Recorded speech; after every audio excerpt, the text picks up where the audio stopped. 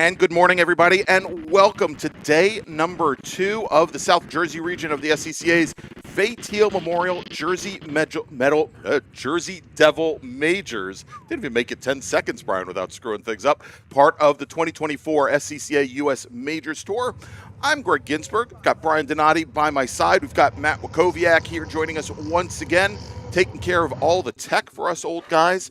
And Brian, we're getting ready for day number 2 here. Let's quickly, as cars are starting to leave the grid here for their pace lap, let's quickly take a look at the schedule of events.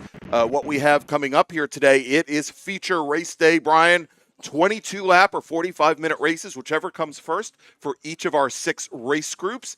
And we're going to run our first 3 this morning, take a little break for lunch, come back, and in the afternoon, we run the final 3. Yeah, I tell you what, I'm sorry, Greg, I was going to say real quickly, they're going to go a lot longer than they did yesterday. We only went 20 minutes yesterday. Yes. Got about an average of anywhere from 11 to 12 laps per. We're going additional 10, 11 laps longer. All right, so our first group of the day is our small bore group. We've got our production classes, E production, F production, H production. We've got our smallest GT class, GT Light. We've got Super Touring Light, Touring 4, and B-Spec. Let's run down the starting order here as we've got our production classes in the front group. We're going to run that group down first. There's 17 cars in that group. Starting 17th, driving the number 24, Touring 4 Mazda RX-8. It's Alex Cumming. Anthony Parker starting 16th. He's in the number 47 E-Production Mazda RX-7. Then we've got Brian Hune. He's starting 15th. And he is in the number 122 STL Mazda Miata.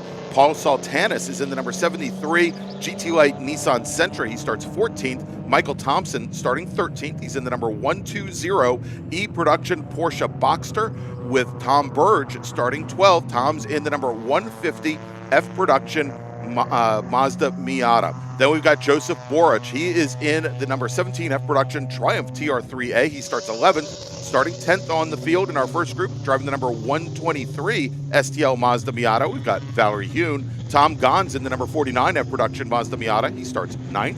Joseph Borich III is also driving a Mazda Miata. He starts 8th in the number 157 F production machine. Greg Bogart will start 7th. He's in the number 23 STL Mazda Miata. Scheduled to start 6th today in the number 32 STL Honda CRX is Deacon Greenfield.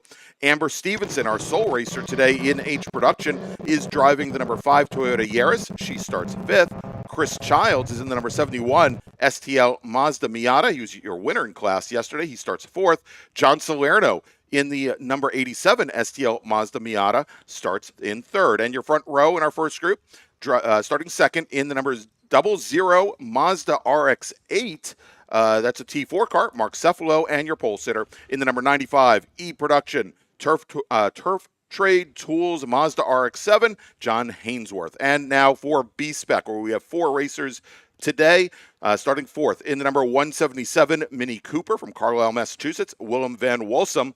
Martin Van Wolsum is driving the number 7 car, and he is starting 3rd, also from Carlisle, Massachusetts. And your front row in B-Spec, reigning national champion Richard Roman in the number 11 Mini Cooper Coupe, and your pole sitter in the number 98 Mini Cooper, also I believe a Mini Cooper Coupe, the number 98 car of Dan Conway. All right, pace car on the pit lane, Brian, as our production, STL, and touring group comes onto the front straight. And green flag, we've got the shadows today. We can see it. Green flag is in the air. And as we expected, John Hainsworth jumping to an early overall lead. He had it running away yesterday in his E-Production Mazda RX-7. Side by side, though, through turn number 1 is Salerno and Cephalo as we go and see our B-Spec start now, Brian, as they are coming down into turn 1 with Dan Conway, Rich Roman still side by side at the apex. Conway in the green, on the inside, driver's right. He was yesterday's winner. And Roman in the gold, driver's left. And they come up to turn 3, and they're still side by side. Tell you what, early on, Greg, you were talking about side by side. That is not John Salerno. That is actually Mark Cephalo and Chris Childs. Salerno did not take the green flag. Wow, okay. So he is not out here in this race, but that was a great start by Chris Childs. Got right up to the door there of Mark Cephalo in that Mazda as they were headed down into turn 1. Again, still going through side by side. going through turn one, you talked about Dan Conway and Rich Roman. Those two, they need to hook up to pull away from the other three in that group, or the other two in that group. The Van Wilsums, who seemed to be locked at the hip, as if they were as if they were already not just identical twins. They're conjoined twins, basically. All right, as we watch this battle, this is coming through the Octopus for the very first time, and we've got that open-top yellow Mazda RX-8. Wow, look at that as they come through there with a nice little slide as we get ready to complete lap number 1 here with our first racers coming through, and a big stack up there behind the Mazda Miata. I think that is not Bogart. I think that's Boric in the 157, Boric the third in the open-top F-Production Mazda Miata, and he's got a huge stack up of cars behind him right now. Tom Gahn, Valerie Hune, Joseph Boric, Tom Burge as well. So almost a 3.5 second gap now between our top 6 and Boric the third, who's running in 7th. You know, you talked about there's a couple drivers here yesterday that had some challenges early on in their race yesterday. You talk about Alex Cumming in off pit road several times. Yeah. He started at the very back of the pack behind our B-Spec class. He's now gotten in front of that, which is good. Deacon Greenfield really had a problem, ended up pulling off the racetrack. He is now, as they went through turn 5 last time, he has gotten around Chris Childs. That's your new STL leader right now. Indeed, and we've got Sherry Mack in the chat right now, Brian. That is Deacon's mother. I'm sure she's going to be happy to hear that. Now, I was talking to Alex Cumming last night, and apparently the issue in his Mazda RX-8 was a fuel pickup issue basically hadn't put fuel in the car. The RX-8s have a very interesting fuel tank setup that they've got these side saddle fuel tanks, essentially 2 separate fuel tanks, and he was getting fuel starvation on the opening laps, pulled it back into the paddock, had somebody, of course in New Jersey, when you go to get gas, you have to have somebody pump it for you. Alex luckily had somebody there in the paddock ready to do it for him. He didn't have to get out of the car. Tell you what, we talked about that STL battle.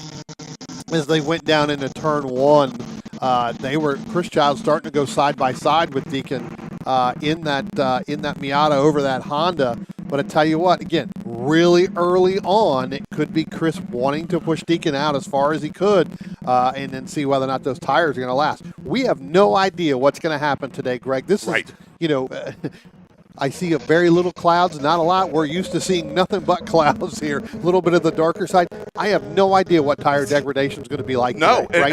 and I don't think they do either. Right, and this is how we wrap things up yesterday, that this is really the first time that these drivers have had a truly dry racetrack all weekend long. Yesterday, at portions during the day, yes, we had a drying racetrack, but we also had a lot of cloud cover, not a lot of sun to add a lot of heat, more than the ambient air temperature into the track surface itself. So after 22 laps, it may be a very difficult thing for these racers, Brian, as looks like a big stack up now coming into turn 6 and down. We'll see them here as they all come down into turn 7. And again, that is right behind Joseph Boric, the third's F-Production Mazda Miata. And so many drivers just have not been able to find a way around. I think Greg Bogart was the only one who could. Yeah, and you've actually got our B-Spec now. They're starting to come up on that fight. To come up on that. So now you've got to throw all that in there as well. So you're right, big stack up there. Watching them come out of the Octopus and heading down into turn 12 now. You'll see that here momentarily as they come out of turn 12. There they start to come right there. There you and they're already starting to make their way through here, as we can see our 2 leaders in B-Spec now have worked their way around. That's Dan Conway, yesterday's winner, Rich Roman. They have now gotten around Joseph Boric's, this is the father's, Triumph TR3A, and they're now coming up on Tom Burge's F-Production machine. And, it's interesting because yesterday we were talking about how Conway at the very end of the race had a monumental gap on our reigning champion, and we were talking about how they got separated because of the production traffic and the production racers coming up through the B-Spec field. Today, we're actually seeing something very different. We're seeing these B-Spec cars work their way through what is now over half of the production field. Right. No, absolutely. one of the things I was going to say, and it looks like those two minis have now cleared now that entire line. Right, I was going to say, they've cleared that. Now they're going to start to be able to pull away because, again, within the B-Spec class, you've got to have the momentum and you've got to have that draft. And it looks like Conway's going to lead Rome, and they've started to get started to open up that gap a little bit, so they should be able to start running. If you're new to the stream, you didn't watch it yesterday, we unleashed. I'm going to use that word today. We unleashed a new format. If you're looking at the timing and scoring, you see a bunch of colors over on the left-hand side. You got yellow, you got white, you got blue, you got green, you got orange. What that does, that designates the different classes that we have in this first group. We have a whole host of classes in there. So you can see John Hainsworth, he's in yellow. That's an E-production class. The white is the T4. That's Mark Cephalo leading that. Then you look at the blue. That's our STL. That shows Childs, Greenfield.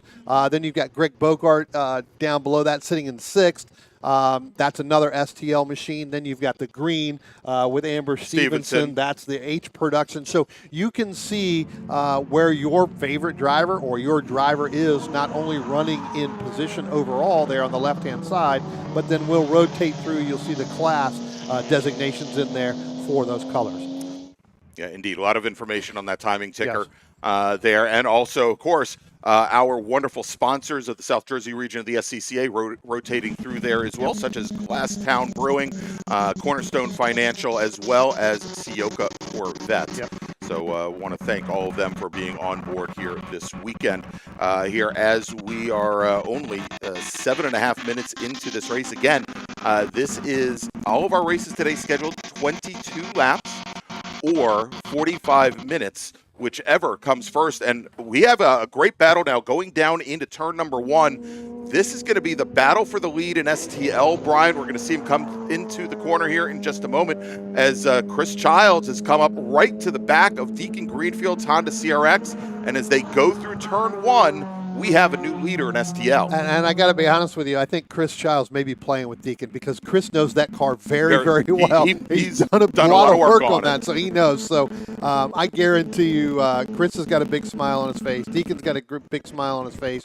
Again, we talked about it. Deacon had the problem yesterday. About halfway through the race, had to pull off. I think right now those two drivers are just sitting there. Yeah, and a matter of fact, Deacon retaking the lead. So the one thing that we can see is that Honda CRX, it has some legs, Brian, because they came out of turn 3 down the hill, braking into turn 4, and Deacon was on the inside, and he had already made up about 3/4 of a car length on Childs, and he was able to outbrake Childs in the 4 and 5 and retake the lead. Yeah. A lot of legs there. You're right. I think, the first half part of this racetrack, when we get down into turn 1 up through turn 2, Chris is much better. You get through 3 down to 4 into the braking into turn 5. Deacon's much better in that Honda. And then as they get to the backside, they're kind of even here. Right. We'll have to watch when we get towards the end of this race. Still a long way to go here. We still got 16 laps left to go in this race. Well, and there's a big difference in driving dynamics between those two cars. And here we see as Childs gets a great run out of the final corner out of turn 12 and is almost alongside Greenfield as they get to the start-finish line. And it looks like they're going to swap positions once again. They do. But, there's a big interesting thing about driving dynamics here as we talk about making equipment last through and not knowing what tire wear is going to be like here on track. That front wheel drive car, as you can imagine, the front wheels, they've got to steer. They take most of the load under braking, and of course most of the load under acceleration. As we've got a car coming down the pit lane, and I think that's Amber Stevenson. That is Amber Stevenson in her H production Toyota Yaris. Looks like she is retiring early. So Deacon Greenfield, he's got a much bigger challenge, I think, than Chris Childs. He's got to be able to make those front tires and front brakes last, whereas the Miata, known for how well balanced it is. Absolutely. Yep.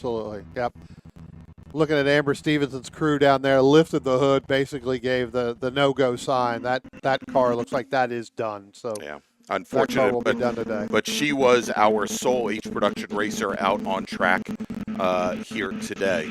Looks like it may have been an overheating problem, Greg, because when they looked up, the first thing they did was look kind of where the radiator is in the front of that Yaris, and basically gave the I don't want to say the word, but gave the sign we're done. The thumbs down. Yes, gave the thumbs down. All right, so we are working lap number 8 here of 22. Hey, Greg, so 15 laps remaining. Sure, let Brian. me jump in here real quick. So we got a little bit of thing here. So it looks like we've got a potential little fire there under the bridge. Yep. As they come out of turn 12. Yeah, matter of fact, and we got the car, Brian. It is driver's right. Oh, yeah. Driver's right over by pit in, and I believe that is the is that the 150? Yeah, I was just going to say, I think that looks like the back of the color. Let's not make a thing until we see, but I think that does look like it. Yeah, we'll see here. I think that is the 157 car, Brian. But let's we'll track that here for just a moment. You can see the top of it. It is an open, an open car. Yeah, still got some smoke coming out of the bottom of it. Looks like they're gonna walk down there with an extinguisher. See if they can't do that real quick and pull that car off while we can hopefully stay green here. We'll, we're getting calls coming in now, but looks like they'll be able to pull it. Looks like we're going to drop the yellow flag there out of corner 12. Pull that thing off, and we'll go at and keep racing. Yeah, today, and indeed, as I thought it was, it's the 150 car of Tom Burge. Yeah, okay. All right. The orange and black number Mazda Miata. And so that is going to drop Mr. Burge down to the bottom of the order, unfortunately. Yeah, what that does is, as you come out of the octopus there and you get ready to come up to the bridge, that puts a standing yellow right there. You'll probably see all kinds of flags at that point. You'll probably see a yellow flag and a white flag there as that goes. So, we'll keep an eye on that. So, we talked about in our STL battle between Greenfield and Childs, you got to make sure that you either get the pass done before you get to that position with each of these laps. So we are going to a full course yellow here, Greg. Full course caution here at the raceway at Thunderbolt Raceway. So, Brian, here, let's go and we'll reset the field here quickly. Your top 5, John Hainsworth in his E-Production Mazda Miata, Mark Cefalo in the 00 T4 Mazda RX-8 running second, Chris Childs and Deacon Greenfield, our 2 leaders in STL, Childs in a Miata, Greenfield in a CRX, and then running 5th is Greg Bogart in his STL Mazda Miata. So that running 3rd, 4th, and 5th here under full course caution. That's going to bring Bogart right back into the fight here in STL. Joseph Boruch is leading F production. He runs 6th overall. Joseph Boruch the 3rd in his Mazda Miata. Tom Gahn in his Miata running 7th overall, 2nd in F production, and then running 8th and 9th overall, Dan Conway and Rich Roman, both in the B-Spec Mini Cooper Coupes. And then 10th on the field, I believe our sole GT Light Racer today in his Nissan Sentra, Paul Saltanis. Yeah, I'm watching here as you just talked about Greg Bogart in that 23 machine. He's going to have 2 Mini Coopers. He's going to have the Martin and William Van Walsum. Yeah, in front of him before he gets to the back of Deacon at that point. So it's going to be 2 cars he's going to have to get around. But, we talked about Greg yesterday. Greg Bogart started out really, really well, even in the 20-minute session, and then fell back. So not sure if there was a problem or did he have the tire degradation that we talked about early on. Attention in the paddock. First call to the grid for race group number 2, Spec Racer Ford Gen 3. Please head to the grid. Race group 2, Spec Racer Ford Gen 3. Please head to the grid. Your race is next. As our field now gets all bunched up there, they'll be coming down around. We got the last 2 cars that are just now coming out of turn 3 and heading. The last 2 cars were the Mini Coopers of Roman and Conway. They were the last ones to see right before Hainsworth. He was getting ready to put them a lap down. And then he backed out of it as the double yellow came out. Pace car picked him up. So we'll get those last two there, and then we'll get that machine off of the turn 12 and get that taken care of, and then we will hopefully get back to racing here soon. Right now we've got about 13 laps. This time by when they come by, there'll be 12 laps to go. So we should be fairly quickly to get this, lifted up and get it out of there so that we can get back racing and probably take, probably about another lap after this, I would think. You would think with all the rain, I think that, the ground shouldn't have been, a little bit of a problem there as there. But, who knows? It's been so dry that, I think even the rain that we had just didn't do enough.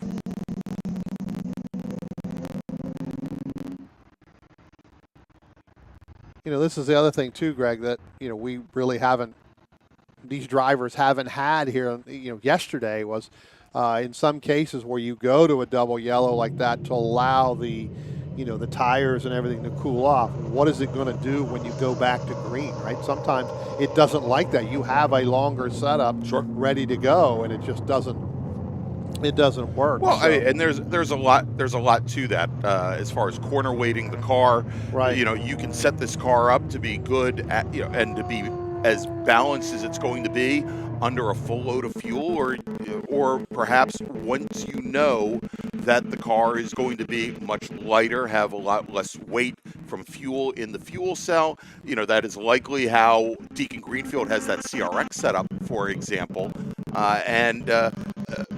This you find here that you spend a couple of laps under full course caution, that you don't have the fuel burn. Right.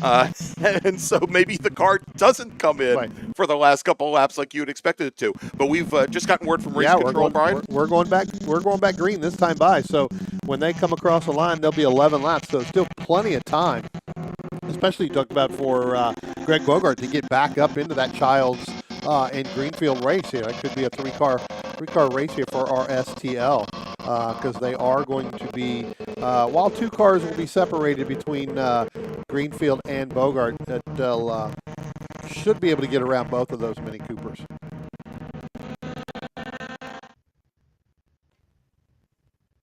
Just got our Amber Stevenson machine getting pulled off of pit road. But, Greg, we go back to, most of these drivers, they don't, these cars are set up to not have a break in between a race or looking for a double yellow at any given time. So, these cars are set up for super long runs.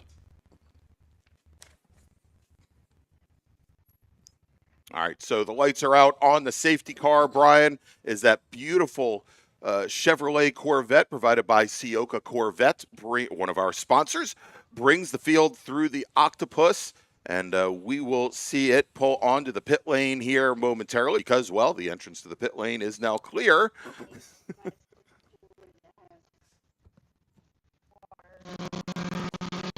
And interesting to see, there you go, pace car on the pit lane, turning things back over to John Hainsworth as they come out of the final corner. Single file, and let's take a look at the start. Well, there we go. There's the shadow nose, Brian. Green flag is in the air, and wow, what a jump by that Triumph TR4A of Borich the third. Actually, not Borich the third, but Joe Borich. Now that Triumph is his original race car that I think he has been racing now for almost 20 years. He brought out a brand new Mazda Miata to race against his son, Joe Borich III, at Watkins Glen, and unfortunately the car had a motor expire, so he's back in the Triumph, and that thing was like shot out of a cannon for an F production car. And you had a lot of different cars in the different classes all mixed in there, with Hainsworth was, just put everybody a lap down. So, throw our STL in the middle of that. They just now got around it going through turn 5. You saw that on your camera there. So these guys are jockeying back and forth to try to figure out where they need to be almost as an initial start. But you've got different classes mixed in. The only one that's not in the pictures is Hainsworth, as he's done long gone. He just disappeared. So here's a funny thing is that Conway and Roman our two B-Spec leaders who spent the majority of this race working their way through traffic and working their way through that prod group. When the full course caution came out and the safety car came out, those two Mini Coopers found themselves at the very back of the line. Right. And they are now having to do that exact same exercise all over again. We just saw them side by side going through the octopus. And as they come now into the final corner, I think we're going to see them here right at the back of the line. Again, Brian, the two minis side by side. But Rich Roman, he's got the advantage now. He's on the inside line. And he's got Dan Conway trapped to the outside. That could be the advantage that Roman needs that perhaps take the lead for the first time all weekend. And you're going to see it right here. That's exactly what's going to happen. You had the 123 we talked, or the 23 we talked about, Bogart right there. You see they're going to split him because he got locked up the right front. Yes. Real hard getting into turn one to try to move out of the way of Roman. So they ended up having to split him. So that could separate not only Rich Roman in that 11 machine, but Dan Conway in that 98, where Conway had that early lead. But now as we look at it, they've gotten around it. Conway, he's not giving up. He's going to go driver's right, coming down in the braking zone. You're going to see that right here. Roman still able to hold him off going through exit of turn 5, but a great run by Conway. He's not going away. Attention in the paddock, attention in the paddock. Second call to the grid. For race group number 2, Spec Racer Ford Gen 3, please head to the grid. Spec Racer Ford Gen 3 racers, please head to the grid. Your race is next. So not only, we talked about our STL battle, Greg, that has seemed to open up a little bit between Deacon Greenfield and Chris Childs now. Chris Childs opening up by about 10 car lengths right now over Deacon Greenfield. Deacon going to have to work his way back through there. He's going to have to go get around the Alex Cumming machine, the 24, if he wants to get back into the battle there with Chris Childs as this race continues. Greg, here let's talk about this. Let's pick up coming out of going down the start-finish line right now. We talked about our B-Spec leaders with Conway and Roman. You've got the 23 there.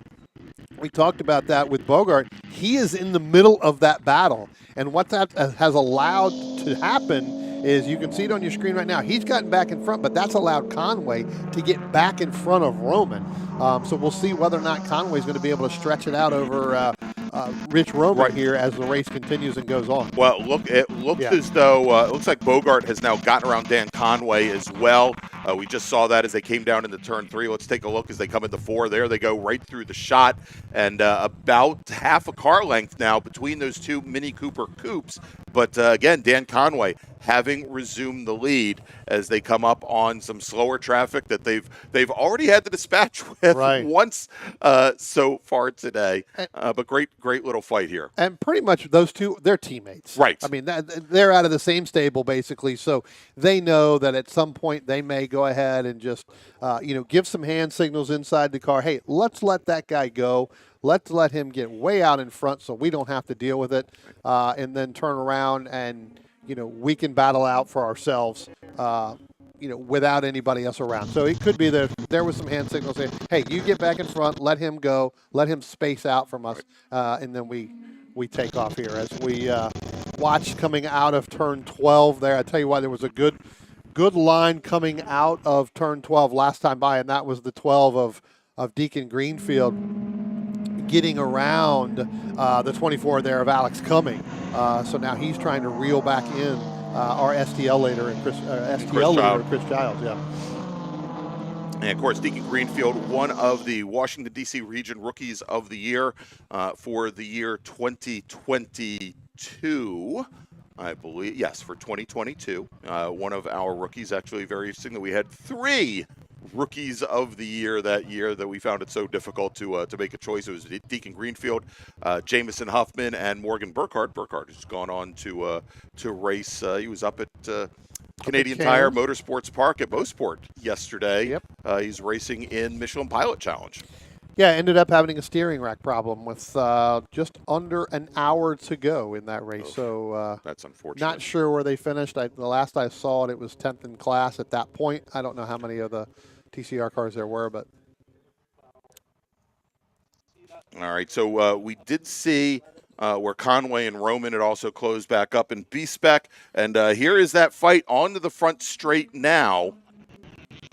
Coming across the line, we see Chris Childs in the black Mazda. He's your leader in STL. Deacon Greenfield in that red Honda CRX, currently running in second position there. So Deacon Greenfield runs a faster lap that time by than Chris Childs, but Chris Childs, that was his fastest lap of the race. Yeah. And Deacon was still faster. Yeah, so, about 9/10 of a second faster. Yeah, so yeah, we said that CRX has some legs. And the question is whether or not he can pull up in the draft. And now, as they come into turn 4, Brian, Deacon Greenfield right back to the bumper of the Mazda. Yeah. And we see there as those are the two lead cars there going through turn 5. And Greenfield, it looks like he's taking a quick look to the inside, going through turn 6 to try and beat Childs down to the Octopus. I got to be honest with you. You know who's really enjoying this? Because he's probably learning, and that's Alex Cumming in that T4 machine. And, Alex Cumming and Deacon Greenfield actually teammates, so I'm sure it's something very exciting. This way, hey, they've got a camera car to track that's everything. Correct. Yep. It'll end up on Deacon's social media tomorrow. That's correct. But great fight there as they come through the Octopus. And again, it's going to be a question of whether or not Greenfield can remain calm and keep the smoothness with that car. Myself, having raced a Honda CRX for many, many years, albeit one that didn't have a big spoiler on the back to help with controlling the rear of the car, maybe providing a little bit more balance to the car. I can tell you how difficult on a long run those cars get to race. Right. The rear wheels, they don't do much of anything. The fronts, absolutely they do. Yep.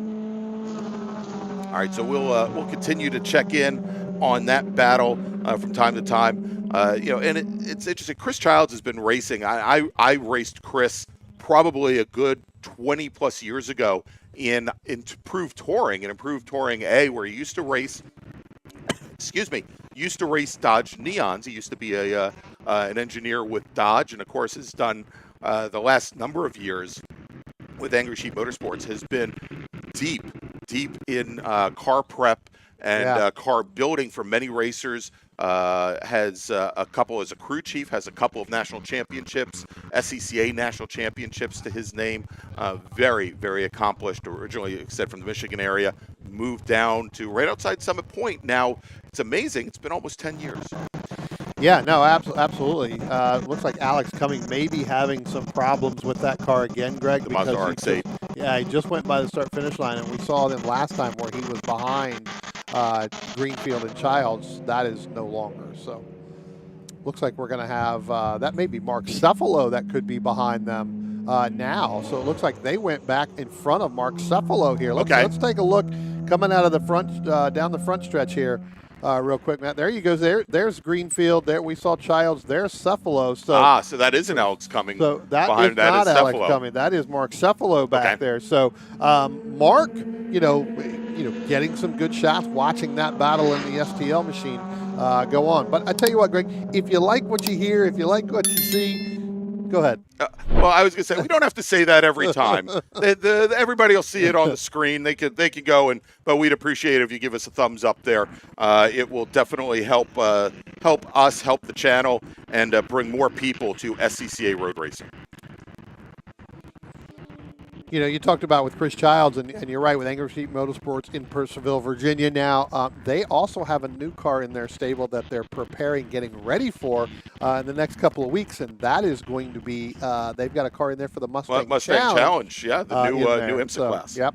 So I think next week I'm going to go by there, since it's kind of pretty close to my house. I'm going to run up there and just take a look at that car. I do believe it will be out, from what I'm understanding, it will be out at Summit Point doing a test, next week. So we could see that machine out there running at Summit Point. So it'll be interesting to see that new machine out there, just to shake that down and get it ready before they go to, I believe they're going to go to Road America. Road America is their first race weekend. I think the Mustang Challenge had its first race weekend of the year just a few weeks ago at Watkins Glen as part of the IMSA weekend up there.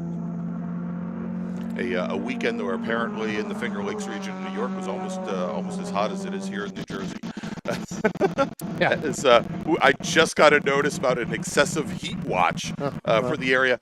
Brian, it better is than only, a flood watch. Yeah, indeed. I don't want to. I mean, you can see far fewer clouds in the sky today than there were yesterday. And it is only about 82 degrees ambient air temperature here today, Brian. But it is like swimming outside in the air. It is so damp and so humid. Take our words for it. If you're watching this from the comfort of your own couch and your comfort of your home air conditioning system, be glad you're not here. Yeah. Greg, with 3 laps left to go, John Hainsworth now just crosses the start-finish line, heads down into turn 1. We talked about that B-Spec, race early on, then we had them all back together. That is now dissipated. Dan Conway has opened up a tremendous lead. And this is much like yesterday. Exactly like yesterday. Yeah. So I'm not sure if Rich is doing some testing with that for here. Again, this is a driver and a car. Doesn't need to come and do all these races in order to try to qualify for the runoffs. He's automatically guaranteed a spot. But, this should be, I think, maybe somewhat concerning for him, Brian. Absolutely, yeah. And the reason being is one, it's 2 days in a row where we've seen the pace fall off towards the end of, where the pace is falling off towards the end of the race. I had the pleasure of being at Watkins Glen for the Super Tour back at the beginning of June, actually middle of June. And we saw Rich Roman racing against Frank Schwartz.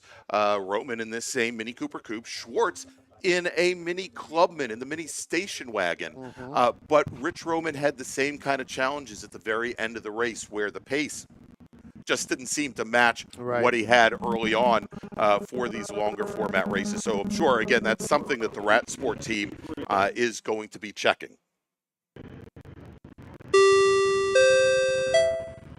Attention in the paddock. Final call to the grid for race group number 2, Spec Racer Ford Gen 3. Please head to the grid. Spec Racer Ford Gen 3 racers, please head to the grid.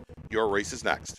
And Brian, getting word that I believe our leader, and that is John Hainsworth, who's led so far from flag to flag. He should be seeing the white flag signifying 1 lap to go the next time he crosses the start-finish line. Yeah, pick him up, find out where he is, go around. We'll pick up when he comes across the start-finish line. But, yeah, he'll be working his last lap here. Let's go back if we can. Let's stay on the start-finish line. You're going to see here comes Chris Childs. Here comes Deacon Greenfield. They're going to be coming down. That's your battle for STL. That's second and third overall. Cephalo just a little bit back behind there. That's in a T4 machine. So this STL battle, Greg, it is not done as they head down into turn 1. It's about a car length between Childs and Greenfield. Pretty much the closest battle on the racetrack the entire race that we've had. Just coming out of turn 3 now, getting ready to head up over the hill down to turn 4. We'll see. They're going to have a slower machine, one of those Mini Coopers in there. They're going to have to negotiate around. Yeah, they've got one of the Van Wolsom kids there back behind them. Great move. Sorry, Greg. Great move there because the Mini turned the blinker on to say, hey, you guys go this way. I'm going this way. Both Childs and Greenfield read that perfectly. They did. Able to get through turn 5. They did, but it looked like Greenfield still had to go through the corner side by side with the Mini, which meant he was going to be compromising that corner, and he lost a lot of exit speed. And so as we watch those racers now, they just came down into turn 7. We'll see him here in the Octopus. I think Childs was able to stretch things out probably by maybe 2 car lengths, 3 car lengths, and here they come through the Octopus as we are now working. We'll have our leader Hainsworth come by and cross the stripe. So we do have 1 lap remaining. We can see their white flag in the air. Let's see as our STL racers come across the stripe and what the difference is between them. And you can see now, it's Brian, opened up a little bit. Yeah, I mean, almost 8 car lengths as they cross the stripe to complete or to start lap number 22 here in this race. And it looks like just in that last little section there, Deacon Greenfield's fallen off the pace. Yeah, a little bit. I think he had, again, as you said, he lost a lot of that momentum when he had to go side by side with that Mini in turn 5, because from the whole backside of the racetrack all the way through here, he lost 5 or 6 car lengths. Yeah, I mean, the Mini obviously had the best of intentions, Brian, but still just did not work out well for him. Is our leader, Hainsworth, now coming through the final corners. Yep, getting ready to come out of turn 12 here, going to get ready to take the checkered flag. Here he comes across the start-finish line. He is going to take the checkered flag for this opening race here on Sunday of this Fay Teal Memorial. There we go, and congratulations to John Hainsworth. Takes the overall win 2 days in a row. We're going to jump back and try to track down our second and third place runners overall. They are your leaders in STL, as we just see Dan Conway cross the line, taking the win in B-Spec, and quite a bit ahead of Rich Roman, who just now comes across the line. Margin of victory, second day in a row for B-Spec racer Dan Conway, 10.5 seconds as that STL battle now comes to the line. And Chris Childs, he's going to take the win. Deacon Greenfield, he made up a lot of ground on that last lap. He did. He made a ton of ground up, came out of turn 12 with dead stick driver's right, almost like an IMSA move there or a 24-hour Le Mans move. Come there, go underneath the flag stand right up there. I did see his hand out there. I think he's more excited, not because he finished second. He's more excited because he finished the whole 22 laps knowing the problem they had yesterday. Yeah, indeed. So he came back, and a margin of victory for Childs is 5/10 of a second, half a second. All right, so let's run down the finishing order here. In E-Production, John Hainsworth, your winner, 2 laps up on Michael Thompson in the number 120 machine. Anthony Parker will finish in third. In B-Spec, as we mentioned, Dan Conway taking the win over Rich Roman. And then in the battle of the Van Wilsums, Willem Van Wilsum in the number 177 Mini will finish third. Martin Van Wilsum will finish in fourth. In Touring 4, Mark Cefalo takes the win over Alex Cumming. In F-Production, Joseph Borge III. And, hey, maybe this was the plan early on. In that Mazda Miata, he fell off the top 6 early on, but nobody seemed to be able to get around him. Right. So ran a great race. The number 157 car out of Old Lyme, Connecticut, takes the win. Tom Gahn in the number 49 Miata finishes in second. Joseph Borge will finish in third. Tom Burge, of course, had that mechanical issue, and he finishes in fourth. In H Production, Amber Stevenson only completes 5 laps today. She was our sole H Production racer. And in GT Light, Paul Saltanis comes away as our sole racer in the class in his Nissan Sentra. And then in STL, we talked about Chris Childs and Deacon Greenfield. Greg Bogart will finish a lap down. Then Valerie Hune will finish fourth. Brian Hune rounds out the 5-car field.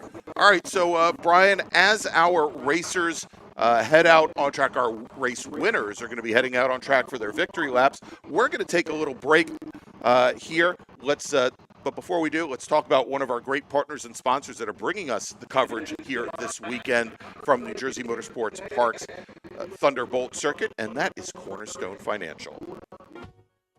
Cornerstone Financial Advisors is a family-owned and operated full-service financial planning firm in Haddon Heights, New Jersey. Advising clients throughout the country for over 33 years, certified financial planners Michael and Shauna Lamena offer a comprehensive financial planning service, including retirement investment, life insurance, and estate planning to both individuals and businesses. Every plan is detailed and specifically tailored to either the business owner or the individuals they specialize in, putting you on the right track.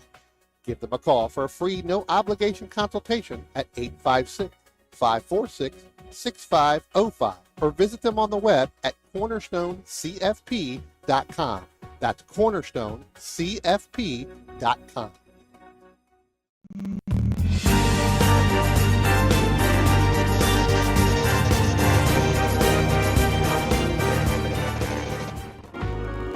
Cornerstone Financial Advisors is a family-owned and operated full-service financial planning firm in Haddon Heights, New Jersey. Advising clients throughout the country for over 33 years, certified financial planners Michael and Shauna Lamena offer a comprehensive financial planning service, including retirement investment, life insurance, and estate planning to both individuals and businesses. Every plan is detailed and specifically tailored to either the business owner or the individuals they specialize in, putting you on the right track. Give them a call for a free, no-obligation consultation at 856-546-6505 888-878-6505 or visit them on the web at cornerstonecfp.com. That's cornerstonecfp.com.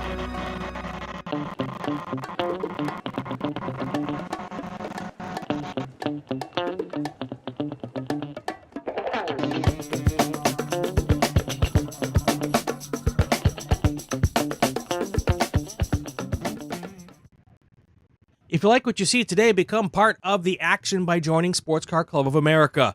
Whether you want to drive, flag, or just have fun with cars, SCCA membership opens the door to all kinds of motorsports to feed your obsession, along with 65,000 like-minded members ready to be friends. Ask someone trackside how to get involved or visit SCCA.com for more information.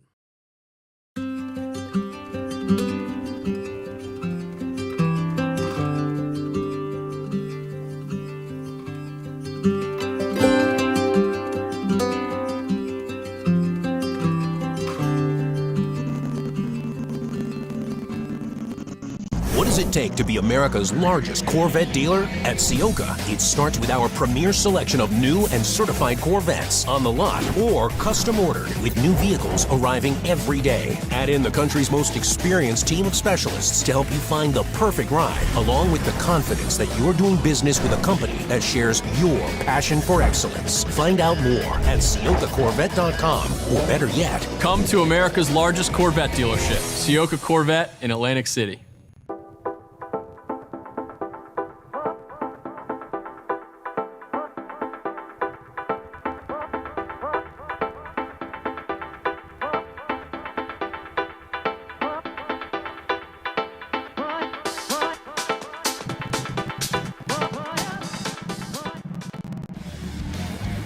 Located right next door to the racetrack in Millville's Executive Airport Complex, the Glasstown Brewing Company has been the place to celebrate race wins with a cold one since 2013.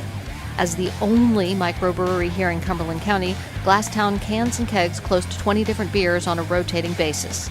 Share a flight with friends inside or outside at one of the many picnic tables where the history of flight is just feet away. And don't forget to buy a six-pack or a growler for the house. Glasstown is open Tuesday and Wednesday from 2 until 8, Thursday through Saturday from noon until 9, and Sunday from noon until 7. To find out more, visit their website at glasstownbrewery.com or on Instagram at Glasstown Brewing.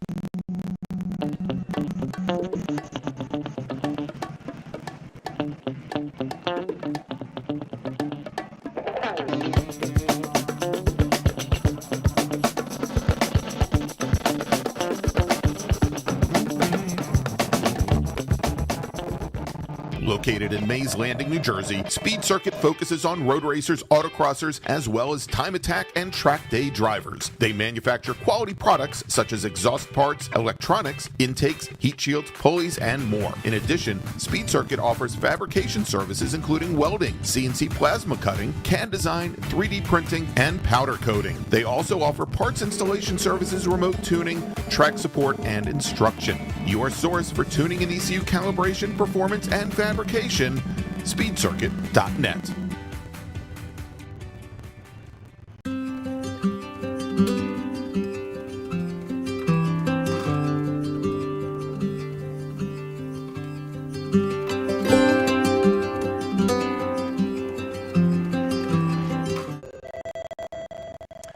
And welcome back, everybody, to New Jersey Motorsports Park's Thunderbolt Circuit. It's the South Jersey region's Fay Teal Memorial Jersey Devil Majors, part of the Sports Car Club of America's U.S. Majors Tour for 2024. I'm Greg Ginsberg. That's Brian Donati. We've got Matt Wakowiak doing all the tech stuff, giving you all the great views of the action here today. And heading out on track right now, Brian, there's that beautiful Ciocca Corvette pace car went right under us here on at the tower. We have Spec Racer Ford Gen 3. We had 17 drivers set qualifying times over the course of the weekend. Let's run down the starting order. Starting 17th, driving the 01 machine from Silver Spring, Maryland, representing the Washington, D.C. region, it's Chris Current. Michael Amena, who's got it rough this morning. He's got to do double duty. Yeah. He races Spec Racer Ford Gen 3, immediately has to get out of the car and run Spec Miata in our third race of the morning. Michael Amena is driving the 08 machine. He starts 16th. Dan Iacovelli will start 15th today. He's in the number 18 car. He's representing the New York region of the SCCA from Highland Park, New York. Myrtle Beach's James Rouse will start 14th. He's in the number 15 car. Starting 14th today, he's starting 14th. Starting 13th, Stephen Thomas. He's out of Westmount, New Jersey. He's in the number 30 car with Wade White. The purple 59 machine comes all the way from Vail, Colorado. Wade is starting 12th. Starting 11th, Jeffrey Valentino. He's from Cortland Manor, New York.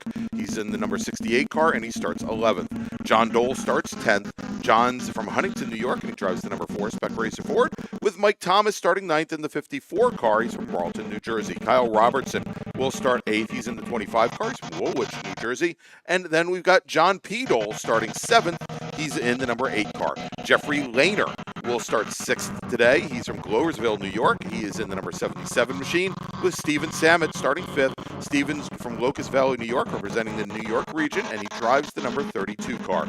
Sam Schechter will start on the outside of row number 2. The Boyd, Maryland driver is in the number 88 car. Then we got Mac Harrison. He starts 3rd today. Mac's from Washington, D.C. He's in the number 80 machine. And your front row today, on the outside, starting 2nd in the number 27 machine, representing the northern New Jersey region of the SCCA from Clifton, New Jersey, Theo Pepes. And your pole sitter today, representing the South Jersey region from Wall, New Jersey, driving the number 38 car, it's David Dickerson. Tell you what, Greg, I think Dickerson's fast lap may have come. We'd have to look, but I think it came yesterday's qualifying in the second round. Because he was mid-pack yesterday. Theo Pepe is right up there during the race that we saw. Basically came from mid-pack as well and ran that down. We'd have to check on that, but Dickerson looked like he was mid-pack yesterday, but in order to bust out that time, it may have happened in the afternoon. Well, we only had 2 drivers go out for the afternoon qualifying session yesterday, Brian. John Dole and John P. Dole. Okay. So, as it was very wet and raining for their second qualifying session. Oh, that's a good point, yeah. All right, our pace car on the pit lane, Brian, and the field being led by David Dickerson onto the front straight. Green flag is in the air, and we are racing once again, Brian, as we are almost 5 wide on the front straight going into turn number 1 as we had Dickerson, Pepes, Harrison, Schechter, and Samet all jockeying for position going into turn number 1. It is still too wide as they come through the very first corner, and I think Theo Pepes has been able to jump to the lead here early on from the outside, getting around David Dickerson as they come down the hill. And still some drivers there not having gotten in line, still battling it out corner for corner as our leaders come now into turn 4, hard under braking. I'll tell you what, Greg. Race Monitor didn't know who to put in the front because they were 4 wide there. Normally when you come across the start-finish line, that ticker goes off. It kind of tells you where you are. Everybody was at 0, 0, 0, 0s, which the Race Monitor had no idea. They were all side by side, yeah.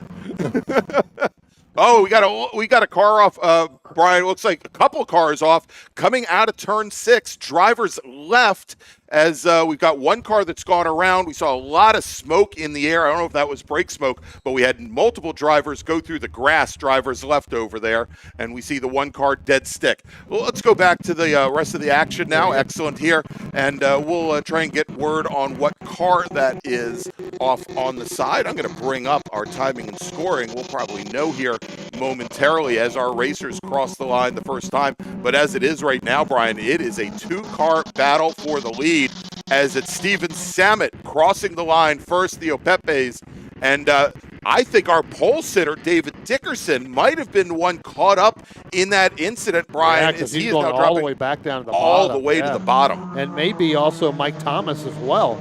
I'm not sure if Mike Thomas even went out, for the start, but those are the two drivers that have dropped all the way down that have yet to complete a lap. So we may be able to see where they are. And Dickerson is actually on pit road right now with some smoke coming out of the back, so that car is done. So I think maybe what had happened is that Dickerson may have had some type of an engine problem and put something down on the racetrack, and that ended up causing him to go around as well. So we'll have to see. Again, Mike Thomas has completed a lap, so he was there, but he has dropped all the way back. Right.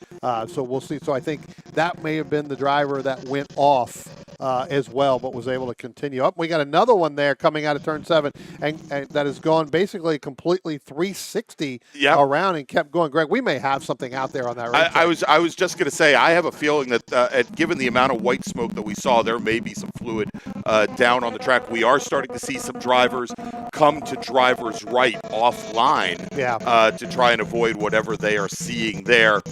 So we'll try and get the information on that driver that went around. We apologize. We're having a little bit of trouble with that camera over there.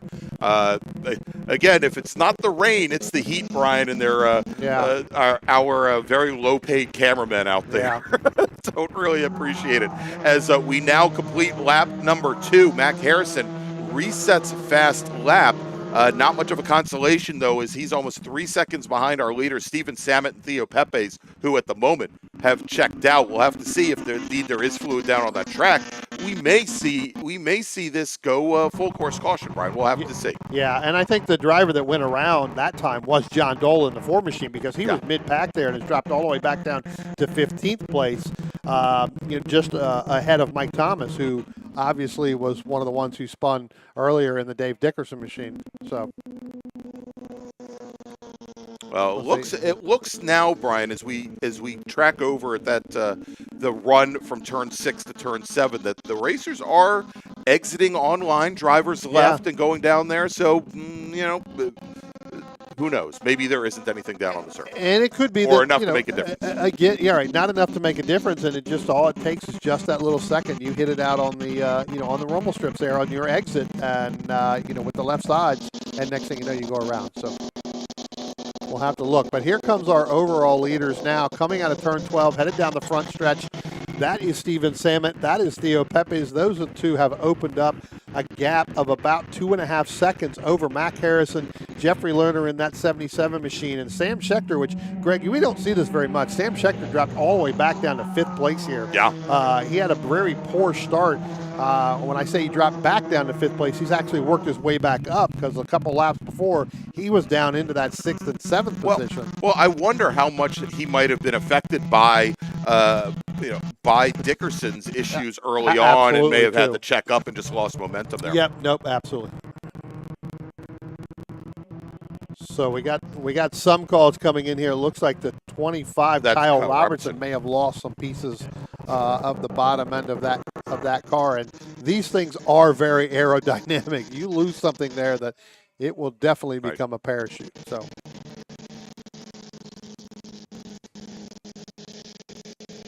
Everybody getting through turn 7. You see some of our back half there getting through. You'll see them coming through. They'll be coming through turns 5 at this point. That's the second half that, again, really not fully up to speed. But our first two drivers, Steven Sam and Theo Pepes, they're kind of getting it done. They're opening up that gap. They're just now coming out of turn 12 and heading down the front stretch there. Basically nose to tail. And so, interestingly enough, and I want to see if he resets it again, And he does. Brian, for the second lap in a row, Mac Harrison, who's sitting in third, just reset fastest lap of the session. He goes purple. That last time by, he was a half second faster than the drivers ahead of him. Both Samet and Pepe's were running a 1 minute 28 second and a half, and Harrison a 1 minute 28 flat. So he's closing things down. He doesn't have the benefit of the draft. You talk about how aerodependent these cars are, right? And he doesn't have that, but all alone, he's setting a pace. We can see him now coming through turn 5. He's closing down quickly. And Samet and Pepe don't appear to be fighting one another. They're just trying to use the draft and get away. Well, they did. As soon as they crossed the start-finish line, Pepe's went drivers right. They did start to go side-by-side going into turn 1. They also had it side-by-side coming down through turn 4, too. So then next thing you know, you've got, as you said, you've got Mac Harrison there by himself. He's gaining all of that air and all of that draft on both of them as they are side-by-side. So you're right. He has dropped that. That's about 4.5 car lengths now. Last time by it was 1.9 as opposed to 4 seconds. Now we'll see what it is when they come out of turn 12 and head down the front stretch this time. Yeah, and I should mention that right back behind Harrison, running 4th and 5th, who we see them coming into the frame now, Jeffrey Lehner and Sam Schechter, they are also running a couple of tenths faster than our 2 leaders. So that group of 3, they're coming. Yeah, Pepe's again started to go and pull out there. You can see it. It looks like he's probably going to get the lead here.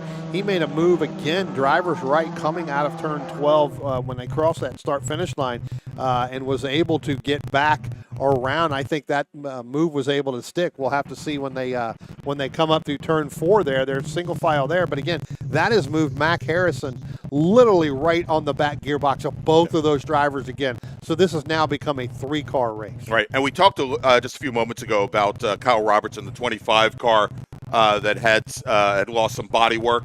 He has now brought his car onto the pit lane. Okay. As here comes our leaders now out of turn 7, headed down. They're going to start into taking the Octopus. Let's make sure we keep the cameras on these because this is now a 3-car race battle as they do. We'll see whether or not Pepe's and Samet, they decide to get side-by-side coming out of turn 12, which again will shrink that Mac Harrison. It looks like Pepe's gets a little sideways going through the Octopus there, Greg. Coming out there, we'll see whether or not Samet's going to get that run as they get out of turn 12, but he basically that right side was kind of sticking out there in the air. Well, and we saw this yesterday with some of the other rear-wheel drive cars. Not that an American sedan Ford Mustang handles like a Spec Racer Ford, Brian, but we saw some of our American sedan cars having challenges in that section of the Octopus as well. It is an area there where it is a very tight left-hand turn, and it's very easy to turn into early and have the rear end start to walk out on you. I did talk to some of the drivers yesterday, especially in American Sedan. You talked about it, and even across board. It was very slick yesterday. Yeah. Even though that when they went out in that American Sedan race, it was dry. Right. It was still very slick. When you get rain off and on like that, and then you get rubber down, and rubber gets washed off, then rubber gets put back down, it becomes a very slick racetrack. You know, I'll tell you, Theo Pepe's and Steve Samet, they are doing everything in their power right now, Brian, to see Mac Harrison join the fight with them as they just had gone side by side through turn 5. And, Harrison now within less than a second, if this was Formula One, he'd be using DRS at this point. Right. But all of them would be. Yeah, exactly. Or the hybrids. Yeah, exactly. But Harrison now equidistant from our top 2. He is now only 2 car lengths back from Pepe's and Samet. He is right there. And, I would have thought that Pepe's and Samet, they would have just lined up. This is a long race, a 22-lap race.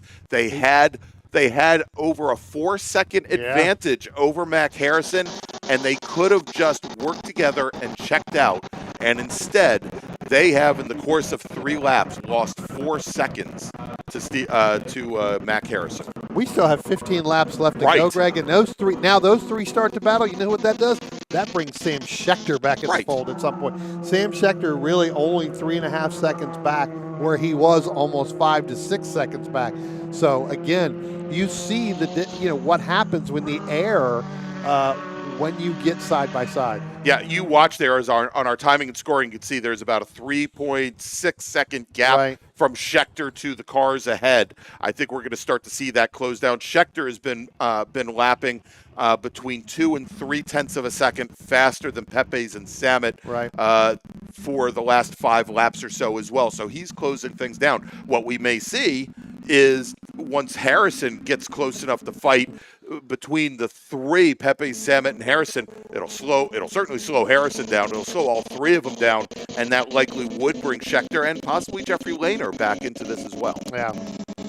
We talked about the Kyle Robertson machine earlier on. It looks like he went back out. It looks like he is back on pit road, and the right front of that car, it looks like he hit something, especially I think that the call was that he did go off. Right. It looks like he did hit the ground, but that right front is pretty tore up there. So looks like they may end up calling it a day as well. Well, I mean, as close as the bodywork, especially the front of these cars, is to the ground, and that ground to the left, to the right of the black stuff, all that grass, very, very soft and very easy for cars to dig in. Especially as much rain as we got, there's still some, you get a little bit of an indentation there in the ground, and Dickerson taking it back to behind the wall. Yeah. So definitely having a problem there. You can look with that machine. We can look out there. It looks like that may be. Looks like it may have just overheated or something. There's a lot of fluid still underneath that. But well, the fact that he's driving it back would probably portend that it's maybe a cooling issue. Yeah, I think so. Right? I think it overheated. There's no big hole in the block or anything. Right. Otherwise, he wouldn't have made it back to the pit lane. He wouldn't have been driving that thing back. Right. Yeah. Exactly. And Sam Schechter resets fast lap here, Brian. So, as we said, as Harrison gets closer to the top 2, that gives Schechter an opportunity. Schechter with a 127.9 or 127.89. First off, he's our very first driver to drop into the 127s, and he's about a tenth of a second faster than Theo Pepes and Steven Samet. Well, I got to tell you here, watching coming out of turn 12, you can see it. Look at the gap now between Theo Pepes, Steven Samet, and then Mac Harrison, where they were within car lengths of each other last time. It's now 1.4 second gap from first to second, and then another second back to Mac Harrison. Right. So, again, something happened at somewhere down where they just couldn't get through some of these turns. Right. And Pepe's just reset fast lap. So he now drops into the 127.7s. Right. And so he ended up making up ground on all of those top 4. Yeah, so it's again, we're starting to see them break apart a little bit, and what that's doing now, as you talked about it with Sam Schechter, Sam's going to end up coming on the back gearbox there of Mac Harrison in that 80 machine here within the next couple laps. Again, 13 laps left to go, Greg. Long way to go. Yeah, so we are just about a little bit less than halfway through this race as our leaders are working lap number 10 of 22 right now. Brian, let's make a first call to the grid for our next group. Attention in the paddock. First call to the grid for race group number 3. That's Spec Miata and SMX. Please start heading to the grid. Spec Miata racers, SMX racers, please head to the grid. Your race, our final race of the morning, is next.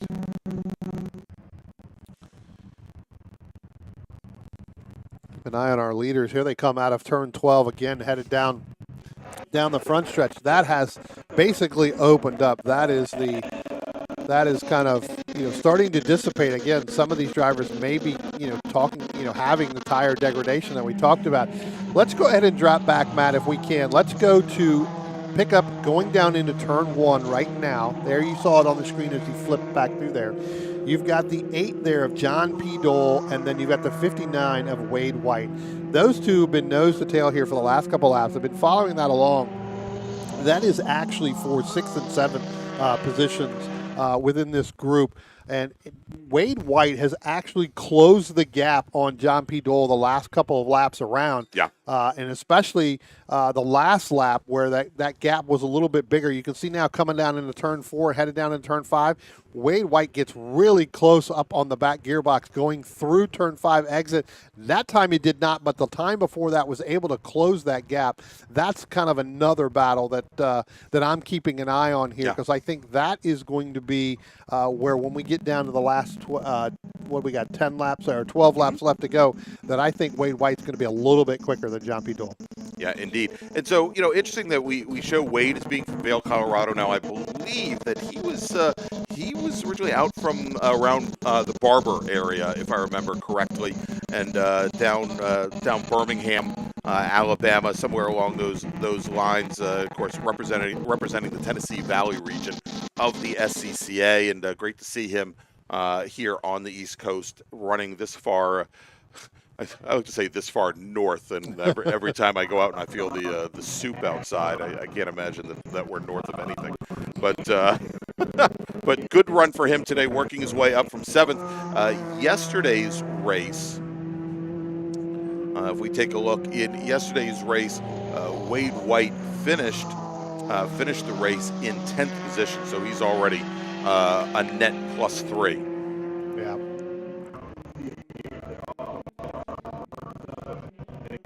Tell you what, Matt, let's do this. Let's keep an eye on those three that just went by the start-finish line. Let's follow them down into turn 1. That's another good battle there. That's Michael LeMain in the 08, Chris Current in the 01, and James Rouse in the 15 machine. That's 10th, 11th, and 12th. That battle's also been picking up quite a bit. There again, Michael LeMain is starting pretty much far deep in this field, working his way up to 10th, I think, but he started 15th. So LeMain has started 16th. Chris Current started at the tail of the field in 17th position. So both of those drivers on a nice little run here as they've gotten around Rouse and Thomas and Dole and also Iacovelli. Here, of course, those are the remaining drivers running. We have 15 drivers still out on course with the retirements of Kyle Robertson and David Dickerson. Yeah. So yeah, that battle's been going on, quite a bit. Those three, that's 10th, 11th, and 12th right there. And as Greg, as you just mentioned, LeMain is starting basically 16th, and then Current starting shotgun on the field here. Yeah. So, again, those guys moving up. When you get to these longer races like this, these 22 laps, that makes a huge difference. It absolutely does. When you get to the back half of the race, after from lap 13 under, that's a longer race than these guys are normally going here for this weekend. Yeah, so interesting. I talked about Dan Iacovelli, who currently is our last running driver here in the field. He has been racing with the SCCA now for close to 40 years, for 39 years, Brian. Took a little break back in 2012. Talk about adversity. When Hurricane Sandy came through New Jersey and New York areas, apparently wiped his house out completely and destroyed his home, so had to take a couple years off. But obviously now, within the last, I think, 2 years, finally back to road racing.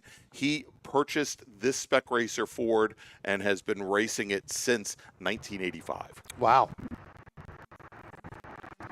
That's a long time. Yeah, a long time to be racing that chassis, which I think puts it back to right around the time when it was still a Spec Renault before they had moved over to the Ford power plant. So, one of the early Spec Racer chassis. Hey, Matt, let's do this. Let's go ahead and pick up coming out of turn 1 right now. Actually, you may want to pick up, there you go, picking up out of turn 1. That is actually Sam Schechter. He has gotten around Mac Harrison. That is actually going to be 3rd and 4th position right there. So, again, we talk about it. Maybe tire degradation is starting to work on these SRFs because Mac Harrison has gone down another spot there. And if you look at it, Sam Schechter went fastest lap at a 127 flat. Yes. Fastest lap overall. Right. Fastest lap overall. So he has run down Mac Harrison, past Mac Harrison, and as we look at on the screen, you can see starting to pull away a little bit. The next person that Schechter's going to run down, I think, is going to be Steven Salmon. I think he's going to catch Steven Salmon here with, 9 laps left to go, Greg? Yeah, and so we had talked about, Mac Harrison had been resetting fast lap early on. His fastest lap was on lap number 4 of this race, and we're now working lap number 14. And I think what we may see is that Mac Harrison might have run the tires off just trying to get up to the 2 leaders, up to Theo Pepes and Steve Samet. We saw where Schechter's march was a little bit slower, maybe a little bit more methodical, Brian. But again, able to save the equipment at least a little bit closer to the end of this race. Yeah, and that's that's a good driver there, knowing Sam had that problem early on, knowing, hey, I still have plenty enough time to get back to where I need to be. Now you've got a little bit of a draft with Schechter and Harrison. They're definitely going to run down Steven Salmon because Theo Pepes has opened up by about 10 car lengths over Steven Salmon. So it's almost 15 car lengths now as they come down in turn 5. There goes Theo Pepes. There's Steven Salmon. Now you're going to see there's Schechter and then Harrison. So again, Schechter running a little bit faster, obviously, even through that turn, opening it up over Harrison. His next competitor is going to be Steven Salmon.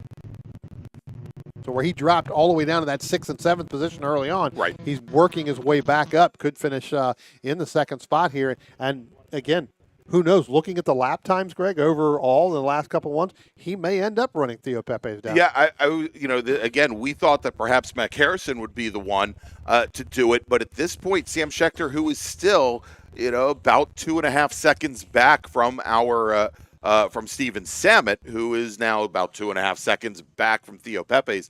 Pepes has finally started to cement the lead. But Schechter has the fastest pace. That last time by, 0.8 of a second faster than Sammet, 0.7 of a second faster than our leader Pepes. The question is, we only have 7 laps remaining, whether or not Schechter, much like we saw Harrison do, whether or not Schechter starts to run the equipment. Right. Yep. Yeah, we'll have to see, and who knows? Maybe Sammet decided to, back off a little bit from Pepes, thinking, okay, you can go ahead and go out there. Maybe you'll run your tires off.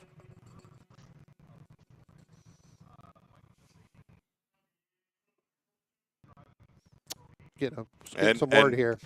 And something involving Sam Schechter. Okay, so he's going to lose some time. So he did go off there at 2. Coming out of turn 3 on the run over to turn 4 there, where it's downhill and then comes right back uphill to head towards turn 4. And so, you start to push the car and you push the limits of what kind of grip you have there. Yeah.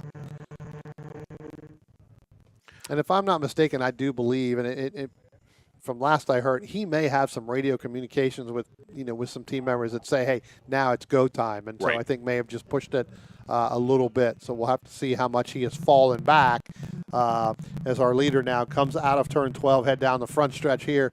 Theo Pepes, here comes Steven Salmon. Now you've got Mac Harrison's going to retake third. So a big loss there for Sam Schechter with that 4 off, Greg, because now he has dropped all the way back. Well, I shouldn't say all the way back. He's back down to 4th. He's lost a lot of ground. 2 seconds back behind Mac Harrison now. Yeah, in the end, he lost about 5 seconds. Yeah, I was going to say total. That was a big off right there. All right, I'm looking to see, there was another battle that we had going on a little bit further back in the field.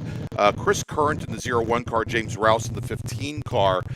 They were on the last lap. This is the battle for 11th position, Brian. They were separated out by about 3 car lengths, and I think we're seeing them come through the octopus now. We'll track this in just a few seconds and see if that is them. And I think they're actually, here they come. Well, that's LaMena, and actually let's look right at here, this. Going across the start finish. Yeah, line Mike now. LaMena, who gets around Stephen Thomas. LaMena in the 0-8, Thomas in the 30. LaMena now moving up in the 9th position as they come down into turn number 1. Well, you'll see. And it looks like they Thomas is going to again. swap back again. Yeah. Yeah, so Thomas getting back by Mike LaMena, so move Thomas back up in the 9th, and directly behind them is Current and Rouse, and also Thomas as well. So really, really close running there as those 5 cars now, and it looks like we now have James Rouse trying to come alongside Chris Current going into turn 4, and I think he might have gotten the pass done. And as a matter of fact, I think Chris Current might find himself now back in 13th position that Rouse and Thomas got by him. I think you're right. I think Rouse was able to make that pass and make it stick, but he got very, very loose coming out of turn 5 on exit. So, but was able to hold off. We'll see whether or not the momentum's going to stop.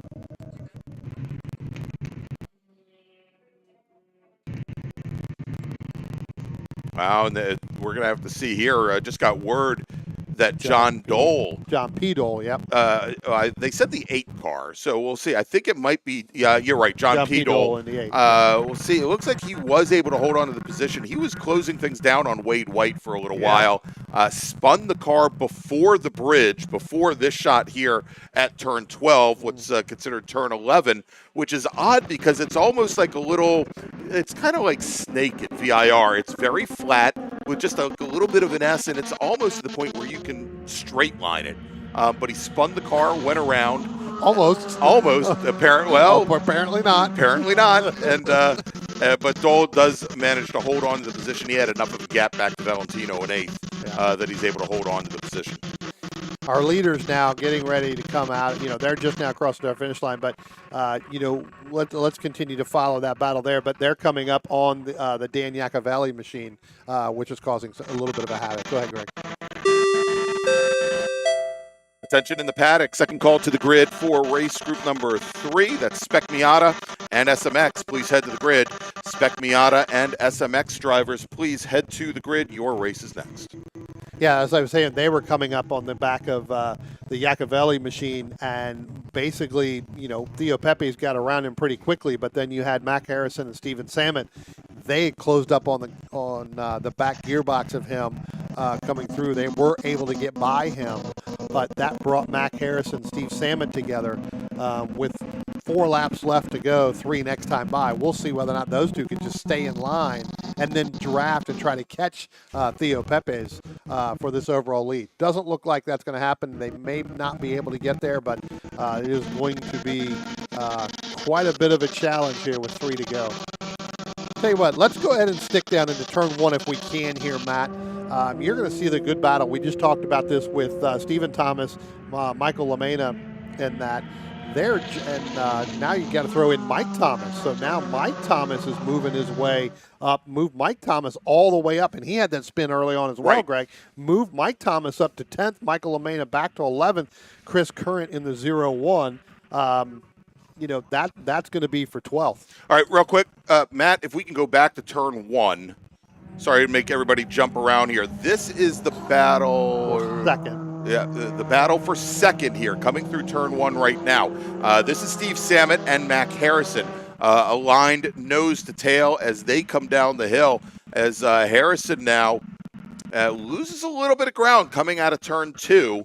We'll see what he has under braking here, but this is as close as the 80 machine has been. When they cross the line, Brian, to start lap number 20, Harrison was only 88 1,000ths of a second back from Steven Samet.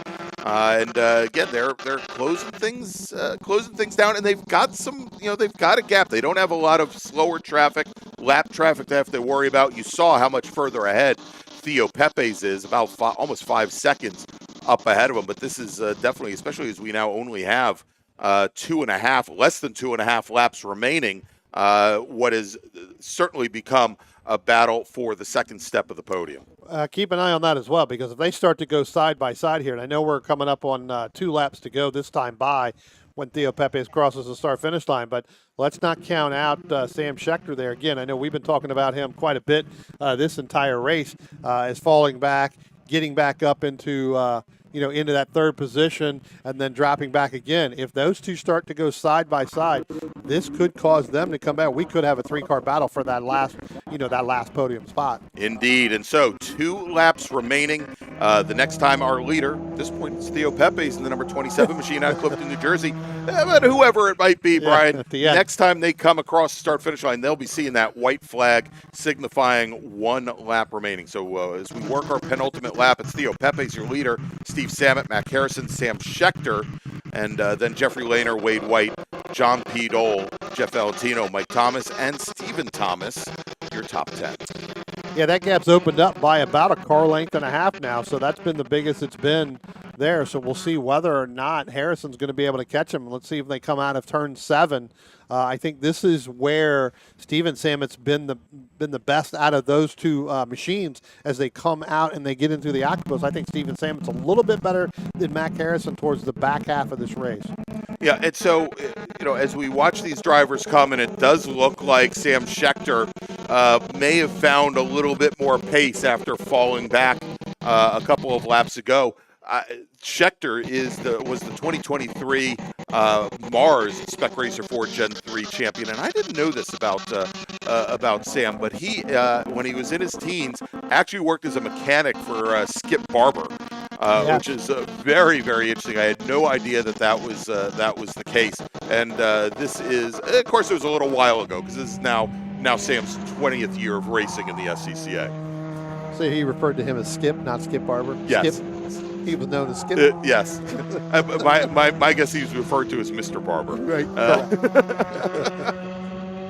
All right, as we're working our last lap here, there you go. You just saw that coming in. There goes Theo Pepe's. Now we're going to come up here. We're going to see that battle for second between Mac Harrison, Steven Samet. Sam Schechter a little bit further back. Don't think he's going to get into the fray. I think those two will work their way together to get through here as they get on the back half of this racetrack.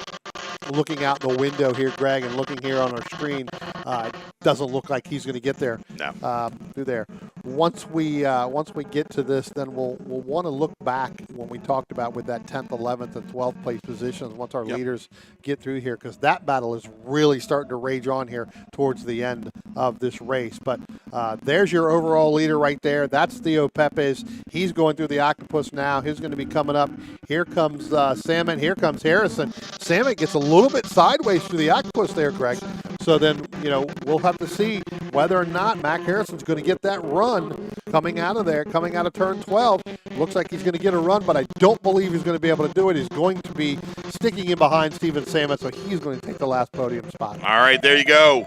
As taking the win, Theo Pepes out of Clifton, New Jersey. Steve Samet will finish second. Mac Harrison, a 1/10 of a second margin, back to third. That is your podium. Sam Schechter will finish in fourth. Jeffrey Lehner coming across the line here. Now he will finish in fifth position. Tell you what, Greg, let's go ahead and stay in here. Matt's got it on turn 5. Let's pick up turn 7. That's the battle we were talking about. Mike Thomas has pulled away a little bit in ninth, but then you've got Stephen Thomas, Chris Current, Michael LaMena, throw in the 15, James Roos.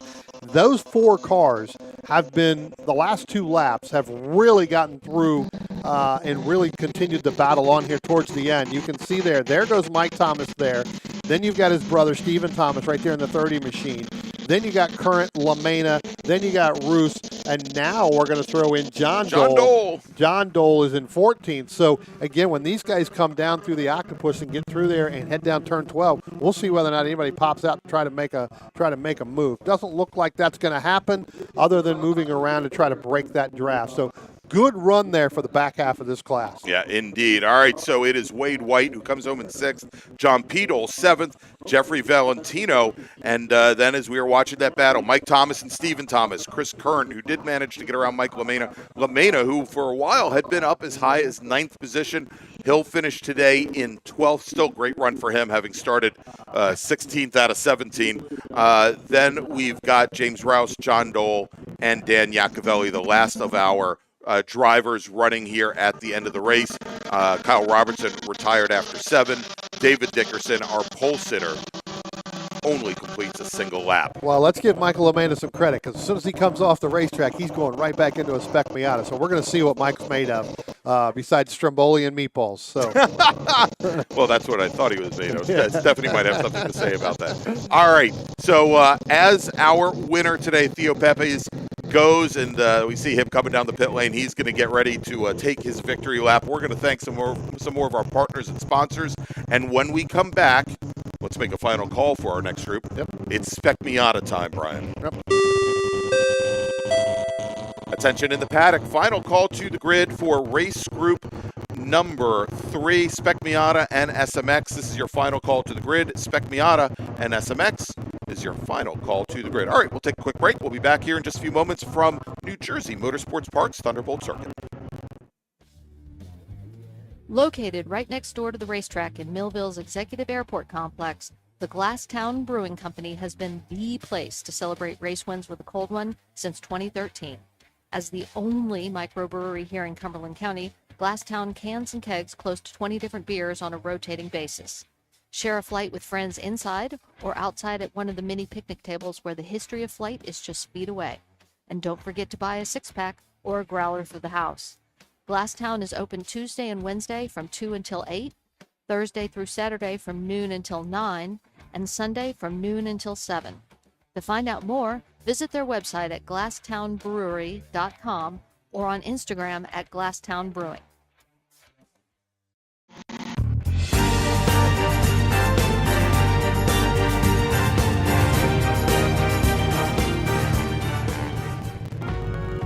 Cornerstone Financial Advisors is a family-owned and operated full-service financial planning firm in Haddon Heights, New Jersey.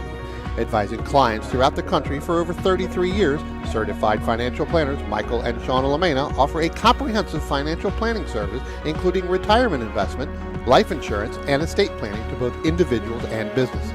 Every plan is detailed and specifically tailored to either the business owner or the individuals they specialize in, putting you on the right track. Give them a call for a free, no-obligation consultation at 856-546-6505 or visit them on the web at cornerstonecfp.com. That's cornerstonecfp.com.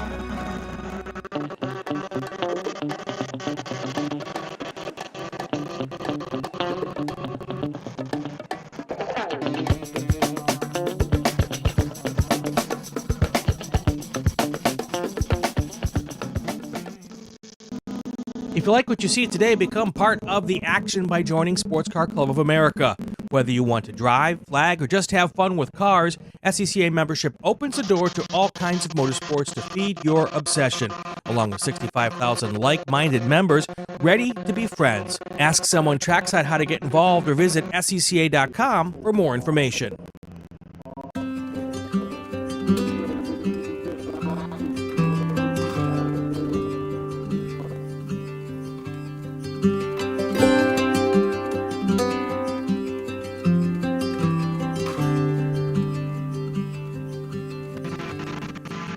What does it take to be America's largest Corvette dealer? At Ciocca, it starts with our premier selection of new and certified Corvettes on the lot or custom ordered with new vehicles arriving every day. Add in the country's most experienced team of specialists to help you find the perfect ride, along with the confidence that you're doing business with a company that shares your passion for excellence. Find out more at CioccaCorvette.com, or better yet, Come to America's largest Corvette dealership, Ciocca Corvette in Atlantic City.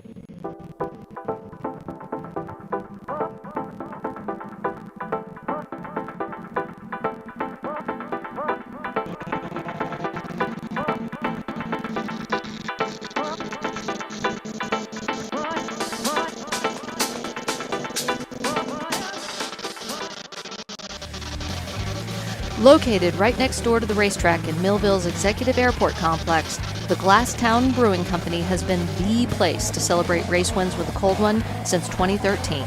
As the only microbrewery here in Cumberland County, Glasstown cans and kegs close to 20 different beers on a rotating basis. Share a flight with friends inside or outside at one of the mini picnic tables where the history of flight is just feet away. And don't forget to buy a six-pack or a growler for the house. Glasstown is open Tuesday and Wednesday from 2 until 8, Thursday through Saturday from noon until 9, and Sunday from noon until 7. To find out more, visit their website at glasstownbrewery.com or on Instagram at Glasstown Brewing.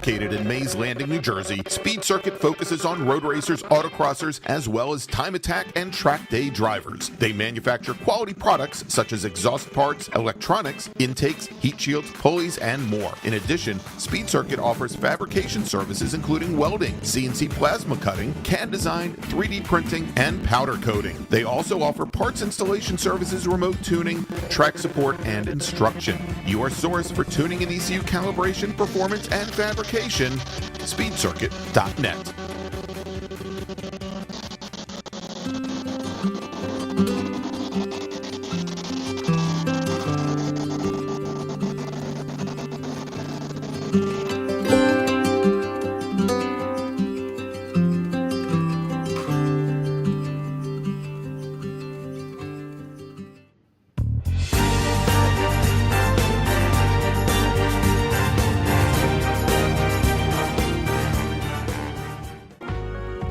Cornerstone Financial Advisors is a family-owned and operated full-service financial planning firm in Haddon Heights, New Jersey. Advising clients throughout the country for over 33 years, certified financial planners Michael and Shauna Lamena offer a comprehensive financial planning service including retirement investment, life insurance, and estate planning to both individuals and businesses. Every plan is detailed and specifically tailored to either the business owner or the individuals they specialize in, putting you on the right track. Give them a call for a free, no-obligation consultation at 856-546-6505 or visit them on the web at cornerstonecfp.com. That's cornerstonecfp.com.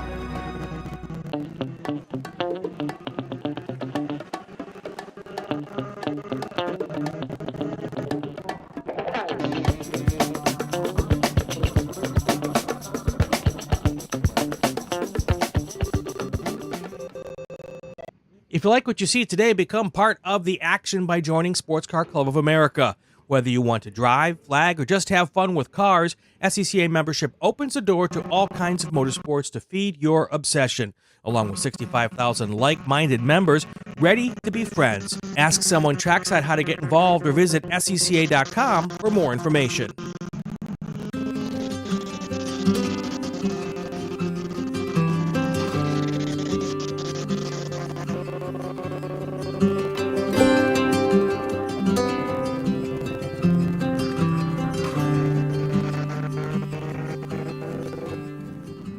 What does it take to be America's largest Corvette dealer? At Ciocca, it starts with our premier selection of new and certified Corvettes on the lot or custom ordered with new vehicles arriving every day. Add in the country's most experienced team of specialists to help you find the perfect ride, along with the confidence that you're doing business with a company that shares your passion for excellence. Find out more at CioccaCorvette.com, or better yet, Come to America's largest Corvette dealership, Ciocca Corvette in Atlantic City.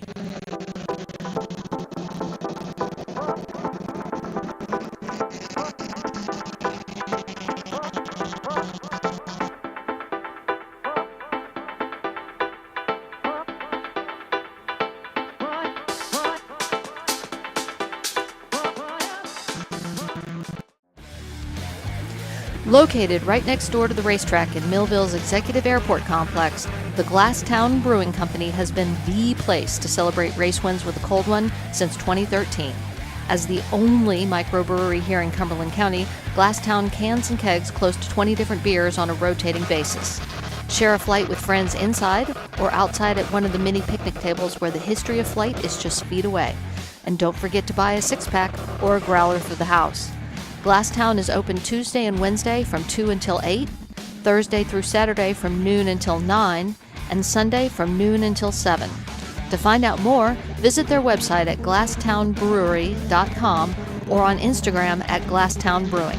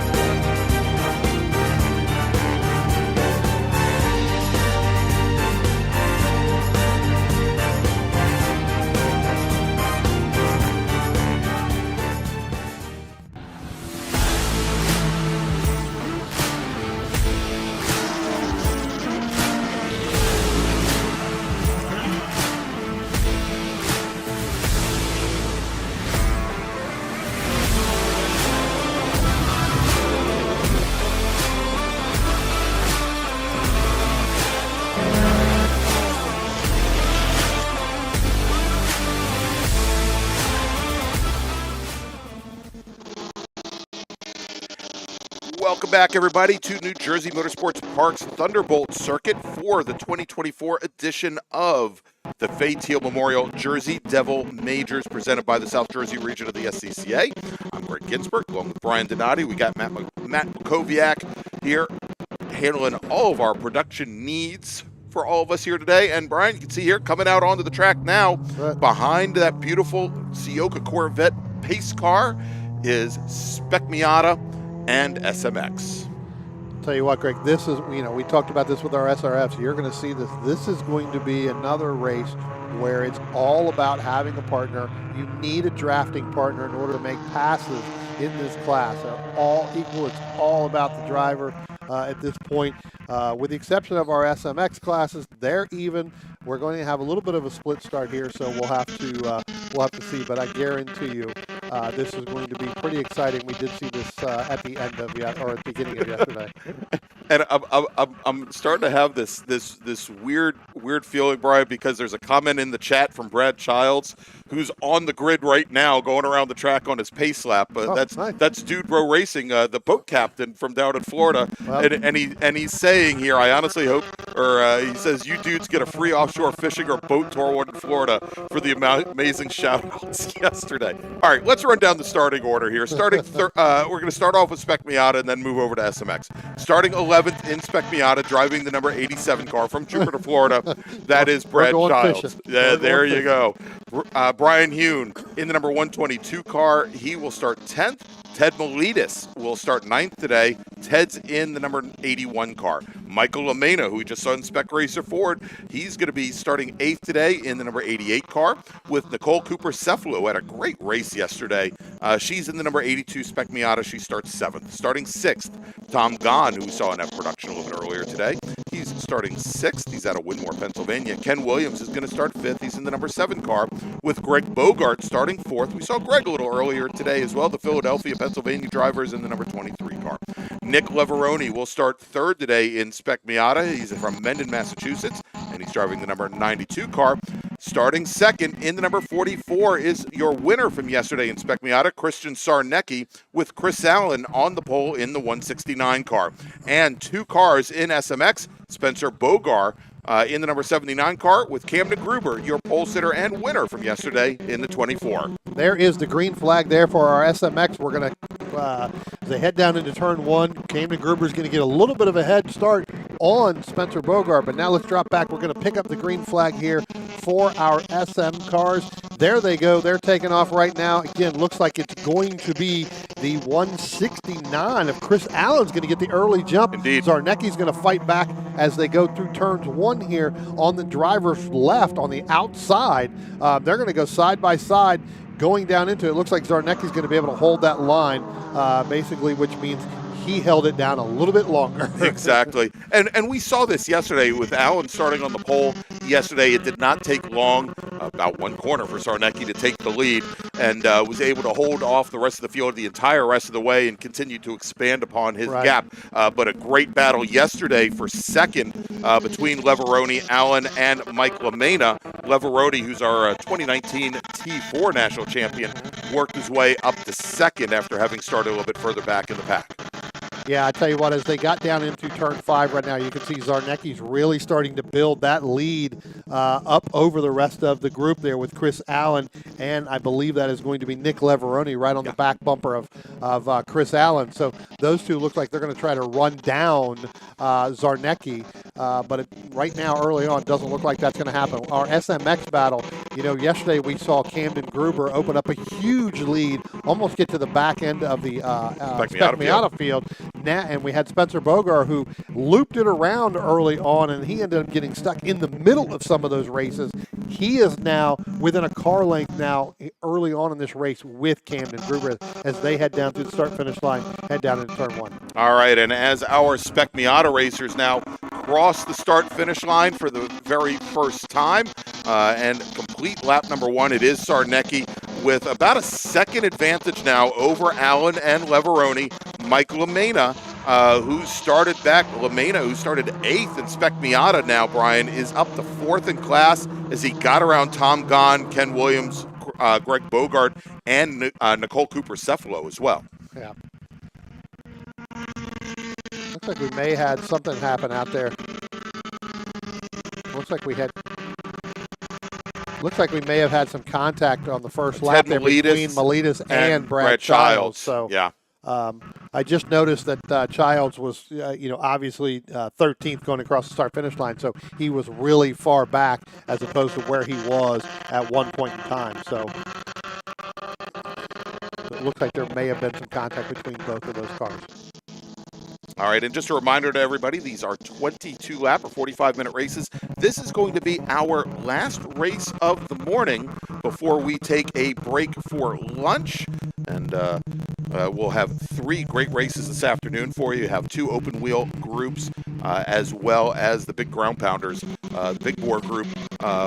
One driver that will be in there looking for an overall win for the second day in a row is actually our guest up here in the booth right now, James Candelaria, driver of the number 134 Touring 1 Chevrolet Corvette, yesterday's class winner. And want to welcome you up here. How you doing today? Good to see you guys. I appreciate you having me up. Yeah, absolutely. And so we figured this would be a group to get James's heart pumping here at Spec Miata, and good to have him up here. And let's just jump right to it. The last time we saw you in a race car before this weekend was at the runoffs this past year. Had a great run at Virginia International Raceway. The shift that was the missed shift heard around the world. Yeah, well, it was great until it wasn't. Yeah, that was a good race. We had a good time. Mark and Andrew are great competitors, and I'm humbled to just be able to be up there with those guys. So. Yeah, and so of course, we've seen you race. You're from this area originally. You've been down in Florida for a number of years. We've seen you race as Brian and I have been doing Mid-Atlantic Road Racing Series, majors racing at Summit Point Raceway for years and years. Of course, we watch you race there. An incident that perhaps was not your favorite there, but I would say after the runoffs at VIR, it's been a very interesting time for you. Eventful, yes. And I guess big life-changing events, as we say. Why don't you tell us a little bit about it? Yeah, sure. So after the runoffs, everything was great, and I managed to avoid getting COVID for, 4 years. And November 19th, I got struck down with a case of COVID, and I'd suffered from some heart issues in the past, and it put me down hard. I had experienced cardiac arrest 4 times in a single day. Oh my gosh! And they, eventually I got to the point where it was obvious that this heart was done, and we needed something new. So I got to the best doctors in the country. Basically, I went to the Mayo Clinic in Jacksonville, which was a short 5.5-hour drive from Boca Raton. Right. And we started the process of organ transplantation. And December 16th, I was lucky enough to receive a heart and the gift of life. And I made it a point to my doctors that I have goals, and if I'm going to stick around, I want to stick around with the quality of life that I had before, if not better. Right. And so we put together a plan, and they told me what I had to do. And 2 weeks ago, they gave me the all clear, and I'm back on grid. Yeah, I was going to say, it's 6 months later, essentially, you're back behind the wheel of a race car again, and taking race wins. And so, I would imagine that there is a lot of rehab involved in getting you up to that point where you have I think anybody who's out of a race car for 8 months or 10 months and then has to step in heat and humidity and what have you, it's always a challenge. But what did it take to get your body back into and your heart into a condition to be able to race? So yeah, the rehab, people underestimate the rehab. It's not a simple LS swap, you got to get 1 in, 1 out and get out of the hospital. Oil change. Yeah, exactly. No, unfortunately, the rehab was pretty tough. I was in a hospital bed for 45 days. I lost 30 plus pounds in the hospital. I came out so weak I couldn't climb up a single step without assistance. So cardiac rehab, the guys at Mayo Clinic are the best in the business. They had me in there for 3 months, working the treadmill, working weights, exactly to what I could do, just push me just a hair past what I could do every single day to exhaustion. Right. And they got me to the point where I was independent, and they knew that they dangled the carrots. Like, you want to go racing, you need to keep doing this at home. Right. And so that's what I did. I went back and, I a little bit of a weight program at home, walking, push-ups, just get myself back. What they were most concerned about was exactly what you said before, the environmentals, right? Running in a 130-degree race car, 140 degrees here this weekend, I'm sure, and making sure that the body's acclimated. But they would not let me go unless I was 100%. And we did an angiogram, we did a whole bunch of tests at the end 2 weeks ago, and they gave me the all clear. That's absolutely amazing. And again, I think for anybody, my body's changed quite a bit since COVID as well. I know I couldn't step into a race car and last 20-some laps in this heat, probably even 10 laps in this heat. So, I mean, for anybody to be able to do that, I think is amazing. And given the life circumstances, that is certainly a wonderful, wonderful thing. Now, I know also, tell me this, because I've seen recently that you've been working for some pilot flying certifications as well. Is this something that is new, or was this something that you started before these life-changing? So I've always wanted to be a pilot, right? So unfortunately, my heart didn't support it until now. Right. So I would get up to altitude, and all of a sudden I'd feel out of breath. Really? Okay. And it just wouldn't work because I couldn't perfuse the oxygen well enough. After the transplant, I was able to I got up, I did a discovery flight, and I said, wow, this doesn't bother me anymore. I may not be as strong, I may not be able to survive in a race car, but I can fly a plane. Right. And so we pursued what's called the sport pilot license. The sport pilot license doesn't have a medical requirement. That is amazing. I look at that as somebody, looking at, any type of, it's interesting because we've got Greg and me over here who is a pilot, and he says, no, you're not looking for an adrenaline pump there when you're behind the yoke of a plane. You're looking to be as clear-headed and as calm as possible when you're thousands of feet above the ground, I guess. If you're excited in an airplane, it's a bad day. Yeah, that's exactly what he was saying, but I still look at that as being, one of those hobbies or vocations where it is, somebody trying to cheat death, basically, I think, in many regards. So I find that really very challenging. Brian, real quick, James, if you don't mind, let's check in on the action, what we have going on track. Yeah, I mean, right now you got Cannon Gruber overall leading over Spencer Bogart. That is about a 10-second gap. We saw that earlier on. Drop back here. Let's cover our SM class, because now you've got Christian Zarnecki. They're just now crossing the start-finish line, heading down into turn one, but you've got Nick Leveroni now. He's actually looking like he may want to make a move on Zarnecki. We'll have to see if we can. There you go. Matt's going to pick that up. It doesn't look like that Zarnecki was able to hold off Leveroni going down into turn one, but as they came across the start-finish line, Nick made a move to driver's right. Christian, and holding his line all the way through turn one, was able to hold on to that. So as they come out of turn three and head down the hill to four, there you go. There you see it. Zarnecki still leading. They've started to pull away now from Chris Allen. Or actually, it looks like they're going to actually pull away from Chris Allen in that 169 machine. That's your third position right there by about 4 or 5 car lengths. Then you got to drop back a little bit, about a 9 seconds back. That's Michael Lamena, who we just talked about with SRS. He's now going to be back in the fourth. So I think that one thing that we have to look at here is, we saw in Spec Racer Ford where the two leaders start the fight early on, and it actually brought third and fourth place back into the fight about mid-race. So far, it looks like Zarnecki and Leveroni, they're not really challenging one another all that much. You may see Leveroni take a peek to the inside here or there, but they're not doing anything to really slow their momentum at this point. And as you mentioned, they are increasing that margin that they have over our pole sitter from today, Chris Allen in the 169 car. Yeah, pretty good run. I did get a word. I think we may have had a spin there with Tom Gahn again in that 49 machine. I think he was able to continue. Was it over in turn 5? Because that's been a problem point for him. Well, no, that's only in the rain he has that problem. So, look, we talked about Michael Lamena pulling off, doing the double duty, basically 44 straight laps here. He is sitting in fourth position. Greg Bogart again in that 23. We saw him in Group 1. He's back out here as well in Spec Miata. He's got a pretty good run going right now, starting to catch the back bumper of Greg Lamena, or of Michael Lamena. That's like 3.5 seconds, the difference there. So Bogart starting to make up that room. All right. So James, I know we've talked a bit about the Mayo Clinic up in Jacksonville, how great they are, but apparently there are a number of other organizations that you've been working with in the last number of months, and maybe even a little bit longer than that have really helped you along the way. Yeah, absolutely. So one of the things I discovered during my journey is that there's so many people are waiting for organs, right? And they're just not enough organs. There's too many people in need. And there's an organization called UNOS, and that's the organization that really provides the harvesting and the distribution of organs to patients in need.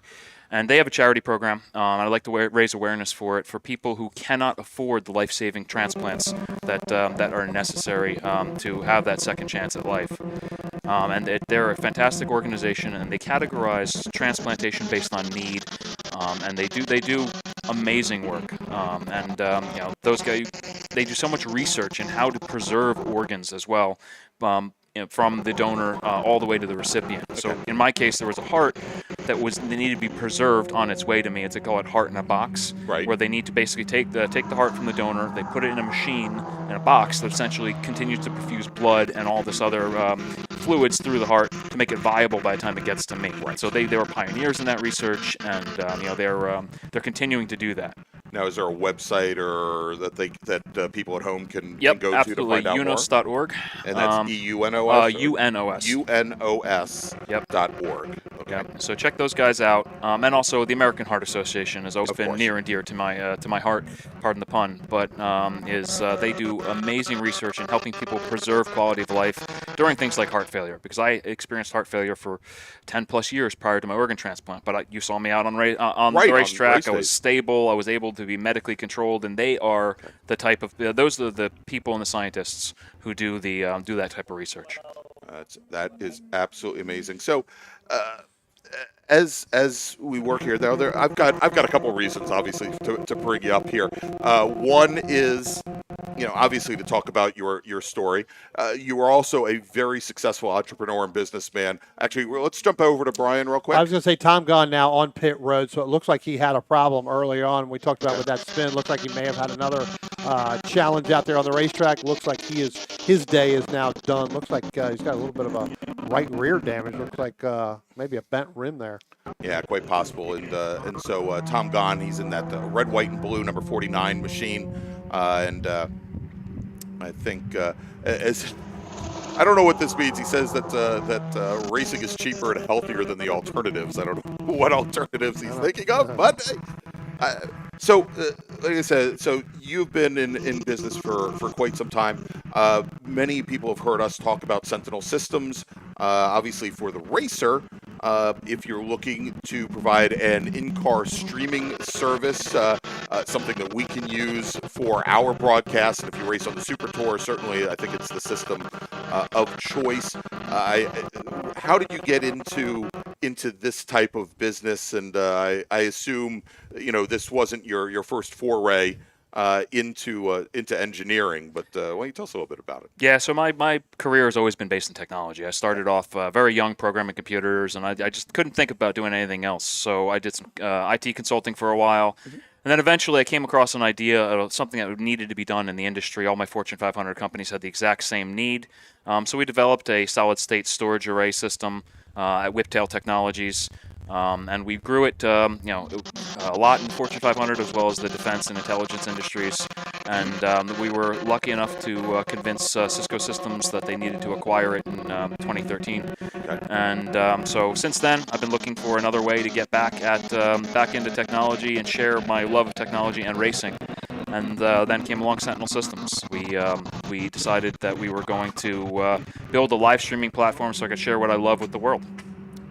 So why don't you tell us a little bit about what makes your system unique, I guess, compared to what appear to be, in most cases, basically from a lot of the data acquisition companies, add-ons to their existing systems, maybe? Sure, yeah. So we're motorsports focused first and foremost, right? So, I mean, people do live streaming without us, of course. It's been around for a little bit. But you need to add a bunch of components together, right? You need to get a hotspot in the car. You need to get cameras. You need to wire it all, and then they suffer from heat issues. Ours is engineered around motorsports from the beginning, okay. So we have a completely integrated system. We actually even bring in live timing and scoring directly onto your feed, and we can also bring in your car data straight from AIM. We're going to be adding other data platforms later. So we believe our system is more of a single vendor solution that allows you to get what you want and not have to be a brainiac to install it, because we all know the last thing you want to do is play with electronics at the racetrack. Absolutely. It's a great. So Brian, real quick, we are a little bit past halfway.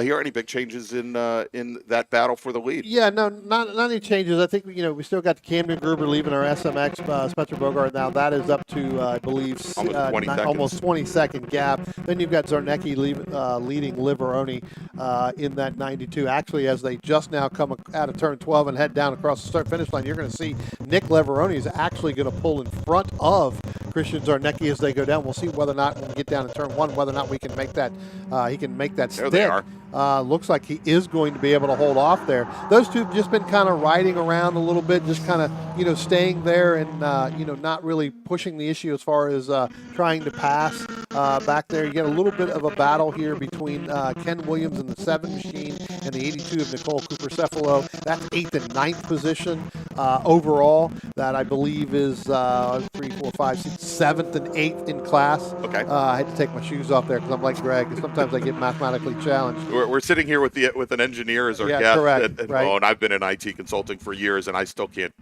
do anything. You still can't add 1 and 1. Yeah, exactly. In order to get so 3. Embarrassed.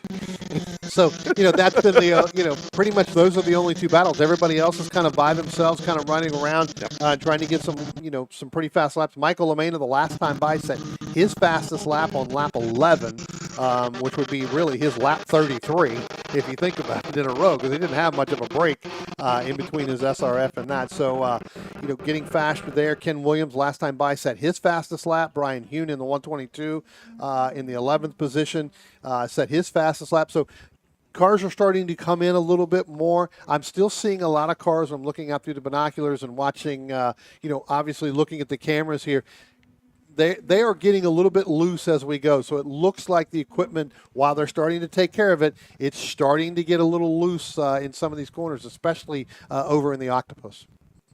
Yeah, and of course, especially if we look there over at our Octopus camera, that is one section of the track, probably one of the tightest corners, a big tendency for drivers to turn in early, and typically as they get back on throttle there, the opportunity for the back end of that car to step out. As we watch, that's the battle of the 2 Planet Miata cars, Ken Williams and Nicole Cooper-Cephalo there, the battle for 6th.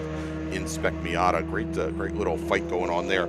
Nicole had a wonderful race yesterday as she came home, brought her car home in 5th after I think starting in 10th position. And they are actually starting to run down Greg Bogart in that number 23 machine. So look for that to become a 3-car battle here as we get towards the end. Again, still 10 laps to go, now 9 laps to go as Camden Gruber just passes the start-finish line. So again, that could be a 3-car battle here by the end, and that would actually help get them in there in that top 5 position. Well, and interestingly enough, we saw Greg Bogart earlier this morning racing this what is essentially a spec Miata, obviously, because he's racing a spec Miata. Saw him racing it in STL this morning, and he lost a lot of pace in the last quarter of his race this morning, and we may be seeing the same thing again here. Well, we saw it yesterday too, right? Yesterday during that Group 1 race, he was right up there with the Chris Chives and Deacon Greenfield in that STL battle, and all of a sudden, as the race went on, it got further and further behind, and even dropped back behind some of our other production classes in there. So I think you're right. I think he's starting to drop back again. So that car could be either getting really tight or really loose. I would imagine in certain parts of the section down the Octopus could be getting really tight in some of those turns down there. So really having to struggle with that, which is allowing Ken Williams and Nicole Cooper-Cephalo to really reel him in. So yesterday, James. First off, as we mentioned, James races something with a little bit more momentum than a Mazda Miata. He races a and he gives that little just pit a little there. bit. Small. It's a C6 Corvette, correct? Yeah, it's a C6 LS7 car. Okay, and I would imagine that places around like the Octopus here. It is a you have to take a lesson in very judicious throttle application through very tight corners. It's patience. Like all through the Octopus, it's about patience. And with my car specifically, it's going to push through there. You got to steer it with the throttle. I mean, it's a lift, power, turn. It's a challenging section of racetrack. It is way better than it used to be because there's now grip somewhere other than the absolute inside. Right. But I think you're going to watch the big bore race later. Watch for the cars when the tires go off. A lot of us are going to go real tight. Yeah, I kind of figured. So what drew you? And I know you've been racing Corvettes for a number of years. What drew you to the Corvettes? I know you've been associated with Phoenix Performance for a number of years. What brought you to the Aqualante clan? I'd like to hear some of that. So Corvettes were always my aspirational car when I was growing up. I was like, I always want to drive a Corvette. I want to get a Corvette. So my daughter, You're from Jersey. I'm from Jersey, right? I mean, that's how it works, right? So my wife and I started plan a family. I decided I'm going to get a Corvette, and so I got a Corvette right as she got pregnant. I was like, because I'll never do it afterwards. Okay. Got a Corvette, drove that around the street forever, and then we decided to, put my dreams of racing on hold because the family comes first, Sure. and the business was starting to pop off. And then when I got into racing, I'm like, well, what's better to race than a Corvette? So we bought our first T2 car. Okay. A blue T2 car, number 36, from somebody who had a built from Phoenix a while back. Okay. And then I got introduced to Joe, and Joe and I have been. Joe's kind of been a mentor to me in racing. Really, kind of taught me the ropes. How to do it. How to prepare a car, how to take care of a car, and went from T2 to T1, and then we had some max effort T1 C5s, and then we decided to make the jump to the C6 a couple of years ago. Yeah, and obviously, as we see last year with wins and previously, and it has been a very successful program for you. And I had another question sitting in the back of my brain that I just completely forgot.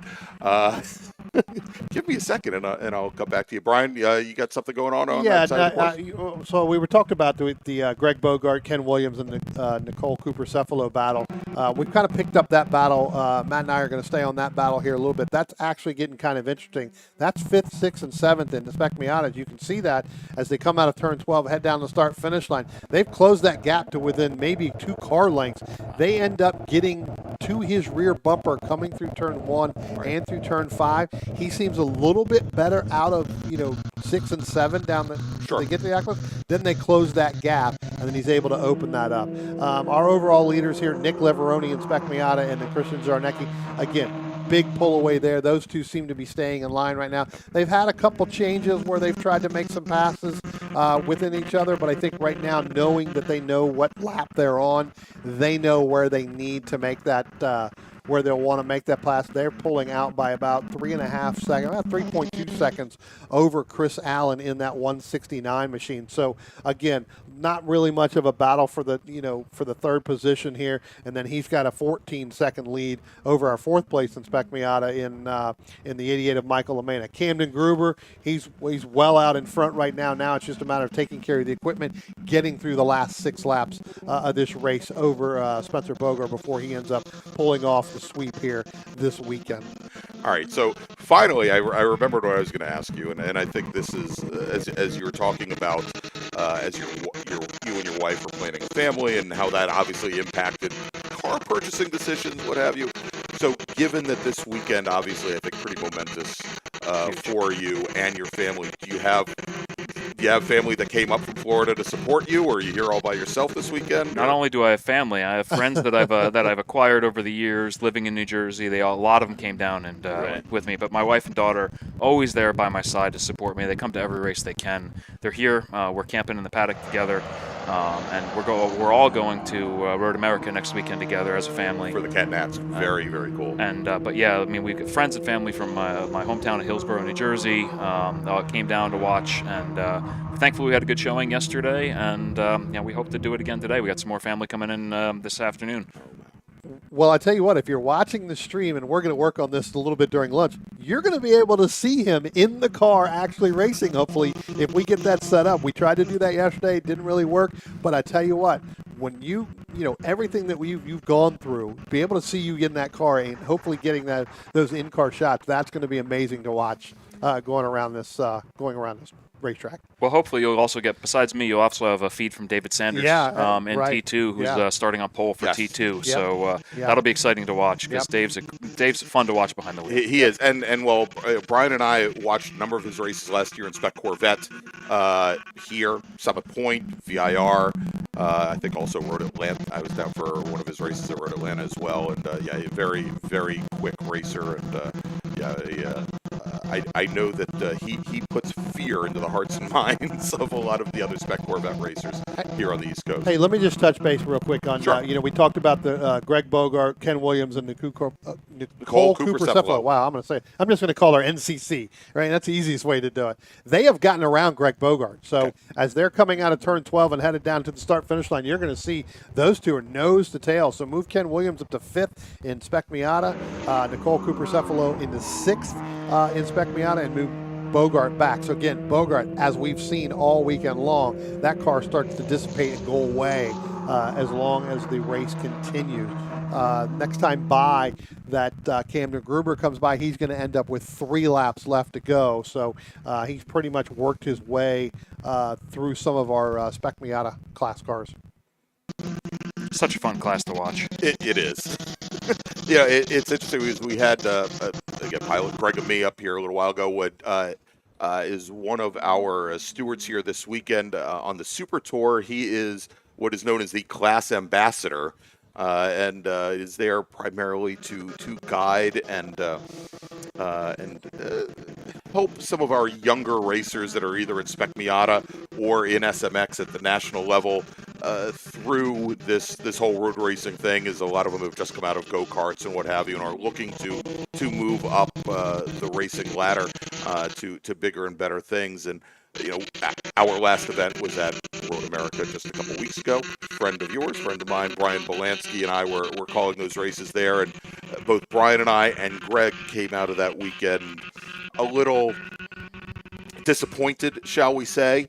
But the racing we've seen this weekend, certainly very good. And hopefully when you get to the CAT Nationals, where, again, there will be a lot of racers there that are looking at that event as a tune-up for the runoffs. Sure. Hopefully we'll see some strong racing. And tell you what, we've just gotten word that, again, this is going to be the last race before lunch. We'll be coming back our first race after lunch. And we'll put this up on the screen when we break. It'll be at 12:40, cars on course at 12:40 p.m. today. Okay, so that'll be Group 4 will be on track at 12:40. So yeah, about time I'm suiting up. That's it. Exactly. You'll be getting ready to go there. So nowadays, given what you've been through, are there any changes that you've made to your pre-race rituals or things that you have to go through to ensure that you're ready to go and get through a 45-minute race? Not so much yet on the pre-race rituals, but as a life philosophy has changed quite a bit. Like it's every day has got to count. Right. It's just one of those things that it becomes really clear to you that none of us know when our last day is. So make every single day count. And it sounds trite, everyone says it, but it's the truth. So, but pre-race stuff today, all I'm doing is hydrating. It is hot. Yes. It is hot, and you're going to see. I think Big Bore is going to be an interesting race group for you because cars, when the tires go off, they go off in different ways in different cars. So someone's going to get loose, someone's going to get tight. It's going to be fun to watch. I'm going to want to watch those Ace Sedan cars. I was just going to say, we had James Jost put on this power drift actually through turn 9 over in the Octopus yesterday, and I'm just waiting for people to just map the throttle at inappropriate times. Yeah, I mean that little 275 tire on those cars and big heavy cars, lots of power. It's going to at the end of the race, it's going to be interesting to watch. I think we had that conversation yesterday when we were over there with the tires with James, you and I both over there, and he kind of, at one point I think he said, I'm just selling everything, we're going go-kart racing. It's kind of like, no, I don't think it's really what you want to do. But yeah. All right, so next time, Camden Gruber, who's our overall leader and has now worked up a considerable lead on Spencer Bogart. He's just started lap number 21. When he comes around and crosses the start-finish line to start lap number 22, he's going to get that white flag. I'll tell you what, let's go back to that SM, and Matt's been covering this because it's been really, there goes Camden Gruber there, but he's been really covering this Greg Bogart, Ken Williams, and Nicole Cooper-Cephala battle is our overall leaders. Again, still nose to tail going by, not really up to making very many passes, just kind of staying there to try to pull away and get some laps. Bogart now goes all the way back up into 5th overall in Spec Miata, dropped Ken Williams back, and Nicole Cooper-Cephala drops back to 7th. Then you had a little bit of a run battle going on between the 81 of Ted Matias and the 122 of Brian Hoon, when you had Camden Gruber kind of come up behind them at one point, it was kind of like, which way does the leader go at that point, was able to get through them last couple laps. But here comes that battle we were talking about. Looks like everybody's getting the white flag now. I'm not sure why they gave the white flag to the group in front of them. I think that was a color wrap that got misconstrued. No. Well, I think we had Gruber across the line. I'm showing that he's working lap 20, lap 22. Right, but he is behind the Ken Williams, Bogart, and Nicole Cooper-Cephalo, so that's going to cut them a lap short, actually, on this. So we got to take a look at that. Like I said, they threw the white flag for that group first instead of Camden Gruber, who was by himself. So I think that is a miscommunication with the paint wraps, because all three of those cars are painted in the Planet Miata cars the same. Yeah. So it can get a little bit distracting. They're not going to stop racing until they see the checkered flag. No, that is true. So unless he gets by all three of them, they should get another lap. So we'll see. I mean, heck, Brian, we saw yesterday some racers didn't stop racing until after they saw we think they should have seen the checkered They flag. probably couldn't see it because of the rain that was coming down during there. So we'll see. So again, that battle still continues to rage on between those two. But now move Greg Bogart back up into fourth overall. Actually, it looks like Michael LeMaina's dropped all the way down to seventh. He may have a problem, Greg, because he has dropped down all the way to seventh in class. So move Greg Bogart up into fourth. So that three-car battle, that's now actually a battle for fourth place overall in class. Yeah, indeed. As Bogart had gotten back around Ken Williams, Nicole Cooper-Cephalo, and LeMaina, he's on pace with those three cars ahead of him. The problem is he's about 10 seconds back from them. Right. Here, as they just realized maybe they actually have an extra lap to go. Those three cars got two white flag laps. There we go. So, but Camden Gruber takes the overall checker there, and your winner in SMX. Spencer Bogart picks up second place as he's getting ready to come out now. But let's go ahead. Here comes our overall leaders in Spec Miata. They're coming onto the front straight now. They're going to be side by side. Or no, that's not them. That's Spencer Gobart and Matthias. I'm sorry. That looks like that was there. Here comes the 87 of Childs, and here comes the Hune machine. They're getting the checker flag because they were a lap down. Right. Our SM leaders is now coming up underneath the bridge, getting ready to come to the start-finish line. That looks like that win is going to go to Nick Leveroni, with Christian Jarnecki going to finish second. So those guys split even up for the weekend. Yep. Yeah, Jarnecki took the win yesterday. Leveroni finished second, and today just the opposite. So congratulations to them. Chris Allen comes across the line, and he's going to be coming across the line. He will finish third. Sorry, Greg. Here comes that battle. Let's go back to the octopus there if we can real quick. Here comes the battle. That's going to be for fourth overall in class. That's going to be Bogart, Ken Williams, and Nicole Cooper-Cephalo as they start to head down. Looks like Williams and Cephalo look like they may start to go side by side coming through there. And now they're going to come through. Here comes Nicole Cooper-Cephalo. She's going to go side by side with Ken Williams as they come out of there. So we'll see. It looks like Williams is going to get that. So it looks like Williams is going to finish fifth, and she's going to finish sixth. Yeah, so Bogart finishes just ahead of him in fourth, and it was close at the line, Brian, only 46 1/1000ths of a second, separating Ken Williams, who finishes in fifth, Nicole Cooper-Cephalo, who finishes in sixth, and then, as we said, Michael Amena, Ted Miletus, Brad Childs, Brian Hune, rounding out the top 10. All right, so that is going to wrap things up for this morning's action. Again, coming up this afternoon, we've got three more races. We've got our large open wheel and prototype drivers. We've got our big bore drivers, our GT and Super Touring Under, American Sedan, and top three touring car classes, T1, T2, and T3, which will include our guest this morning, James Candelaria. And then we're going to wrap things up with our small open wheel racers. We are going to be back. Cars will be on course at 12:40. We will be back at 12:35 to bring you all the action this afternoon. And so we want to thank you for joining us this morning, and want to hope that you will take part and talk to all of our sponsors. But before we do, I want to remind everybody about a couple of wonderful organizations that James has been talking about this morning. One is UNOS, spelled UNOS.org, so you can find out more about the heart transplant process and that organization. Also, the American Heart Association at heart.org, I believe, is their website. That's it, yeah. And James, why don't you got a couple seconds here, plug for Sentinel Systems and how they can find out more about you. Sure. If anyone's looking to do live streaming, share your passion with the world, www.sentinel.racing, and contact me directly either on Facebook or Instagram, and happy to answer any of your questions. Even send you out a demo and show you how to share what you do with everybody else. There you go. All right, everybody. Want to thank again James Candelaria, driver of Touring 1, number 134 Chevy Corvette, yesterday's winner. Hopefully he'll take home another win here today. We're going to see him in our second race this afternoon, and we're going to take that break for lunch. We'll see you in about an hour. Cornerstone Financial Advisors is a family-owned and operated full-service financial planning firm in Haddon Heights, New Jersey. Advising clients throughout the country for over 33 years, certified financial planners Michael and Shauna Lamena offer a comprehensive financial planning service, including retirement investment, life insurance, and estate planning to both individuals and businesses. Every plan is detailed and specifically tailored to either the business owner or the individuals they specialize in, putting you on the right track. Give them a call for a free, no-obligation consultation at 856-546-6505 or visit them on the web at cornerstonecfp.com. That's cornerstonecfp.com. Located right next door to the racetrack in Millville's Executive Airport Complex, the Glasstown Brewing Company has been the place to celebrate race wins with a cold one since 2013. As the only microbrewery here in Cumberland County, Glasstown cans and kegs close to 20 different beers on a rotating basis. Share a flight with friends inside or outside at one of the mini picnic tables where the history of flight is just feet away.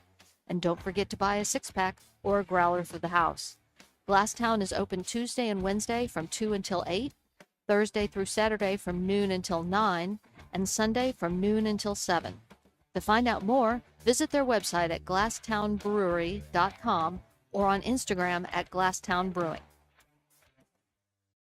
Located in Mays Landing, New Jersey, Speed Circuit focuses on road racers, autocrossers, as well as time attack and track day drivers. They manufacture quality products such as exhaust parts, electronics, intakes, heat shields, pulleys, and more. In addition, Speed Circuit offers fabrication services including welding, CNC plasma cutting, CAD design, 3D printing, and powder coating. They also offer parts installation services, remote tuning, track support, and instruction. Your source for tuning and ECU calibration, performance, and fabrication, speedcircuit.net. What does it take to be America's largest Corvette dealer? At Ciocca, it starts with our premier selection of new and certified Corvettes on the lot or custom ordered with new vehicles arriving every day. Add in the country's most experienced team of specialists to help you find the perfect ride, along with the confidence that you're doing business with a company that shares your passion for excellence. Find out more at CioccaCorvette.com, or better yet, Come to America's largest Corvette dealership, Ciocca Corvette in Atlantic City.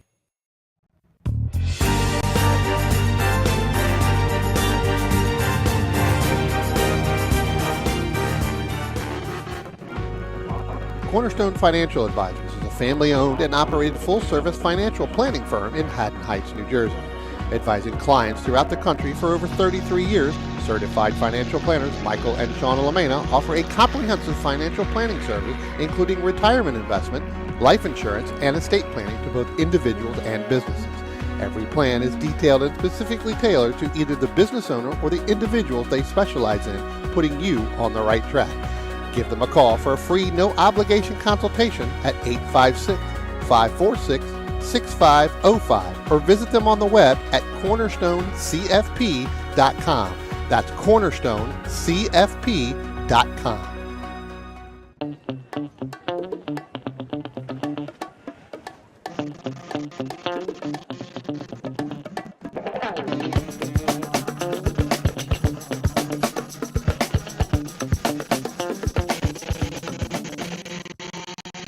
If you like what you see today, become part of the action by joining Sports Car Club of America. Whether you want to drive, flag, or just have fun with cars, SCCA membership opens the door to all kinds of motorsports to feed your obsession, along with 65,000 like-minded members ready to be friends. Ask someone trackside how to get involved or visit SCCA.com for more information.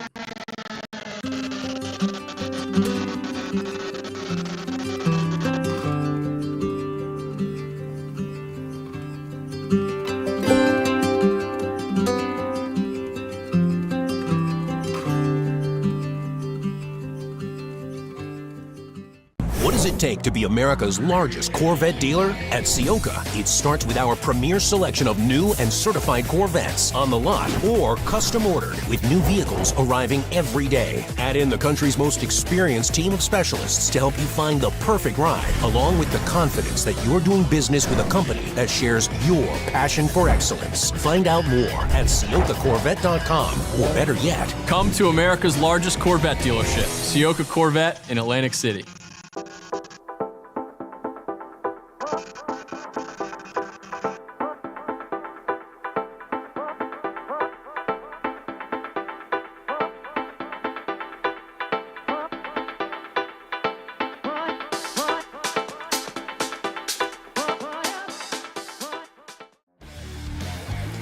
Located right next door to the racetrack in Millville's Executive Airport Complex, the Glasstown Brewing Company has been the place to celebrate race wins with a cold one since 2013. As the only microbrewery here in Cumberland County, Glasstown cans and kegs close to 20 different beers on a rotating basis. Share a flight with friends inside or outside at one of the mini picnic tables where the history of flight is just feet away. And don't forget to buy a six-pack or a growler for the house. Glasstown is open Tuesday and Wednesday from 2 until 8, Thursday through Saturday from noon until 9, and Sunday from noon until 7. To find out more, visit their website at glasstownbrewery.com or on Instagram at Glasstown Brewing.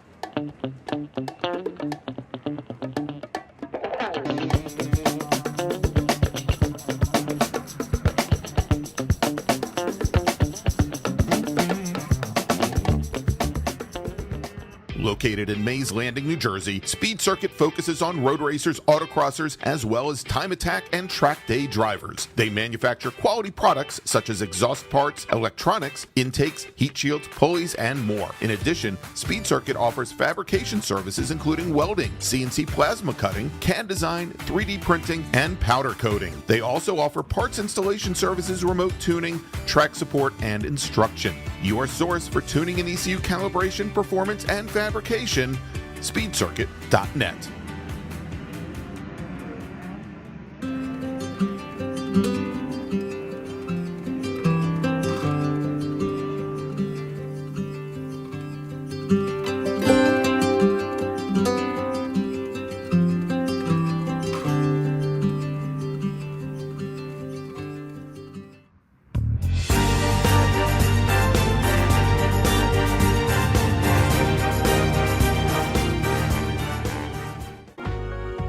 Cornerstone Financial Advisors is a family-owned and operated full-service financial planning firm in Haddon Heights, New Jersey.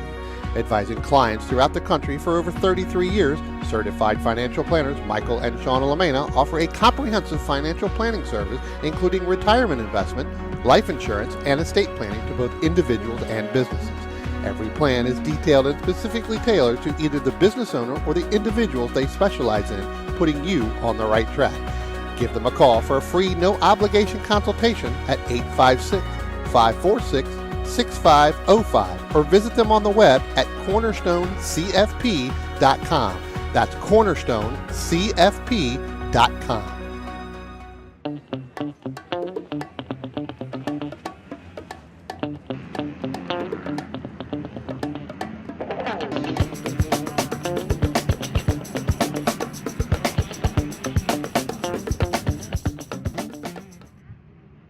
If you like what you see today, become part of the action by joining Sports Car Club of America. Whether you want to drive, flag, or just have fun with cars, SCCA membership opens the door to all kinds of motorsports to feed your obsession, along with 65,000 like-minded members ready to be friends. Ask someone trackside how to get involved or visit SCCA.com for more information.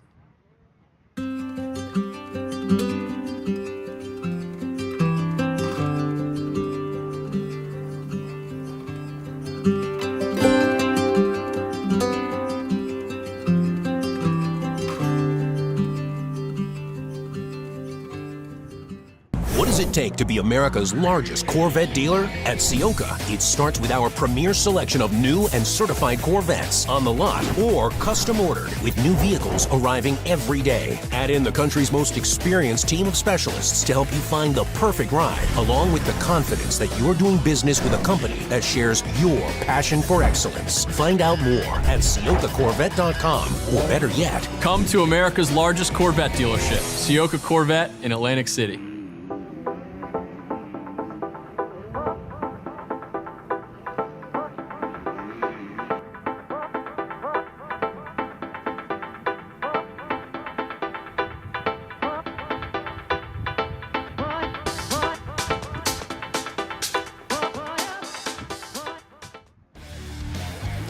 Located right next door to the racetrack in Millville's Executive Airport Complex, the Glasstown Brewing Company has been the place to celebrate race wins with a cold one since 2013. As the only microbrewery here in Cumberland County, Glasstown cans and kegs close to 20 different beers on a rotating basis. Share a flight with friends inside or outside at one of the mini picnic tables where the history of flight is just feet away. And don't forget to buy a six-pack or a growler for the house.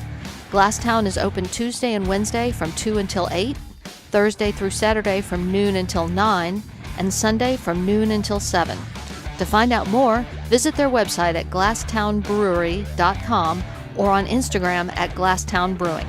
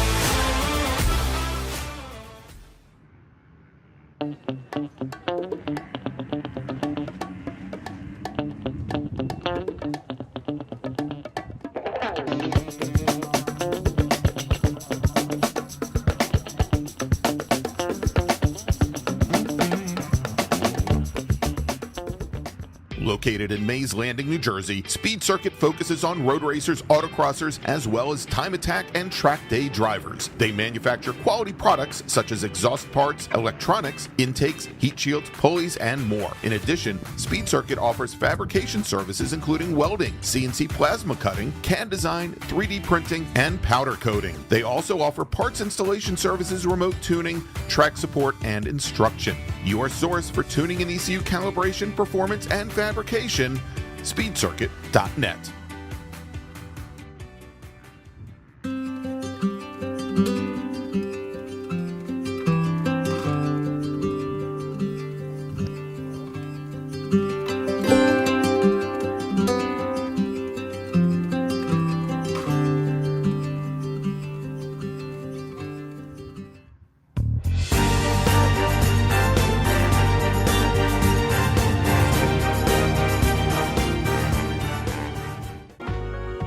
Cornerstone Financial Advisors is a family-owned and operated full-service financial planning firm in Haddon Heights, New Jersey. Advising clients throughout the country for over 33 years, certified financial planners Michael and Shauna Lamena offer a comprehensive financial planning service including retirement investment, life insurance, and estate planning to both individuals and businesses. Every plan is detailed and specifically tailored to either the business owner or the individuals they specialize in, putting you on the right track. Give them a call for a free, no-obligation consultation at 856-546-6505 or visit them on the web at cornerstonecfp.com. That's cornerstonecfp.com.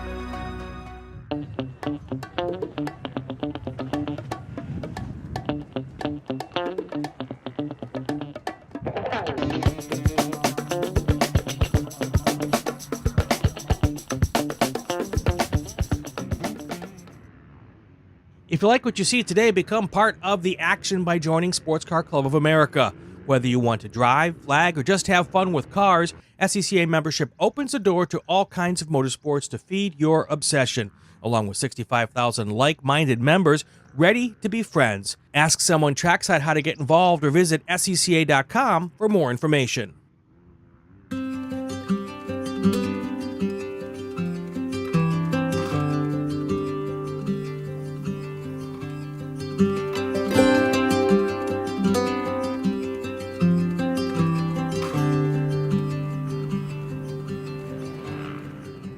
What does it take to be America's largest Corvette dealer? At Ciocca, it starts with our premier selection of new and certified Corvettes on the lot or custom ordered, with new vehicles arriving every day. Add in the country's most experienced team of specialists to help you find the perfect ride, along with the confidence that you're doing business with a company that shares your passion for excellence. Find out more at CioccaCorvette.com, or better yet, Come to America's largest Corvette dealership, Ciocca Corvette in Atlantic City.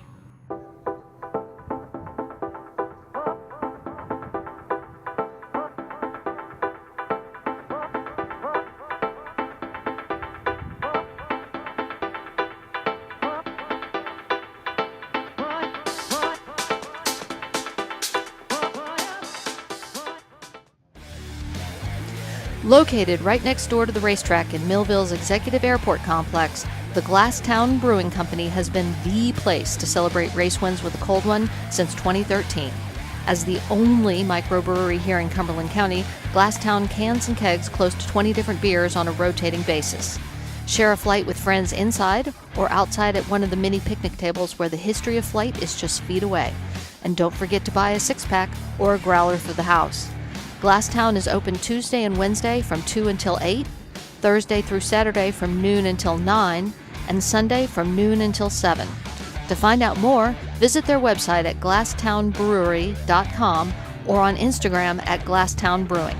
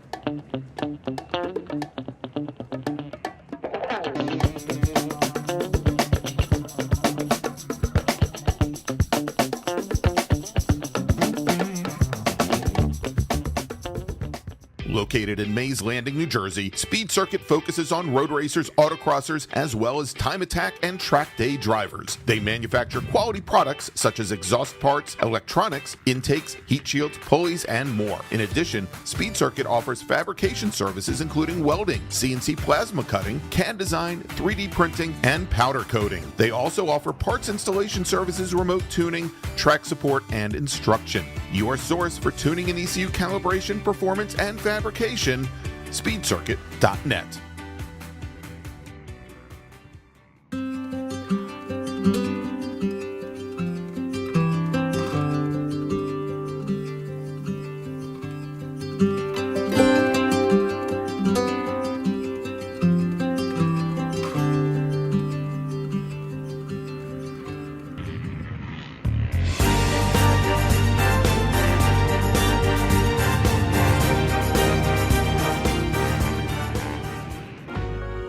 Cornerstone Financial Advisors is a family-owned and operated full-service financial planning firm in Haddon Heights, New Jersey. Advising clients throughout the country for over 33 years, certified financial planners Michael and Shauna Lamena offer a comprehensive financial planning service including retirement investment, life insurance, and estate planning to both individuals and businesses. Every plan is detailed and specifically tailored to either the business owner or the individuals they specialize in, putting you on the right track. Give them a call for a free, no-obligation consultation at 856-546-6505 or visit them on the web at cornerstonecfp.com. That's cornerstonecfp.com.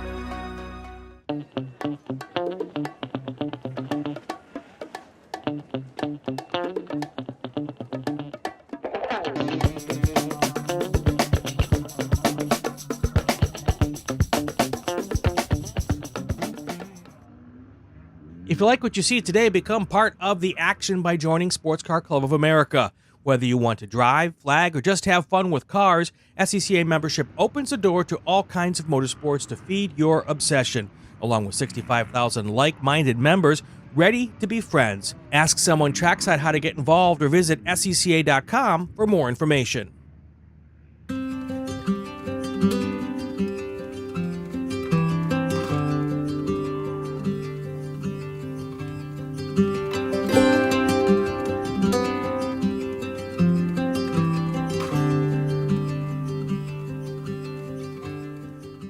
What does it take to be America's largest Corvette dealer? At Ciocca, it starts with our premier selection of new and certified Corvettes on the lot or custom ordered, with new vehicles arriving every day. Add in the country's most experienced team of specialists to help you find the perfect ride, along with the confidence that you're doing business with a company that shares your passion for excellence. Find out more at CioccaCorvette.com, or better yet, Come to America's largest Corvette dealership, Ciocca Corvette in Atlantic City.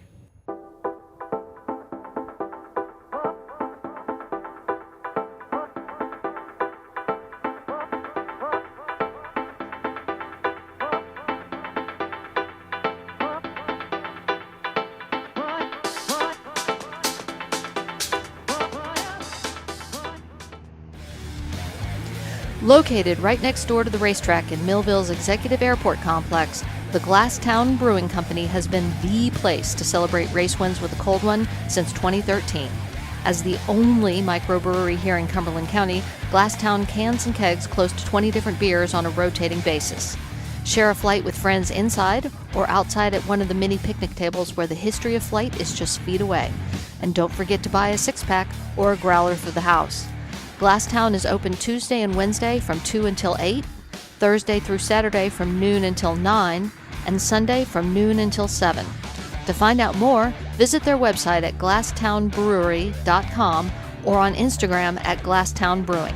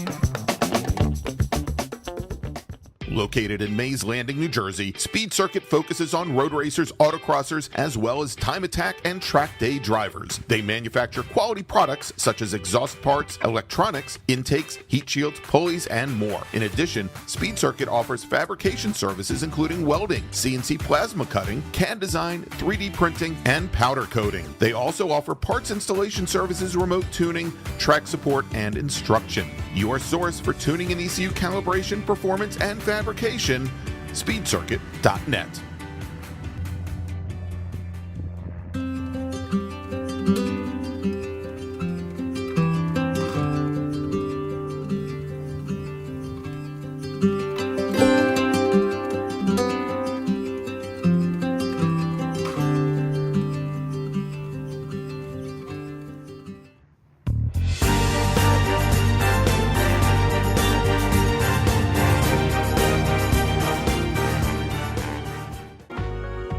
Cornerstone Financial Advisors is a family-owned and operated full-service financial planning firm in Haddon Heights, New Jersey.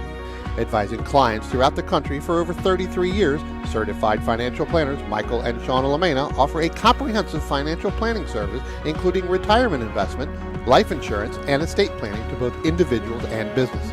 Every plan is detailed and specifically tailored to either the business owner or the individuals they specialize in, putting you on the right track.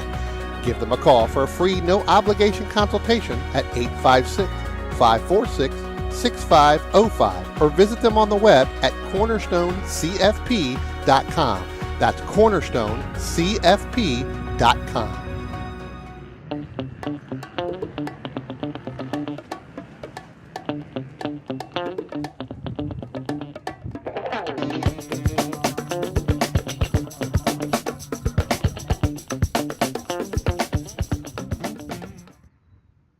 If you like what you see today, become part of the action by joining Sports Car Club of America.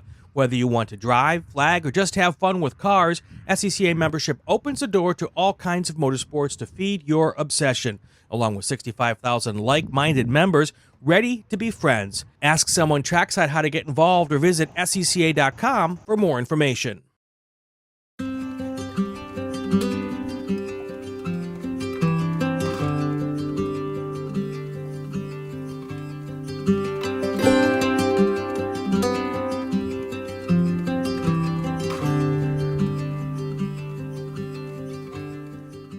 What does it take to be America's largest Corvette dealer? At Ciocca, it starts with our premier selection of new and certified Corvettes on the lot or custom ordered with new vehicles arriving every day. Add in the country's most experienced team of specialists to help you find the perfect ride, along with the confidence that you're doing business with a company that shares your passion for excellence. Find out more at CioccaCorvette.com, or better yet, Come to America's largest Corvette dealership, Ciocca Corvette in Atlantic City.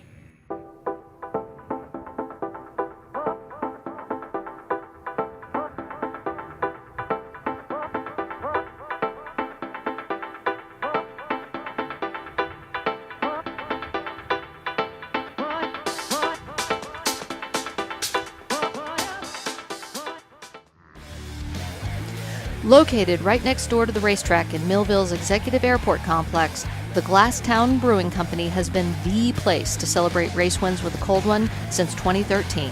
As the only microbrewery here in Cumberland County, Glasstown cans and kegs close to 20 different beers on a rotating basis.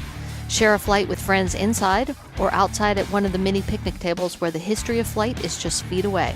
And don't forget to buy a six-pack or a growler for the house. Glasstown is open Tuesday and Wednesday from 2 until 8, Thursday through Saturday from noon until 9, and Sunday from noon until 7. To find out more, visit their website at glasstownbrewery.com or on Instagram at Glasstown Brewing.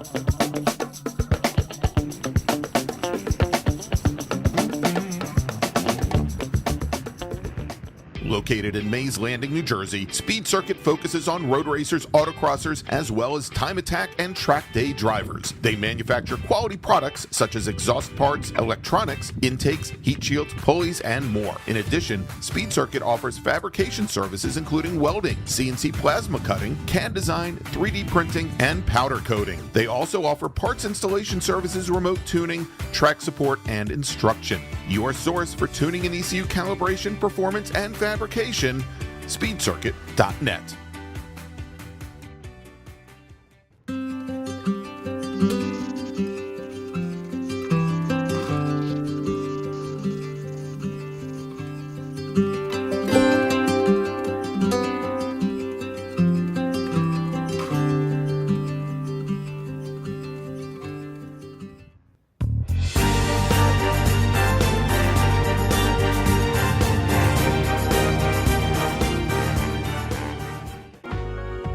Cornerstone Financial Advisors is a family-owned and operated full-service financial planning firm in Haddon Heights, New Jersey.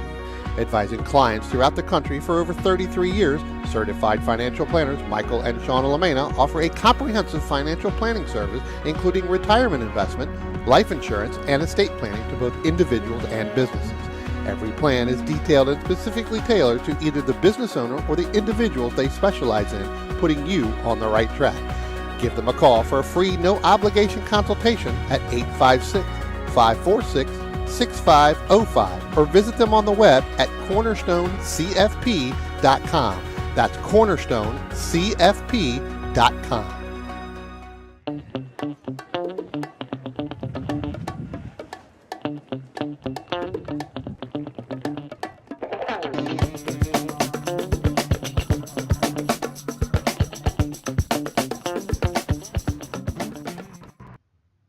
If you like what you see today, become part of the action by joining Sports Car Club of America. Whether you want to drive, flag, or just have fun with cars, SCCA membership opens the door to all kinds of motorsports to feed your obsession, along with 65,000 like-minded members ready to be friends. Ask someone trackside how to get involved or visit SCCA.com for more information.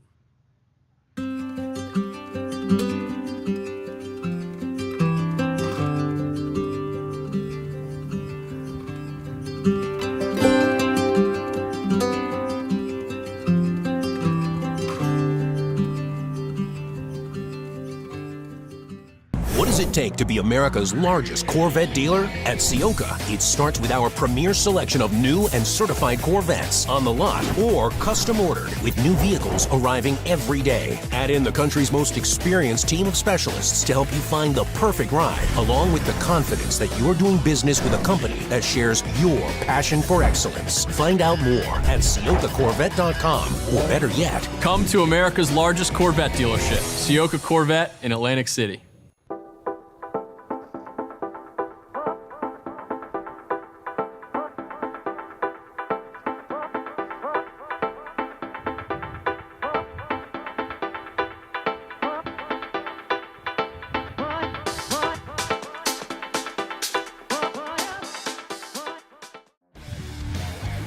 Located right next door to the racetrack in Millville's Executive Airport Complex, the Glasstown Brewing Company has been the place to celebrate race wins with a cold one since 2013.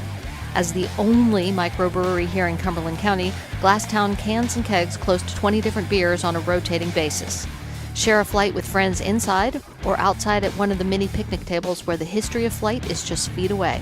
And don't forget to buy a six-pack or a growler for the house.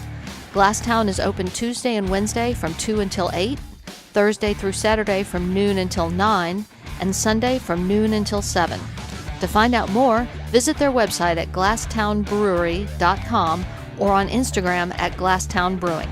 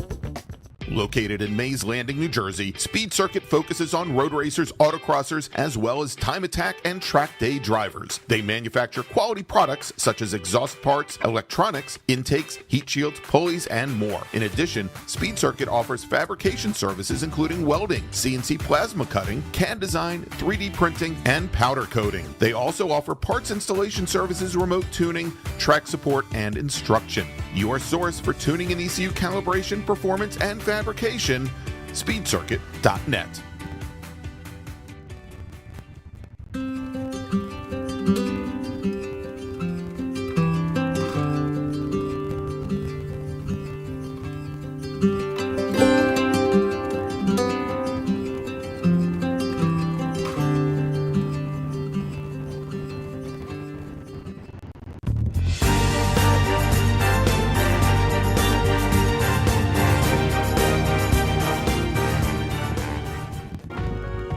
Cornerstone Financial Advisors is a family-owned and operated full-service financial planning firm in Haddon Heights, New Jersey. Advising clients throughout the country for over 33 years, certified financial planners Michael and Shauna Lamena offer a comprehensive financial planning service including retirement investment, life insurance, and estate planning to both individuals and businesses. Every plan is detailed and specifically tailored to either the business owner or the individuals they specialize in, putting you on the right track. Give them a call for a free, no-obligation consultation at 856-546-6505 or visit them on the web at cornerstonecfp.com. That's cornerstonecfp.com.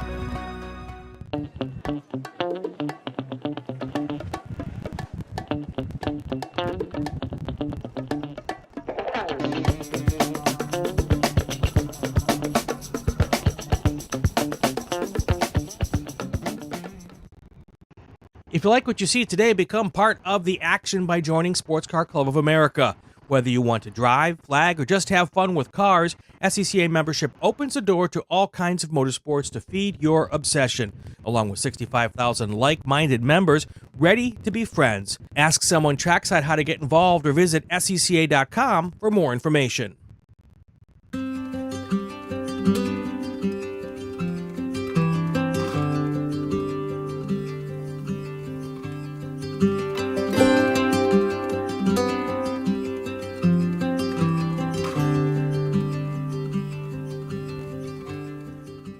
What does it take to be America's largest Corvette dealer? At Ciocca, it starts with our premier selection of new and certified Corvettes on the lot or custom ordered with new vehicles arriving every day. Add in the country's most experienced team of specialists to help you find the perfect ride, along with the confidence that you're doing business with a company that shares your passion for excellence. Find out more at CioccaCorvette.com, or better yet, Come to America's largest Corvette dealership, Ciocca Corvette in Atlantic City.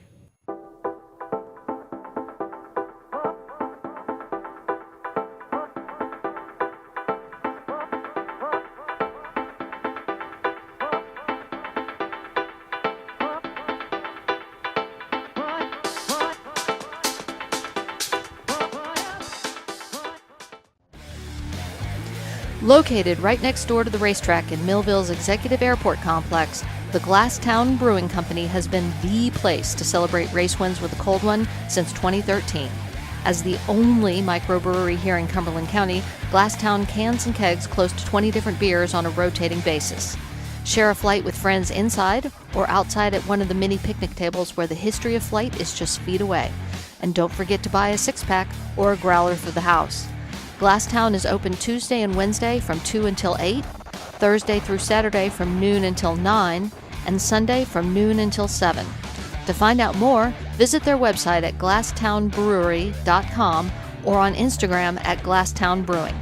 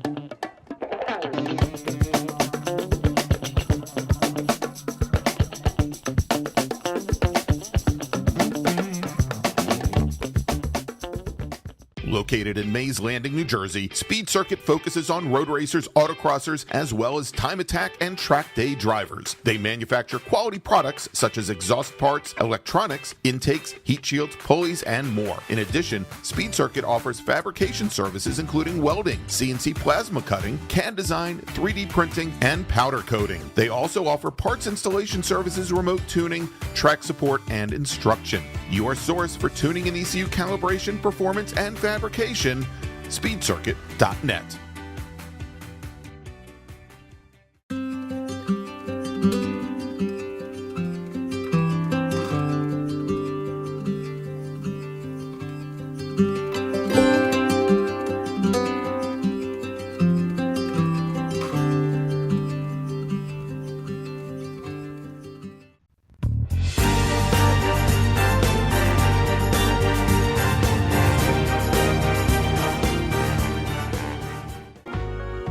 Cornerstone Financial Advisors is a family-owned and operated full-service financial planning firm in Haddon Heights, New Jersey. Advising clients throughout the country for over 33 years, certified financial planners Michael and Shauna Lamena offer a comprehensive financial planning service including retirement investment, life insurance, and estate planning to both individuals and businesses. Every plan is detailed and specifically tailored to either the business owner or the individuals they specialize in, putting you on the right track. Give them a call for a free, no-obligation consultation at 856-546-6505 or visit them on the web at cornerstonecfp.com. That's cornerstonecfp.com.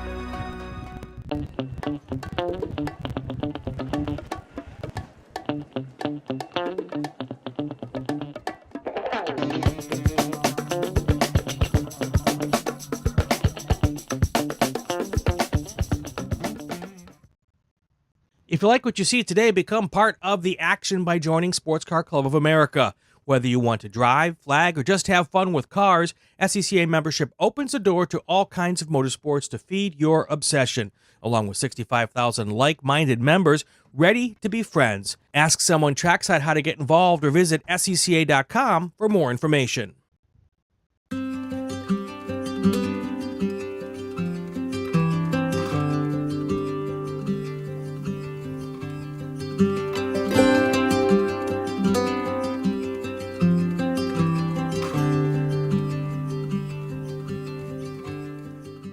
What does it take to be America's largest Corvette dealer? At Ciocca, it starts with our premier selection of new and certified Corvettes on the lot or custom ordered, with new vehicles arriving every day. Add in the country's most experienced team of specialists to help you find the perfect ride, along with the confidence that you're doing business with a company that shares your passion for excellence. Find out more at CioccaCorvette.com, or better yet, Come to America's largest Corvette dealership, Ciocca Corvette in Atlantic City.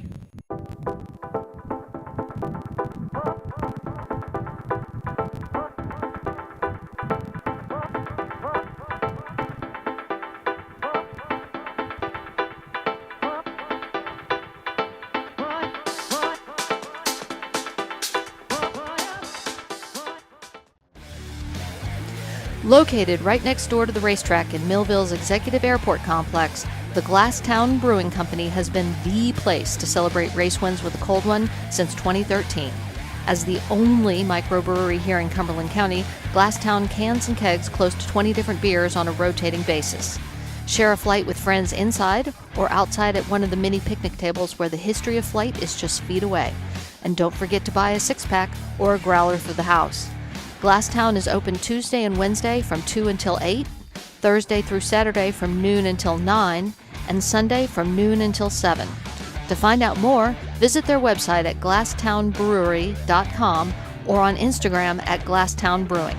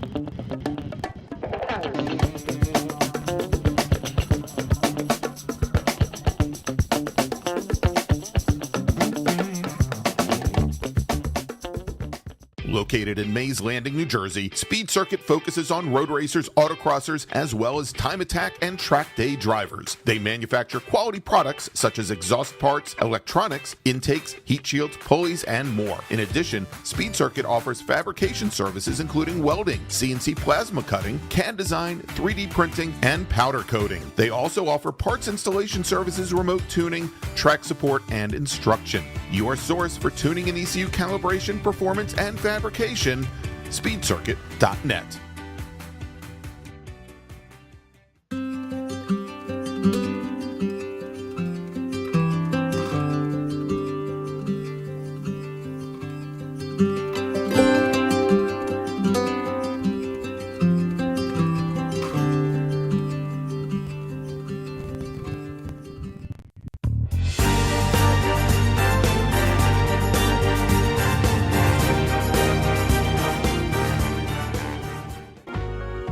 Cornerstone Financial Advisors is a family-owned and operated full-service financial planning firm in Haddon Heights, New Jersey. Advising clients throughout the country for over 33 years, certified financial planners Michael and Shauna Lamena offer a comprehensive financial planning service including retirement investment, life insurance, and estate planning to both individuals and businesses. Every plan is detailed and specifically tailored to either the business owner or the individuals they specialize in, putting you on the right track. Give them a call for a free, no-obligation consultation at 856-546-6505 or visit them on the web at cornerstonecfp.com. That's cornerstonecfp.com.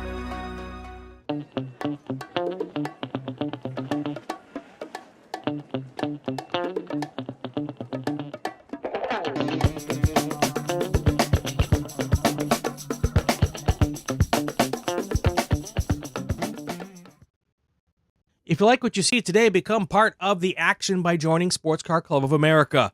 Whether you want to drive, flag, or just have fun with cars, SCCA membership opens the door to all kinds of motorsports to feed your obsession, along with 65,000 like-minded members ready to be friends. Ask someone trackside how to get involved or visit SCCA.com for more information.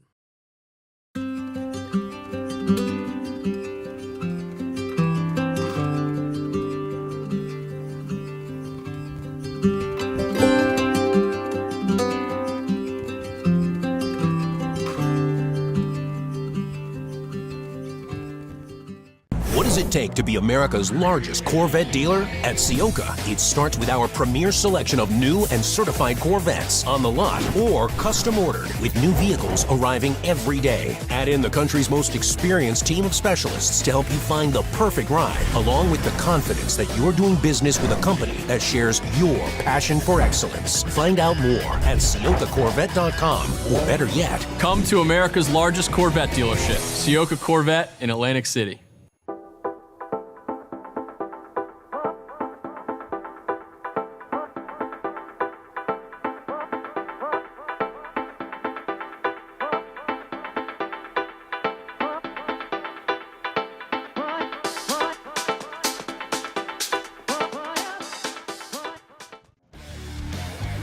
Located right next door to the racetrack in Millville's Executive Airport Complex, the Glasstown Brewing Company has been the place to celebrate race wins with a cold one since 2013.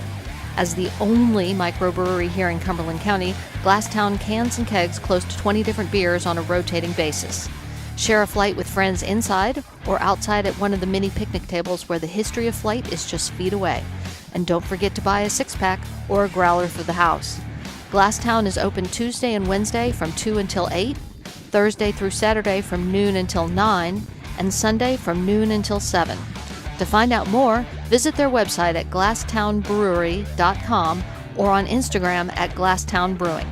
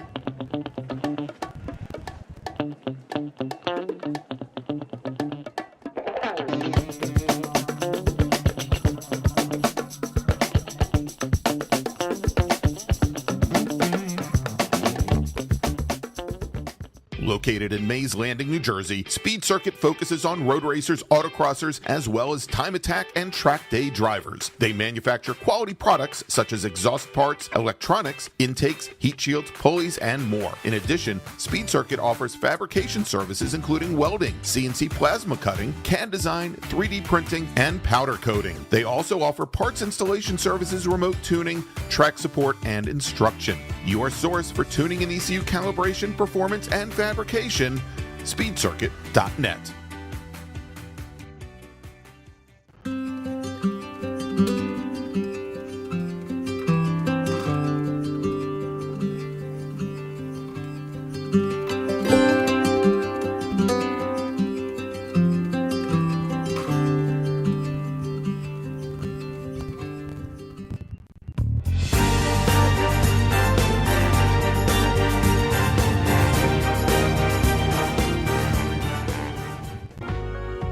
Cornerstone Financial Advisors is a family-owned and operated full-service financial planning firm in Haddon Heights, New Jersey.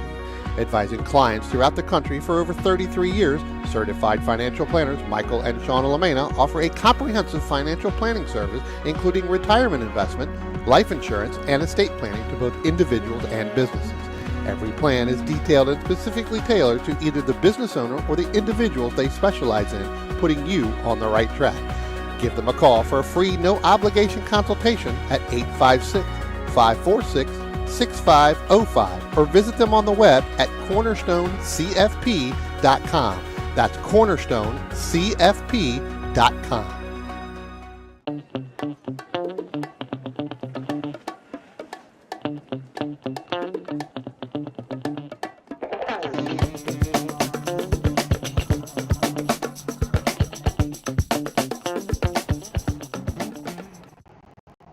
If you like what you see today, become part of the action by joining Sports Car Club of America. Whether you want to drive, flag, or just have fun with cars, SCCA membership opens the door to all kinds of motorsports to feed your obsession, along with 65,000 like-minded members ready to be friends. Ask someone trackside how to get involved or visit SCCA.com for more information.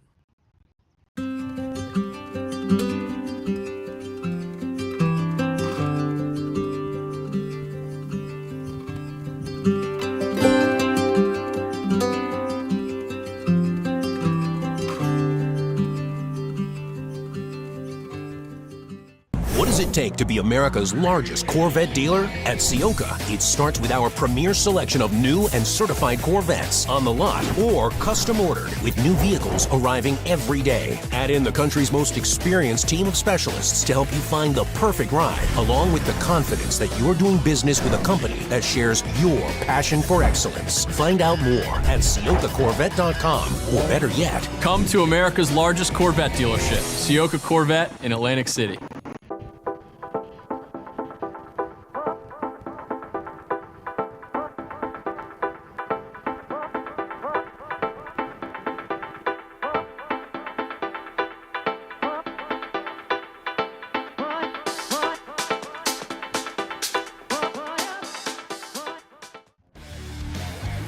Located right next door to the racetrack in Millville's Executive Airport Complex, the Glasstown Brewing Company has been the place to celebrate race wins with a cold one since 2013.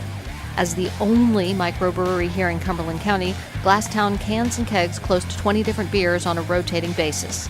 Share a flight with friends inside or outside at one of the mini picnic tables where the history of flight is just feet away. And don't forget to buy a six-pack or a growler for the house. Glasstown is open Tuesday and Wednesday from 2 until 8, Thursday through Saturday from noon until 9, and Sunday from noon until 7.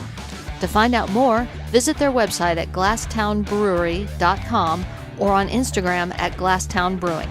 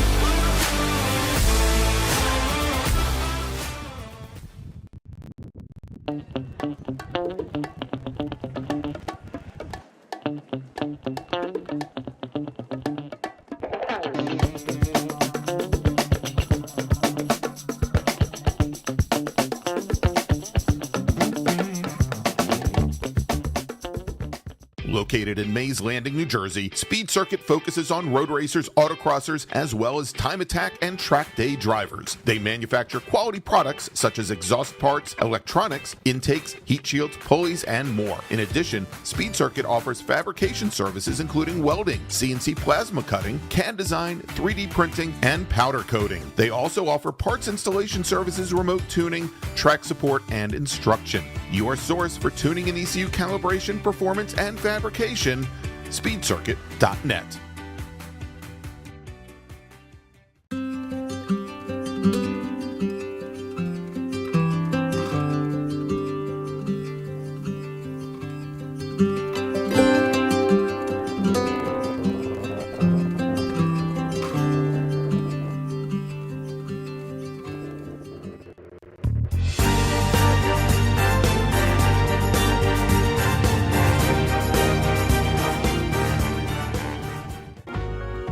Cornerstone Financial Advisors is a family-owned and operated full-service financial planning firm in Haddon Heights, New Jersey. Advising clients throughout the country for over 33 years, certified financial planners Michael and Shauna Lamena offer a comprehensive financial planning service including retirement investment, life insurance, and estate planning to both individuals and businesses. Every plan is detailed and specifically tailored to either the business owner or the individuals they specialize in, putting you on the right track. Give them a call for a free, no-obligation consultation at 856-546-6505 or visit them on the web at cornerstonecfp.com. That's cornerstonecfp.com.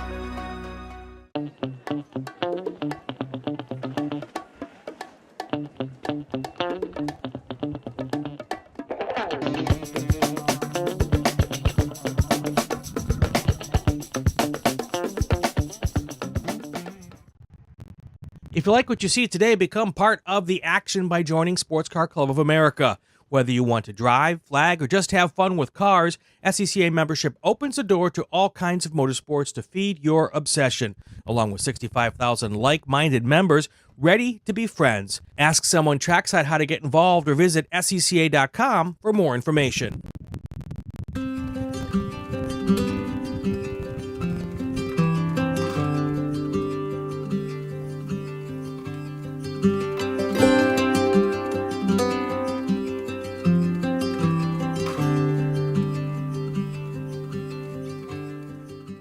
What does it take to be America's largest Corvette dealer? At Ciocca, it starts with our premier selection of new and certified Corvettes on the lot or custom ordered with new vehicles arriving every day. Add in the country's most experienced team of specialists to help you find the perfect ride, along with the confidence that you're doing business with a company that shares your passion for excellence. Find out more at CioccaCorvette.com, or better yet, Come to America's largest Corvette dealership, Ciocca Corvette in Atlantic City.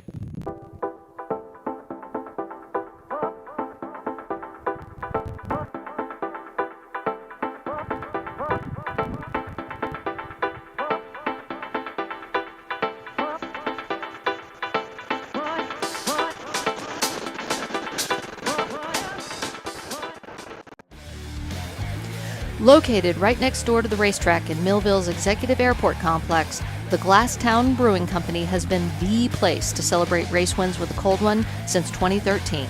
As the only microbrewery here in Cumberland County, Glasstown cans and kegs close to 20 different beers on a rotating basis. Share a flight with friends inside or outside at one of the mini picnic tables where the history of flight is just feet away. And don't forget to buy a six-pack or a growler for the house. Glasstown is open Tuesday and Wednesday from 2 until 8, Thursday through Saturday from noon until 9, and Sunday from noon until 7. To find out more, visit their website at glasstownbrewery.com or on Instagram at Glasstown Brewing.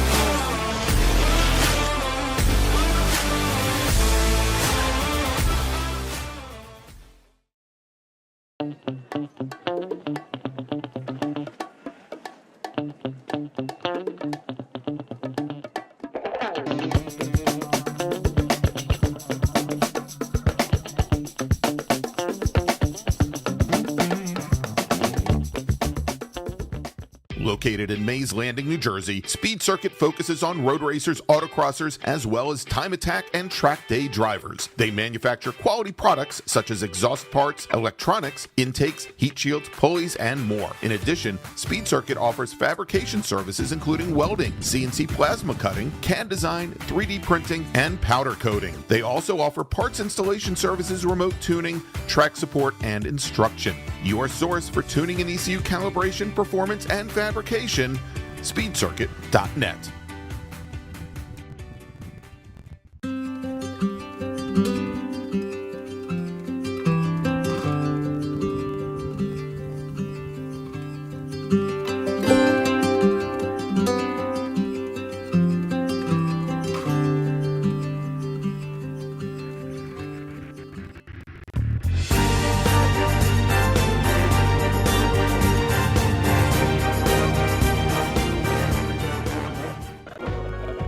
Cornerstone Financial Advisors is a family-owned and operated full-service financial planning firm in Haddon Heights, New Jersey.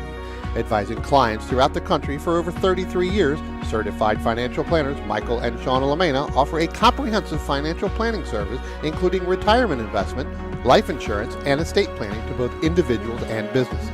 Every plan is detailed and specifically tailored to either the business owner or the individuals they specialize in, putting you on the right track. Give them a call for a free, no-obligation consultation at 856-546-6505 or visit them on the web at cornerstonecfp.com. That's cornerstonecfp.com.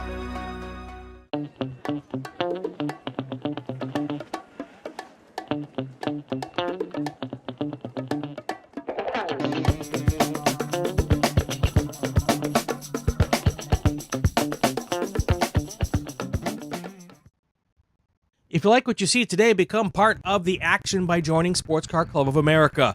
Whether you want to drive, flag, or just have fun with cars, SCCA membership opens the door to all kinds of motorsports to feed your obsession, along with 65,000 like-minded members ready to be friends. Ask someone trackside how to get involved or visit SCCA.com for more information.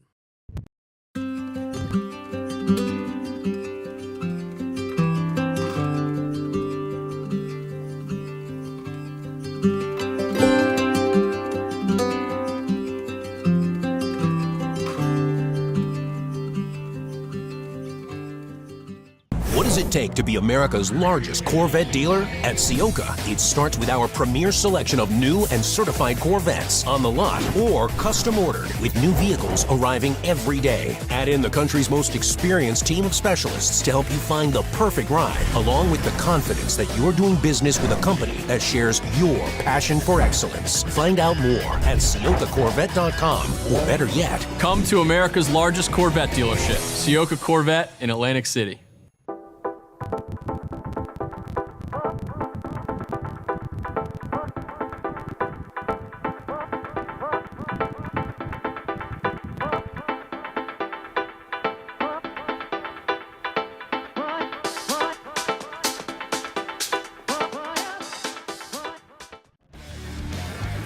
Located right next door to the racetrack in Millville's Executive Airport Complex, the Glasstown Brewing Company has been the place to celebrate race wins with a cold one since 2013. As the only microbrewery here in Cumberland County, Glasstown cans and kegs close to 20 different beers on a rotating basis. Share a flight with friends inside or outside at one of the mini picnic tables where the history of flight is just feet away. And don't forget to buy a six-pack or a growler for the house. Glasstown is open Tuesday and Wednesday from 2 until 8, Thursday through Saturday from noon until 9, and Sunday from noon until 7. To find out more, visit their website at glasstownbrewery.com or on Instagram at Glasstown Brewing.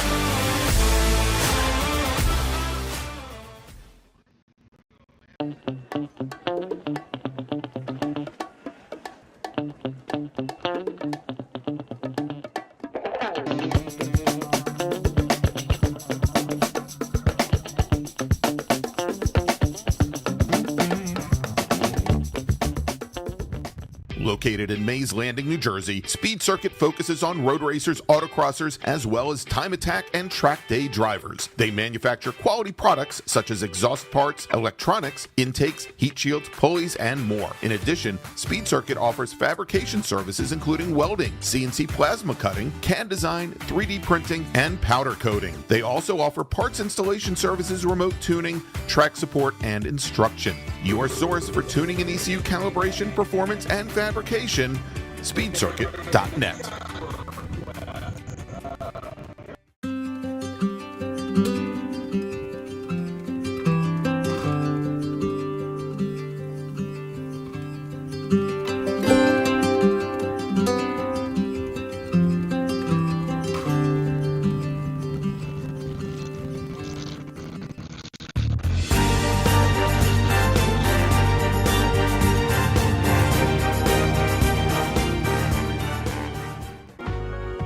Cornerstone Financial Advisors is a family-owned and operated full-service financial planning firm in Haddon Heights, New Jersey.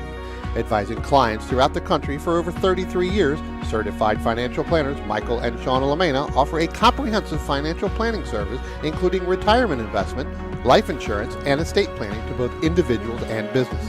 Every plan is detailed and specifically tailored to either the business owner or the individuals they specialize in, putting you on the right track. Give them a call for a free, no-obligation consultation at 856-546-6505 or visit them on the web at cornerstonecfp.com. That's cornerstonecfp.com.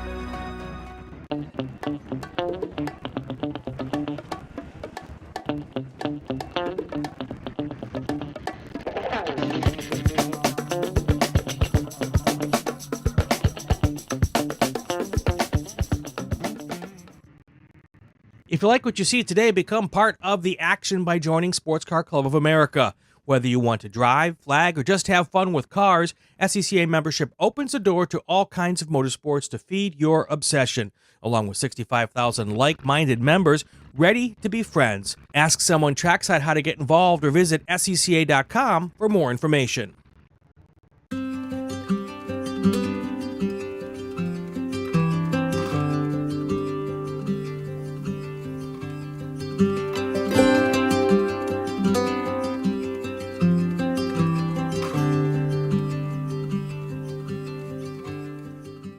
What does it take to be America's largest Corvette dealer? At Ciocca, it starts with our premier selection of new and certified Corvettes on the lot or custom ordered, with new vehicles arriving every day. Add in the country's most experienced team of specialists to help you find the perfect ride, along with the confidence that you're doing business with a company that shares your passion for excellence. Find out more at CioccaCorvette.com, or better yet, Come to America's largest Corvette dealership, Ciocca Corvette in Atlantic City.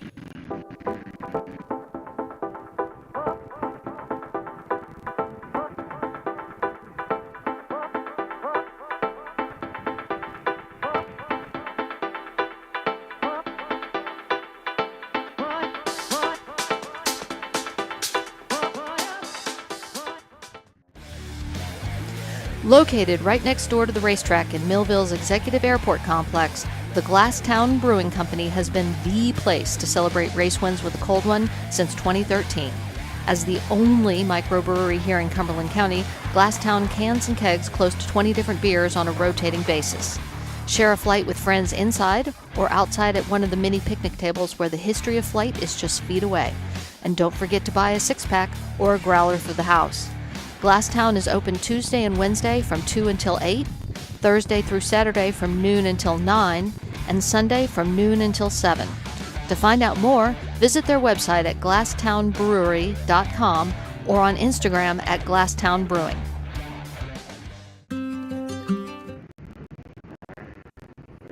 And welcome back from lunch, everybody. We are here at New Jersey Motorsports Park's Thunderbolt Circuit for the 2024 edition of the Fay Teal Memorial Jersey Devil Majors, part of the SCCA's U.S. Majors Tour and presented by the South Jersey region of the SCCA. I'm Greg Ginsberg, along with Brian Donati. We got Matt Wakowiak here as well, handling all of the great views of today's action. And Brian, we've got 3 races remaining here today. Let's take a look at what we've got coming up.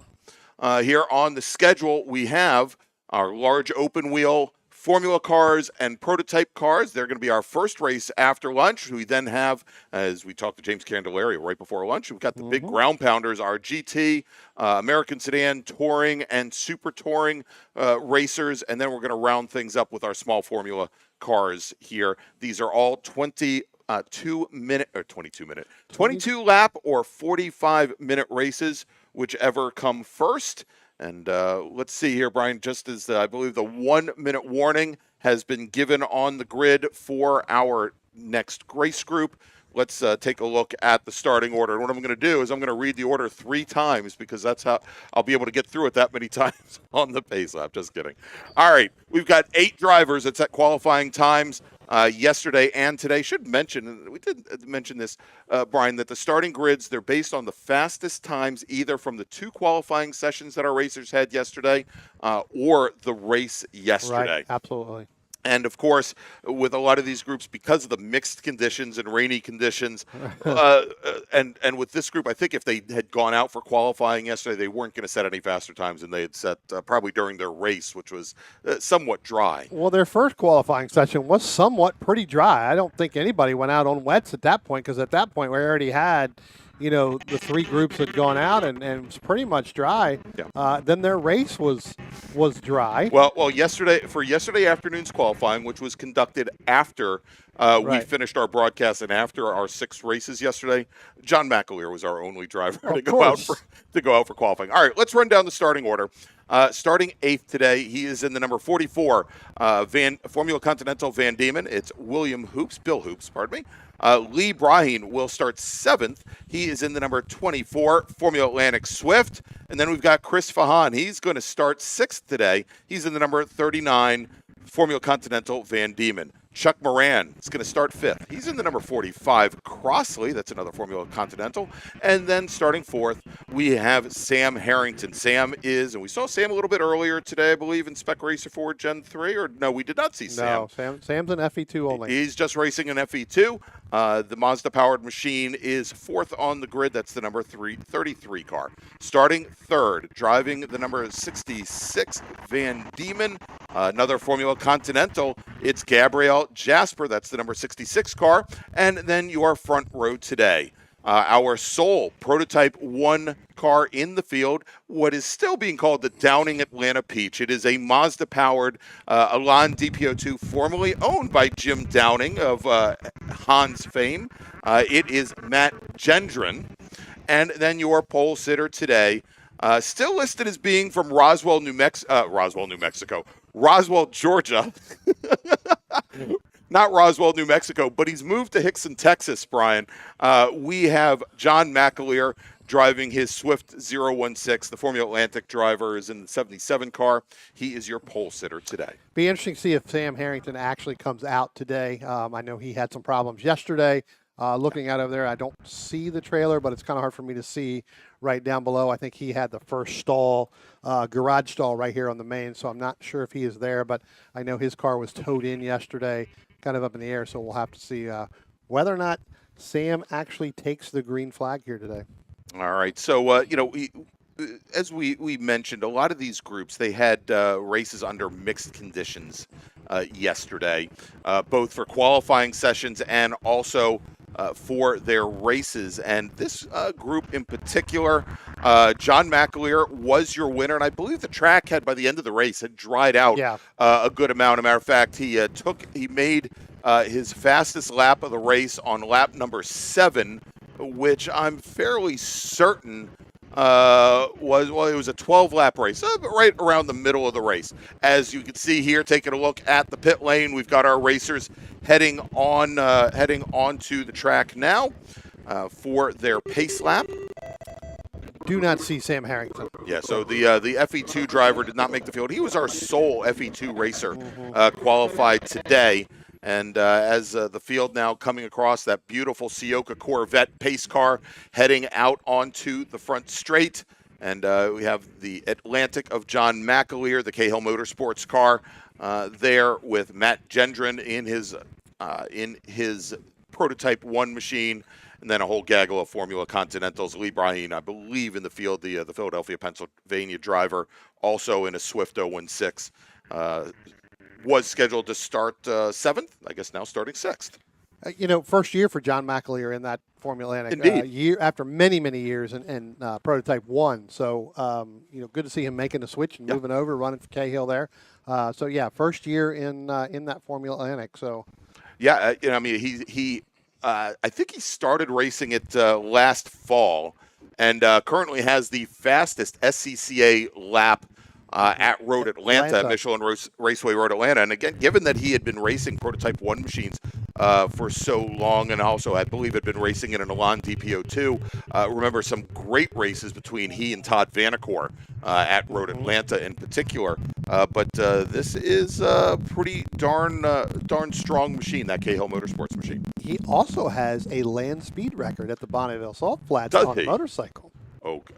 You see, now that's all kinds of nuts. Well, you go from motorcycle to land speed record to a P1 now to a Formula Atlantic.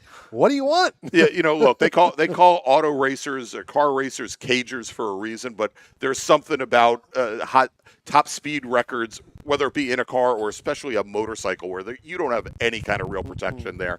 Oh my! I had trouble riding the electric bike from my motorhome back over here to the tower. Yeah, and you were only doing 20 miles an hour. I wasn't even doing that. And he's on a flat sand, basically going on a motorcycle, setting a record. All right, so yesterday, John McAleer in that Formula Atlantic, he was your overall winner. Matt Gendron did finish second. Gabriel Jasper took the win in Formula Continental over Chris Fahan, with Chuck Moran finishing third in class.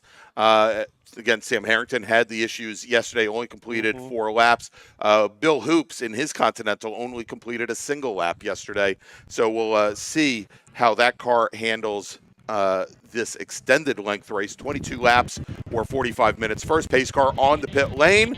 The cars are revving up, and there you go. Green flag is in the air as our racers head down and barrel down into turn number 1. And looks like, Harrington, the only driver not making the grid, as John McAleer leads the field through turn number 1. Gabriel Jasper leads Chuck Moran in Formula Continental as they come out of 1, head up the hill towards turn number 2, with Lee Bryan running second in Atlantic, running 5th overall behind that pair of Formula Continentals. Tell you what, yesterday we saw Fahan and Moran going, nose to tail basically the entire race there. Now Chuck Moran gets a great start on Gabriel Jasper right there. So right there behind that driver as they start to head down through turn 5 and head up into turn 6. So we talked about John McAleer really starting to open it up over that P1 machine. But like I said, then you end up with Jasper and Moran. They were within a car length and a half as they came out of turn 7, headed down to the Octopus. We'll see whether or not Moran's going to be able to get through the Octopus. He had some problems there a little bit yesterday getting through there, and that kind of helped move him back a little bit when he had the battle with Chris Fahan in that 39 machine. There goes Moran. I may have missed Jasper going through. It looks like, yeah, here comes Jasper now coming out of turn 12, headed down the front stretch. So, again, that car there opening up, I missed that coming through the Octopus there. But, then you got to throw in the 24 of Lee Moran. So Chris Fahan back a little bit further than what he was yesterday. All right, as our field makes their way through. So, we talked a little bit about John McAleer. Then Bill Hoops, who is racing in Formula Continental in the number 44 Van Diemen. He had some very good finishes at the runoffs a number of years ago. Finished 6th at the runoffs at Road America back in 2013, and finished 10th at Indianapolis, the first time the SCCA went to Indianapolis Motor Speedway for the runoffs. That was back again in 2017. And before SCCA road racing, and Bill has been racing with the SCCA now for, I believe it's 18 years. He raced for 27 drag racing with the NHRA.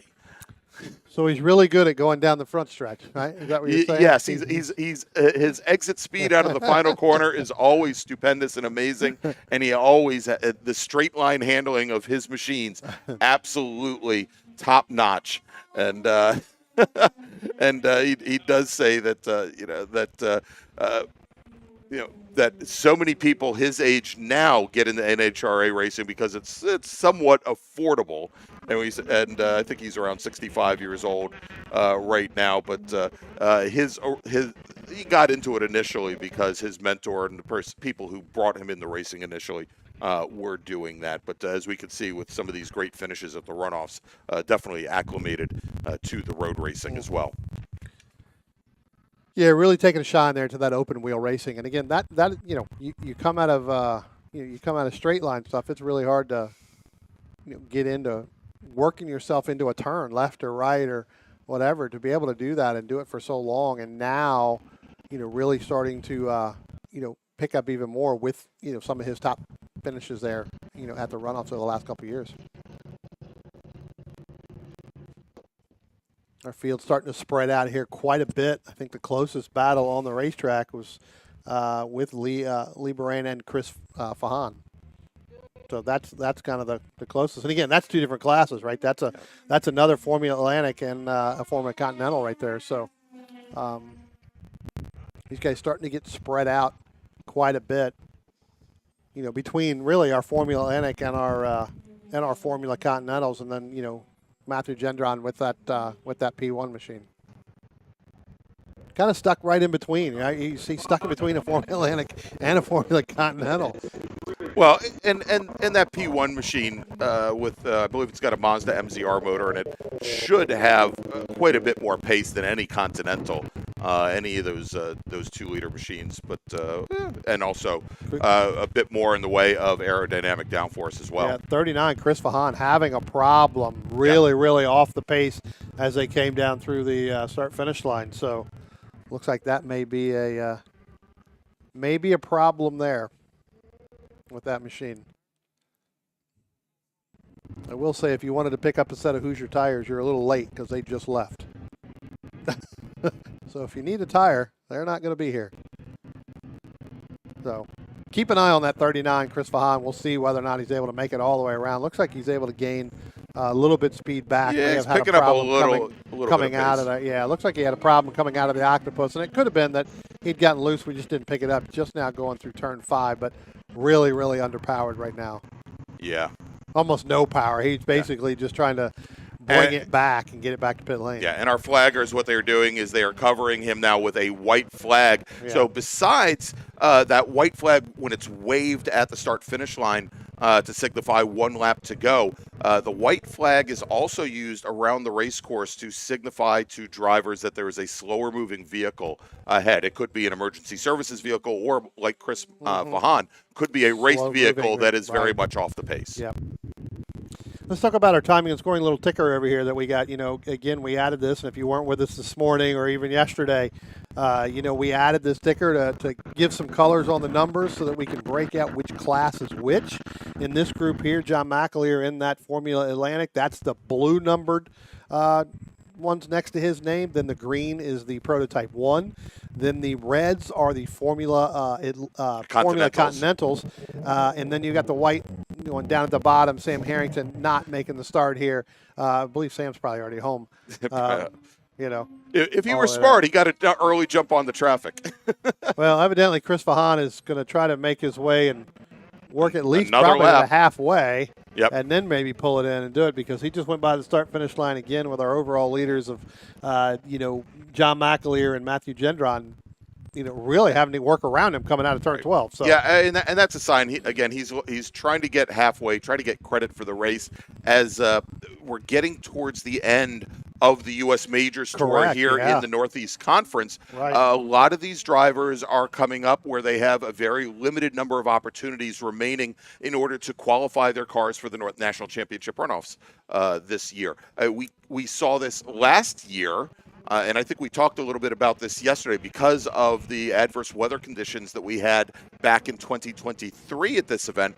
There were a lot of racers that were very concerned about not being able, much like our reigning national champion, much like our guest here at the booth, Greg and me, reigning national, and he's not a reigning national champion, but reigning national champion in American Sedan, Danny Richardson, was under quite a bit of stress that he did not think that he was going to qualify to race at the runoffs this past year. And he basically, it was, if they didn't get the points or they didn't get in the run in here when we were here last year, he would have had to go the following week to New Hampshire and try to get into the runoff that way.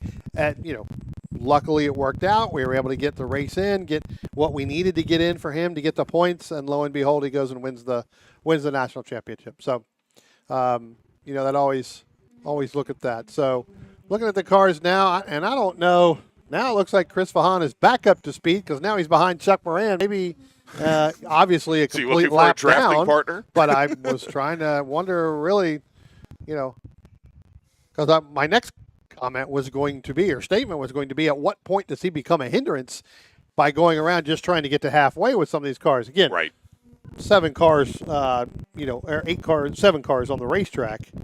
At that point, you're going to run up to him at some point. But it looks like he seems to be doing quite well now. Matthew Gendron starting to come in on John McAleer. Yeah, so. Now the last time by, Gendron picked up almost 6/10 on our leader, John McAleer. Again, this is not a fight in class as we see them coming across the start-finish line now, but just for the overall in what are essentially the 2 fastest classes in SCCA road racing. And let's apologize to Matthew because we were calling his name wrong. We don't want to get that family name wrong, through there. But he was able to come up and tell us, and he did say, "I will be in the front." That's exactly what he said. Well, he just reset fast lap of the race here, Brian. And this time by, we said he picked up almost 6/10 on the previous lap. Well, this time he picks up another 7/10 as he closes it down to less than a second. And we may be seeing maybe that John McAleer might be having a bit of an issue with that Formula Atlantic Swift. Could be, again, another, trying to get, don't really want to push the issue completely until they get to at least halfway and then start to really push it. But, again, when you know that you're up by about over a minute and a half, almost a full lap over your next computer or next competitor, you end up with a, you don't have to push it as hard. And he knows, John knows he's not racing, Matthew there. Right? Exactly. Yeah, he knows he's not racing him. So. All right, and that time by, neither driver resetting fast lap, and we just saw McAleer dip down into the mid 15-second range, a 1:15.7. That was about 0.8 faster than the Elan. And, things are going quickly, mercifully, for us, as we now have 8 laps in the books, 14 laps remaining. And next up, and we'll give them a call to the grid in a few moments, but next up is going to be our big bore race, the big ground pounders. And, it was interesting listening to James Candelaria talking about how he has to, with that Touring 1 Corvette, negotiate a good portion of this course. And it's not so much with the steering wheel, not so much with the brake pedal, but it is all adjusting attitude of that car with the throttle. Through certain corners, getting on the throttle, getting off the throttle, and trying to make the rear change direction and get the rotation that you need to be able to negotiate, especially some of the much tighter corners like we see over in the Octopus.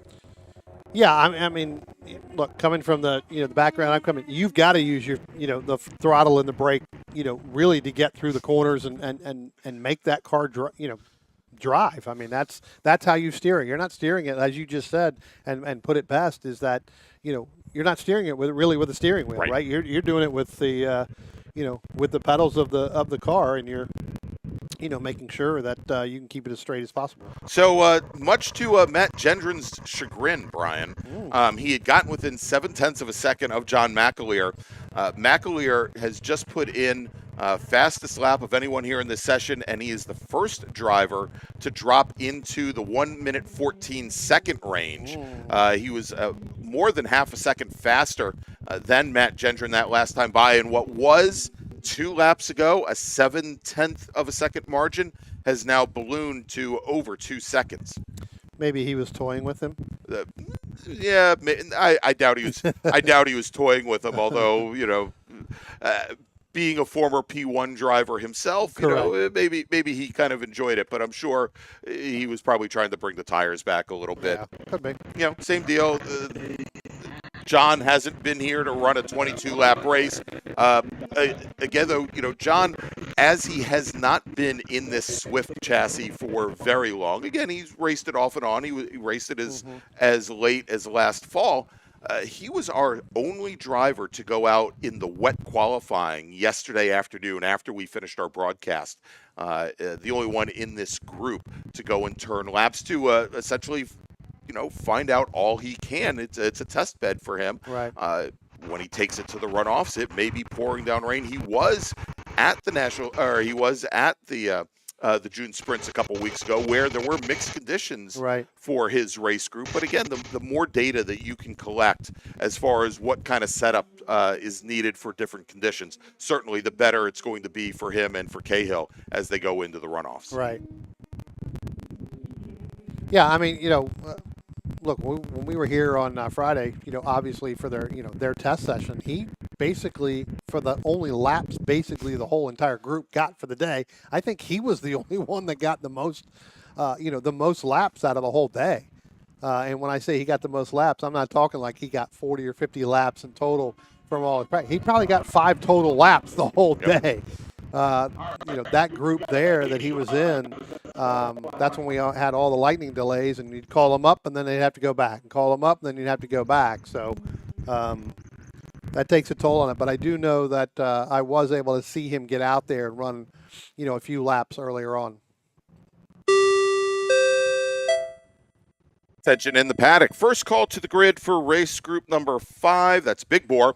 GT1, 2, and 3, GTX, American Sedan, STU, prototype, probably not prototype, Touring 1, Touring 2, and Touring 3. Please head to the grid. Race group number 5. This is your first call to the grid. Going to have a little bit of a surprise for you there, too. We talked about it before. Yeah. We went to lunch. May have a little bit of surprise for you. That would be nice. On our stream and on our thing. So if you're not watching the stream or somebody's not watching it, go ahead and tell them to jump on, because I think good tease. I think that race is going to be a good race overall. I agree. Plus, we're also, like I said, we're going to have that surprise. Have a couple extra views for you. Yeah. Here, which given that our robotic cameramen seem to be succumbing to the heat a little bit here. It'll be nice to have a couple extra views, but yeah. It's funny how all our camera people leave right after lunch. You notice that? They all decide, I'm done. Mike LaMena tried. I don't even know if he's gotten out. I haven't seen him pull out yet, so I have no idea. We'll have to see whether or not. I know there's a lot of mud back there. I'm a little concerned about us getting out, but I think that the longer we're here, we're going to dry up just a little bit more. So, yeah, it looks like I just got the thumbs up out the door that LaMena looks like the bus has moved, and that's because of the tractor here at the racetrack. It's a good thing they have front loaders here. Is that what you're saying? Yeah. All right, so Matt Gendron now goes down into the 114 range. He puts in his best lap of the session, and he's doing his best to match what John McAleer is doing. Gendron puts in a 114.751, Brian. That is 1/100th of a second off of what John McAleer had set 3 laps earlier. But as McAleer crosses the line now and is starting lap number 13, Gendron has closed that gap down to just a small touch under 2 seconds. It's about 2/100ths of a second under 2 seconds. Yeah, and McAleer goes 113. Wow. 113.9. So he is our first driver now in the 13s as he responds to Gendron. And I think yesterday's race, Brian, the fastest, and again, we were under mixed conditions, and A lot of the rubber had been washed away from the track. Yesterday, John McAleer's fastest race lap was at a 1:15.46. Yeah. So he is now about a second and a half underneath that lap time. Yeah. And I believe that, and I'm fairly certain, I don't have the sheet here, but I believe that is a new Formula Atlantic record here at New Jersey Motorsports Park. Nobody take what I just said as official. If you don't get a certificate in the mail, if you don't get some special prize or award, I'm gonna deny I ever just said that. Well, I heard and I read that we had a new STL record this morning. That's right, by Deacon Greenfield. Yeah, by Deacon Greenfield. So basically took Waldo and smacked him upside the head and said, you can win the race, but I'm getting the record. So those of you who don't know who I'm talking about when I say Waldo, he'll know. Just say it. It's Chris Childs. It's Chris Childs. There we go. He's probably on his way home. I did see him leave earlier, so pretty good battle going down into turn 5 there. Matt just picked that up, headed up out of 5 and headed up into 6 and 7, and that is Chuck Moran and Lee Brain. That's a Formula Continental and a Formula Atlantic, but a pretty good battle on the racetrack there. They almost were going to go too wide going into 5, and Lee decided to get in behind Moran and hold off. So they're now coming through the octopus now, so we'll see whether or not Moran's able to hold him off. It looks like Moran's going to get ahead of Chuck Moran there. So going in, so that happened probably around 6 or 7. Well, Brian, I tried to pull up the track records for New Jersey Motorsports Park Thunderbolt Circuit as shown on the NEDIV SCCA website. Well, the newest that we show is being back in 2021, and when I try to click on the link, file not found. So then we have a new track record. That's right. Congratulations, John McAleer. You are a new Formula Atlantic track record Just now holder. Created a track record. I'm sure you'll get something in the chat and they'll say, no. I'll bet you I don't. I hold the record, or he holds the record, and that would be great. If somebody knows what that is, especially in Formula Atlantic around here, let's. Well, I can go a little bit further back. I can go back to October of 2019. So we're talking 5 years ago, Brian. And the track was in much better shape at the time. Track record, wow. Okay, so maybe. Maybe not. Maybe we're not even anywhere close. Oh. I am showing. I'm looking at Lightning. I'm not looking at Thunderbolt. Hold on. I was going to say that looked much too quick for Thunderbolt. Formula Atlantic, Garth Rickards, back in this was July 26, 2015. So at this event. Almost 9 years ago, 9 years ago, Garth Rickards turned a 1:12.328. So, so about a second and a half faster than what John Mack. So, John, keep digging, buddy. Yeah, keep digging. Push harder. A lot of work to do. Don't push the tires off. And again, that was back then. Now you've got a new, fresh track where, as we talked about this earlier.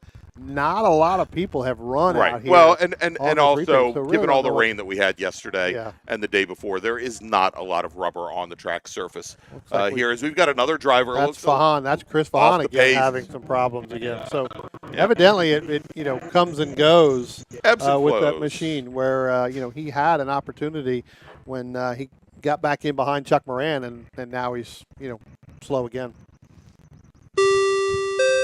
Comes and goes. Attention in the paddock, second call to the grid for race group number 5, Big Bore. American Sedan, GT 1, 2, and 3. Touring 1, 2, and 3. GTX, GT3, well, I said that already. NSTU, that's it. If you're in race group 5, please head to the grid. Your race is next.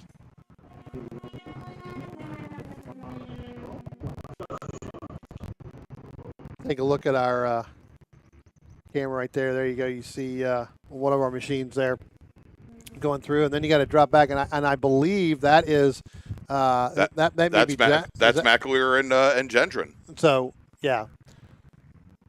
as Gendron now gets a actually no, that is not that wasn't that was not the Atlantic of. Was that McAleer getting ready to put a lap on Gabriel Jasper? Yeah, I think so. that's what we were just watching there. Yeah. Yeah, that's Jasper going up to in the red and white Continental, exactly. Mm-hmm.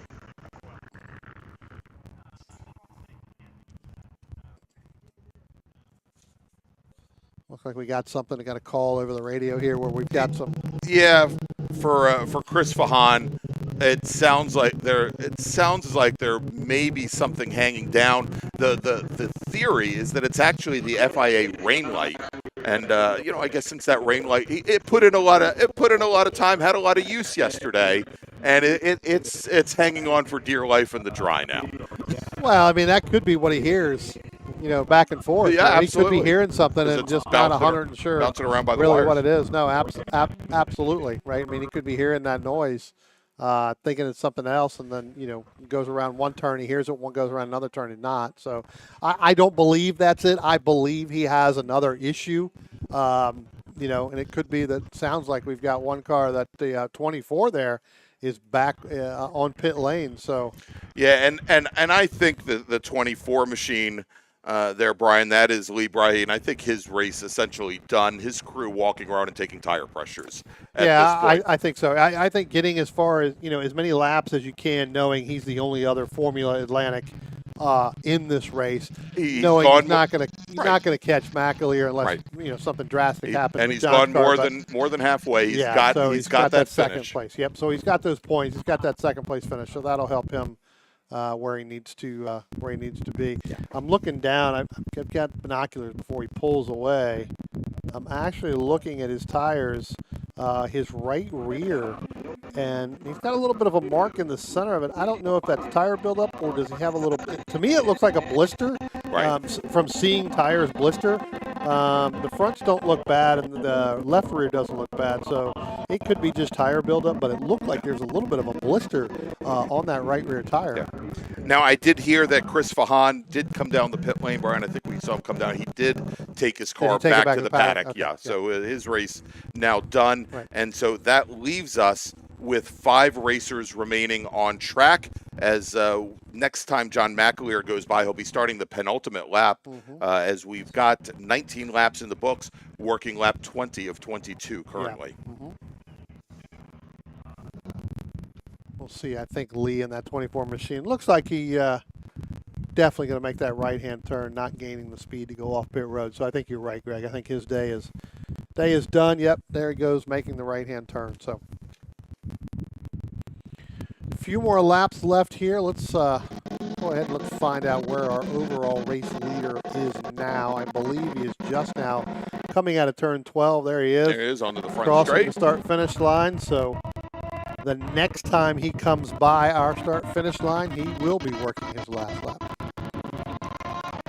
So where Matthew Gendron was right there for the first half of this race, kind of open it up. And again, he may have some tire degradation because absolutely, he really didn't know where, what the tires were going to do. None of these racers did. Yeah, I was going to say, I think we're going to see it.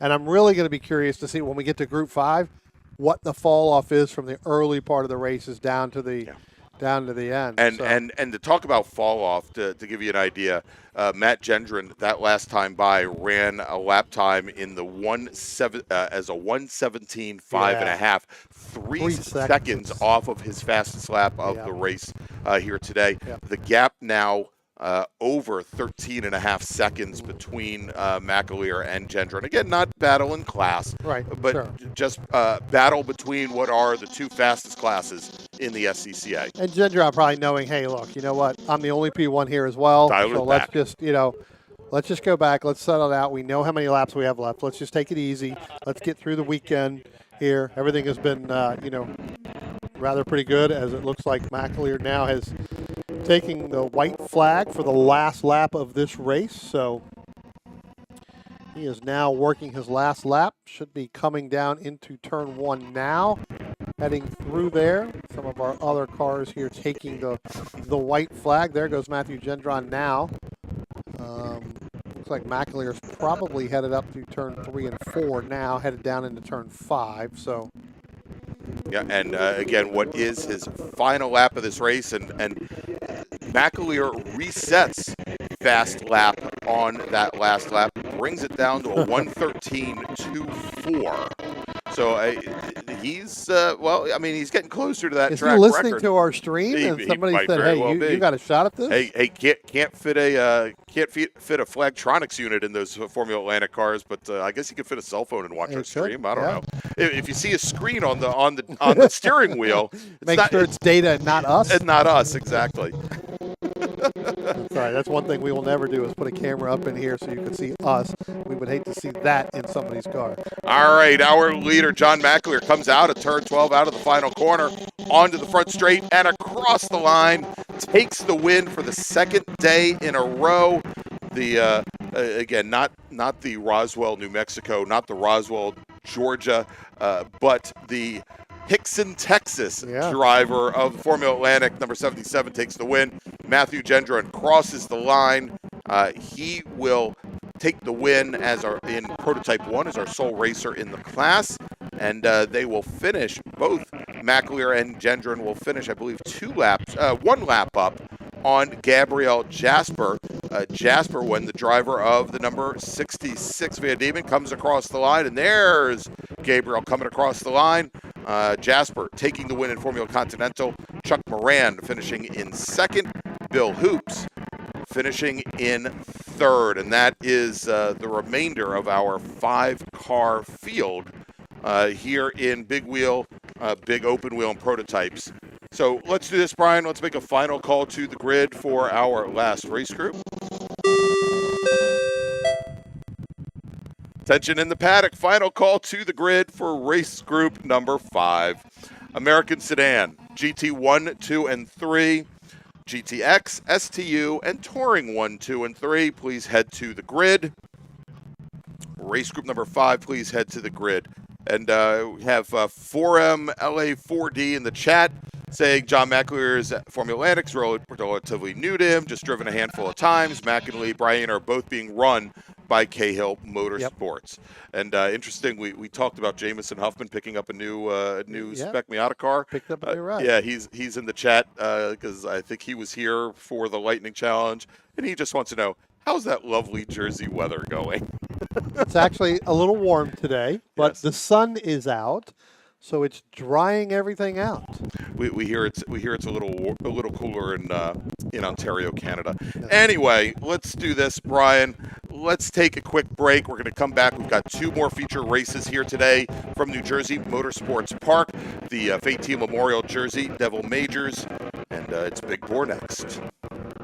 Located in Mays Landing, New Jersey, Speed Circuit focuses on road racers, autocrossers, as well as time attack and track day drivers. They manufacture quality products such as exhaust parts, electronics, intakes, heat shields, pulleys, and more. In addition, Speed Circuit offers fabrication services including welding, CNC plasma cutting, CAD design, 3D printing, and powder coating. They also offer parts installation services, remote tuning, track support, and instruction. Your source for tuning and ECU calibration, performance, and fabrication, speedcircuit.net.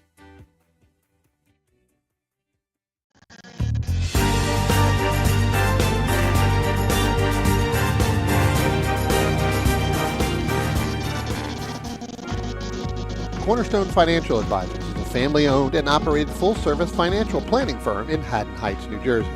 Advising clients throughout the country for over 33 years, certified financial planners Michael and Shauna Lamena offer a comprehensive financial planning service including retirement investment, life insurance, and estate planning to both individuals and businesses. Every plan is detailed and specifically tailored to either the business owner or the individuals they specialize in, putting you on the right track. Give them a call for a free, no-obligation consultation at 856-546-6505 or visit them on the web at cornerstonecfp.com. That's cornerstonecfp.com.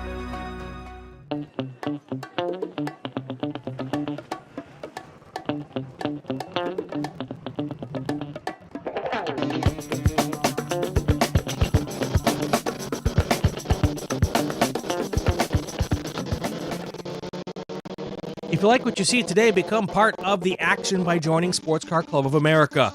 Whether you want to drive, flag, or just have fun with cars, SCCA membership opens the door to all kinds of motorsports to feed your obsession.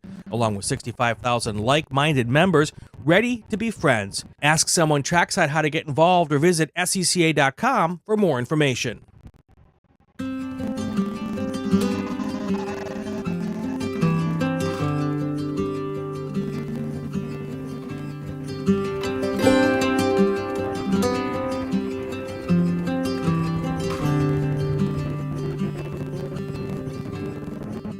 What does it take to be America's largest Corvette dealer? At Ciocca, it starts with our premier selection of new and certified Corvettes on the lot or custom ordered, with new vehicles arriving every day. Add in the country's most experienced team of specialists to help you find the perfect ride, along with the confidence that you're doing business with a company that shares your passion for excellence. Find out more at CioccaCorvette.com, or better yet, Come to America's largest Corvette dealership, Ciocca Corvette in Atlantic City.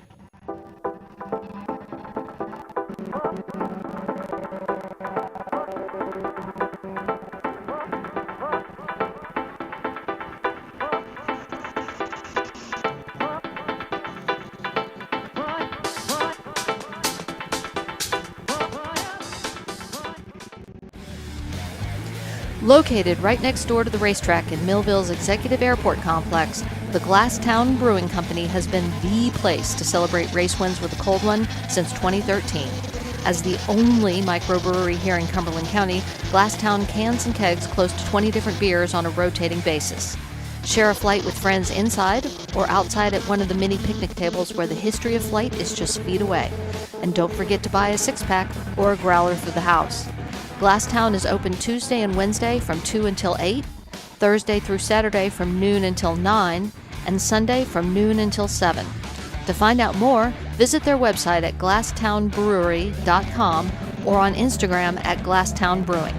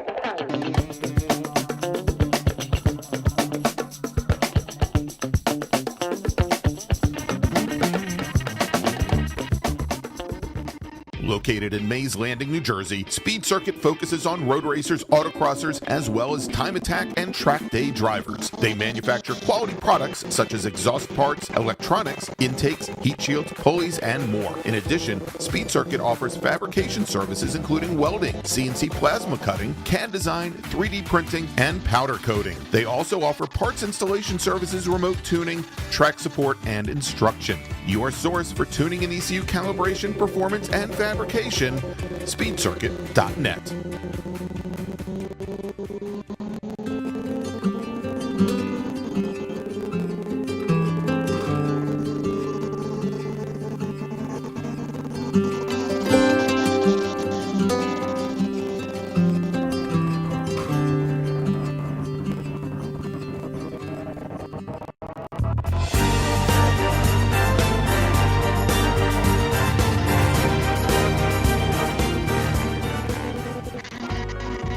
Cornerstone Financial Advisors is a family-owned and operated full-service financial planning firm in Haddon Heights, New Jersey. Advising clients throughout the country for over 33 years, certified financial planners Michael and Shauna Lamena offer a comprehensive financial planning service including retirement investment, life insurance, and estate planning to both individuals and businesses. Every plan is detailed and specifically tailored to either the business owner or the individuals they specialize in, putting you on the right track.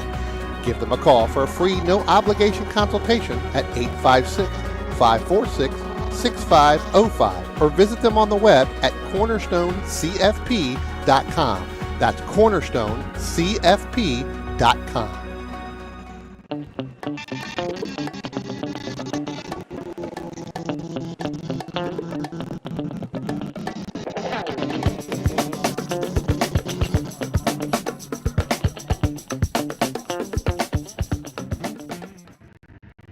If you like what you see today, become part of the action by joining Sports Car Club of America. Whether you want to drive, flag, or just have fun with cars, SCCA membership opens the door to all kinds of motorsports to feed your obsession, along with 65,000 like-minded members ready to be friends. Ask someone trackside how to get involved or visit SCCA.com for more information.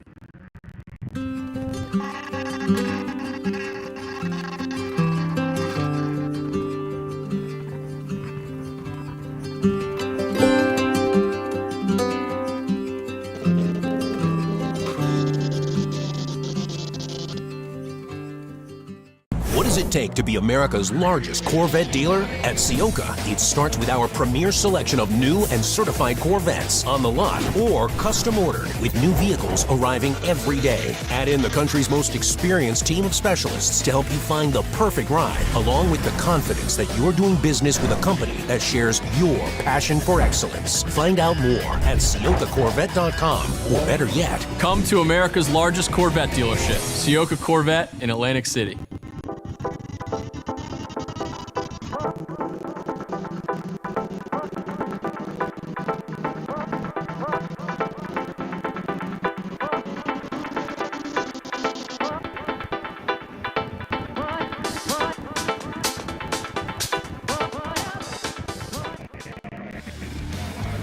Located right next door to the racetrack in Millville's Executive Airport Complex, the Glasstown Brewing Company has been the place to celebrate race wins with a cold one since 2013.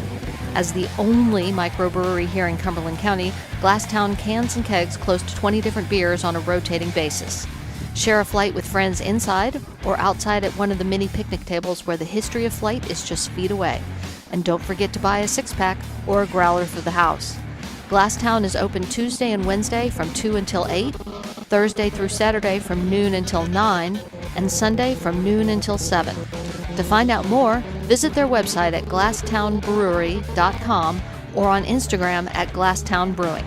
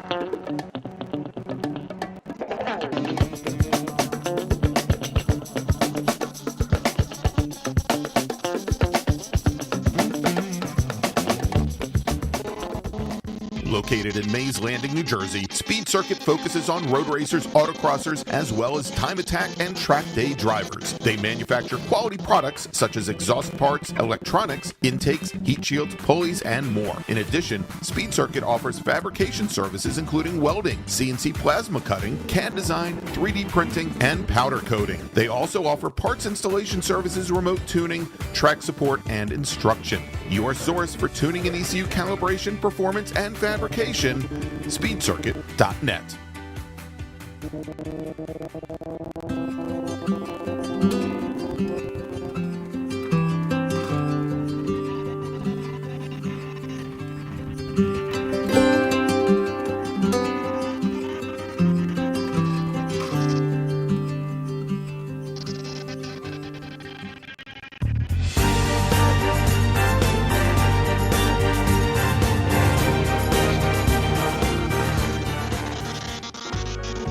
Cornerstone Financial Advisors is a family-owned and operated full-service financial planning firm in Haddon Heights, New Jersey. Advising clients throughout the country for over 33 years, certified financial planners Michael and Shauna Lamena offer a comprehensive financial planning service including retirement investment, life insurance, and estate planning to both individuals and businesses. Every plan is detailed and specifically tailored to either the business owner or the individuals they specialize in, putting you on the right track. Give them a call for a free, no-obligation consultation at 856-546-6505 or visit them on the web at cornerstonecfp.com. That's cornerstonecfp.com. Welcome back to New Jersey Motorsports Park's Thunderbolt Circuit, everybody. It is the 2024 Fay Teal Memorial Jersey Devil Majors. I'm Greg Ginsburg, along with Brian Donati, Matt Wakowiak here as well. And Brian, we've got 2 races remaining on the day. It is one of the races I've been waiting for because, well, 1, because of the subject matter. 2, because we've got some new things to show people, hopefully, here today as part of this race. And, well, because our good friend James Candelaria, who we talked to before lunch, hoping he does well as well. This is Big Bore. It is GT 1, 2, and 3, American Sedan, Touring 1, 2, and 3, as well as STU. Let's run down the starting order. We're going to have, once again, a split start. We're going to have our GT and our American Sedan cars up front. We're going to have the Touring cars and STU in the second pack. Let's start with that front pack. Your pole sitter today, driving the number 24 Ford Fusion, Steve Manganelli, with Sterling Cole starting second. He's in the GT2, number 13 Mazda RX-7. Warren Montague and Danny Richardson will make up row number 2. Montague in his GT3 Toyota Celica, Dan Richardson in his American Sedan Chevy Camaro. Kurt Rezatano, yesterday's winner in American Sedan, will start 5th. On the inside of row number 3 with Timothy Proctor in his GT3 Nissan 240SX starting 6th. Amy Aquilante will start 7th on the field with Bill Resmanzo starting in 8th. He's in a GT1 Olds Cutlass, Amy Aquilante in her American Sedan Pontiac Firebird. And then we've got the 2 American Sedan cars of James Jost, the former national champion, in his Ford Mustang, and then Beth Aquilante in her Pontiac Firebird. They're going to make up row number 5, starting 9th and 10th. Let's now look at our Touring and STU field. On the pole today, yesterday's winner in T1, it's going to be James Candelaria in the number 134 Chevy Corvette. Jonathan Vasquez in his BMW M3, the 127 car, will start second. David Sanders, our pole sitter in Touring 2, will start third in the number 73 Chevy Corvette, with Marshall Mast in his Pontiac Solstice starting 4th. He is your T3 pole sitter. That's the 31 car. Anthony Valente will start 5th. He's in the number 90 Touring 2 Chevy Camaro. Alan Phillips in the number 46 Touring 2 Ford Mustang, assuming that car makes it out on the field. He had some mechanical issues yesterday. I think we talked about it. He was looking for Mustang number 3. He is scheduled to start in 6th position. Starting 7th, Jeffrey Pascali in the number 63 Touring 2 Chevy Corvette. Starting 7th, starting 8th, Joseph Latanzi also in a Touring 2 Chevy Corvette. Then we've got starting 9th, Dominic Rizzo in a Touring 2 Chevy Corvette. Starting in 10th, in the number 39, Touring 3 BMW 330i, Ed Karabek. And then we've got John Gatzmeyer starting in 11th in the number 92 Touring 2 Chevy Corvette. Nicole Jacques in her Touring 2 Ford Mustang starting 12th. And then starting 13th in the STU BMW 325, Frank Copobianco. Tell you what, great start for our first group here. Our second group's getting ready to come out. It is a continuous green flag, so the full track is continuously green at this point. Minginelli gets out to a great start, and then you got to throw in that 13 Sterling Cole in that GT2 machine. Daniel Richardson got a great start on the left-hand side of that, getting in front of the 08 of Kurt Resitano as they went through turn 1, Greg. And I'll tell you what, we'll see whether or not Resitano's going to be able to work back to the 22 there of Daniel Richardson. Well, in that second group, we saw where James Candelaria got a great start in his Chevy Corvette. He talked about how yesterday Jonathan Vasquez in the BMW got an amazing start simply because the green flags were out already. Green flag means go. Jonathan Vasquez went. Right. Well, I think there was a little miscommunication. I talked Yes. to James last night about it when he said that it was explained that there would be a waving for the first group, and then he took it as the next group would then get another green. Jonathan Vasquez, I guess he paid attention to the driver's meeting. Right. Because as soon as that green flag came out, he took off. He was gone. Yep. That didn't happen today. We know that Candelaria got a great start in that 134 in that Corvette. So. All right. We're already starting to see a great battle here coming together between Danny Richardson and Kurt Resitano. Steve Minganelli crosses the start-finish line to complete lap number 1, Brian. Those two American sedan cars, Danny Richardson in the white and blue number 22 Mustang, Kurt Resitano in that gray, we'll call it a gray, 08 Ford Mustang.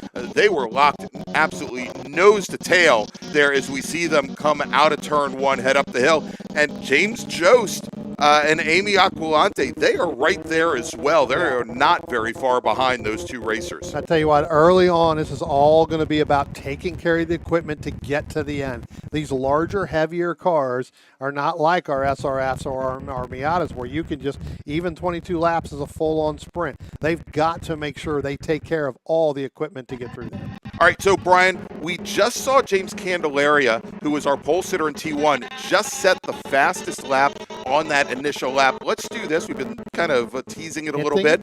Let's go on board with James Candelaria.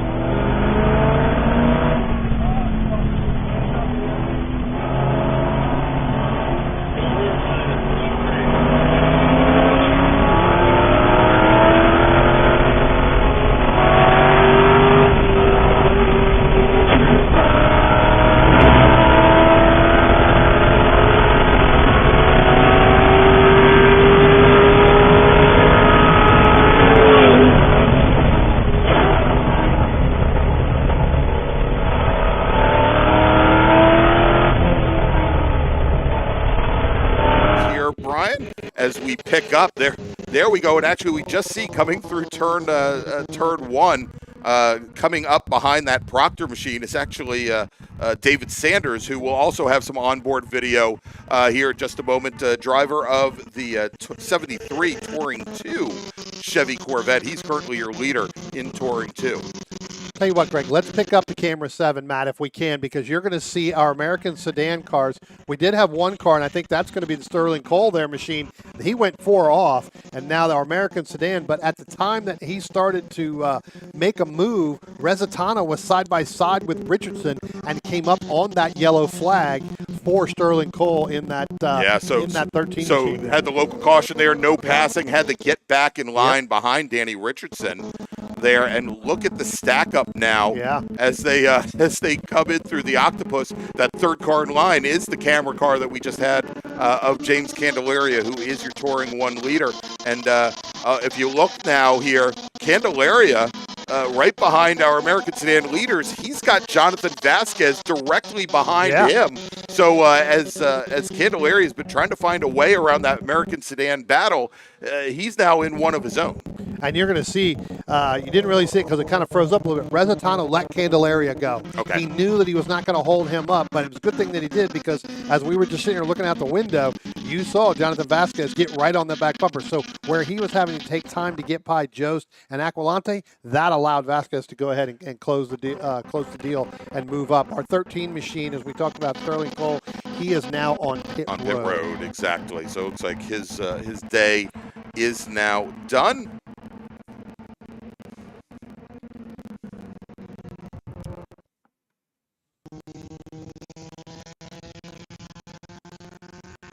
As we watch this American sedan now, look, side by side going into 7, Danny Richardson just had Jonathan Vasquez's Touring 1 machine outbrake him into turn number 7 as they come through the octopus. So again, that T1 battle now clear of the American sedans. Vasquez has lost a lot of ground to Candelaria, but Danny Richardson now still in a position where he's got to hold off the Mustang of Resitano. I wouldn't be surprised if Resitano is just sitting here, just kind of running with Danny, not really trying to put trying to get Danny to make the mistake, right? Just comfortable riding as they come out of turn 12 and they head by the start-finish line. Every single time you'll see Resitano move over to driver's right just a little bit to break the draft, to get some air underneath that car, to get some air to the nose of that Mustang. Yeah, indeed, and it looked as though even with that, the Mustang maybe a little more legs than the Camaro of Danny Richardson. We saw yesterday where Resitano, once he got around and was able to dispatch Danny Richardson, he was able to open up. I think it was like a 12-second gap at the end of the race there. And in mixed conditions, in a place where Danny Richardson is normally very, very strong, but for the time being, he is managing to hold him off. Now let's do this. Let's move over. We got one more in-car video or in-car camera.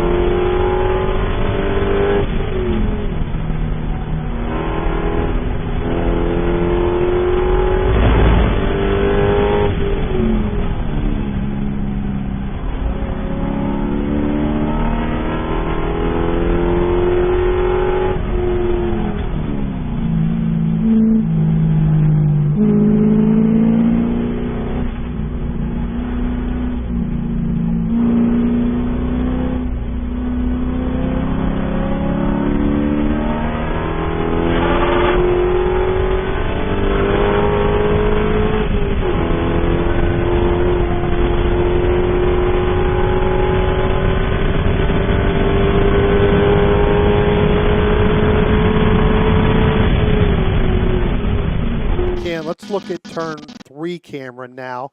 It's like magic. He got there before you even said it. He did, right? This is our American sedan battle here between Richardson and Kurt Resitano. Again, those two just been nose to tail the entire race, even when they did go through some traffic or had some traffic coming through them when we talked about the 134 of James Candelaria getting through. As they go down and into turn 5, you see Richardson go a little bit wide coming out of there, driver's right. Now Resitano looks like he may go side by side with Danny Richardson right there, and Resitano's really been getting out of turn 6 pretty well. He's going to go far driver's left, try to do an over-under as they enter into the Octopus. Not sure he's going to be able to make that stick. I'm going to look here through the binoculars as well as on the camera, but it doesn't look like that he's going to be able to do that, so he's got to get back in between. All right, Brian, I'd like to jump a little bit further back in Touring 2. We saw David Sanders a little bit earlier, but a great battle shaping up for third in American Sedan.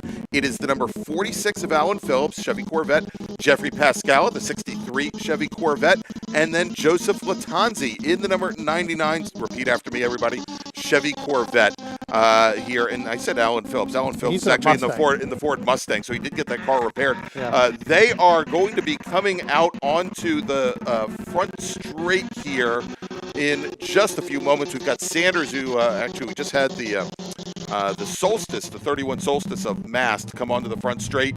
And so here comes... Here they come now. Yeah, here we go now onto the front straight now. And what we had, and this is what I thought, is I saw Pascal and Latanzi get around Alan Phillips. Alan's in the black number 46 Turf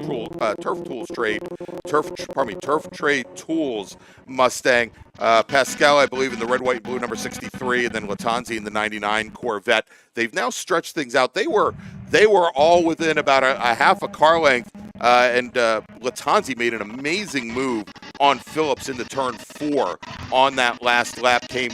Popped out into the braking zone very quickly, managed to come down underneath him, and then get across his nose to go into turn 5. Have to reset some timing here. Mine still showed like 18 laps left to go. I'm like, well, I know they've run more than that, so. Speaking of which, Brian, let me make a first call to the grid for our next group.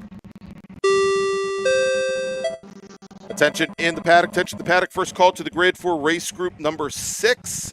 That's Formula F, Formula V, and Formula 600. Please head to the grid. Race group number 6, Formula F, Formula V, and Formula 6. Please head to the grid. And we're still watching that battle as they come through the Octopus, and wow, it looks like our cameraman really giving up the ghost over there. After lunch. That's it. He's all weighed down.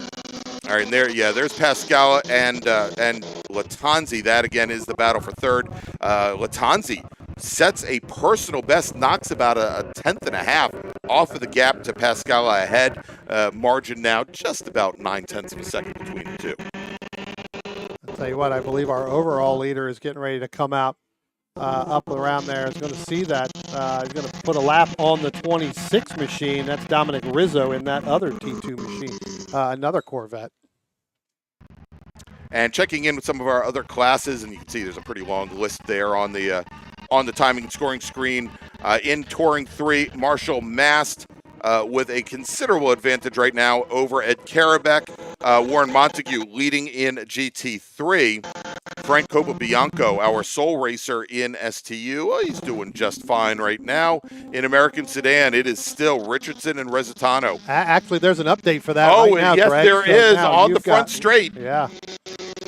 And as they come to the line here, Brian, there it is. It is the gray Ford Mustang, the 08 car, Kurt Resitano. He gets around Danny Richardson. So I think that maybe they probably had a problem getting through some of the lap traffic back there because there is a car in between them. And I think what happened is Richardson had to basically check up where he really didn't want to, and that allowed Kurt Resitano in that Mustang to keep the momentum up to get up to him and go by him. If not, I think Richardson may have slipped a little bit through the Octopus because that's really where it took place.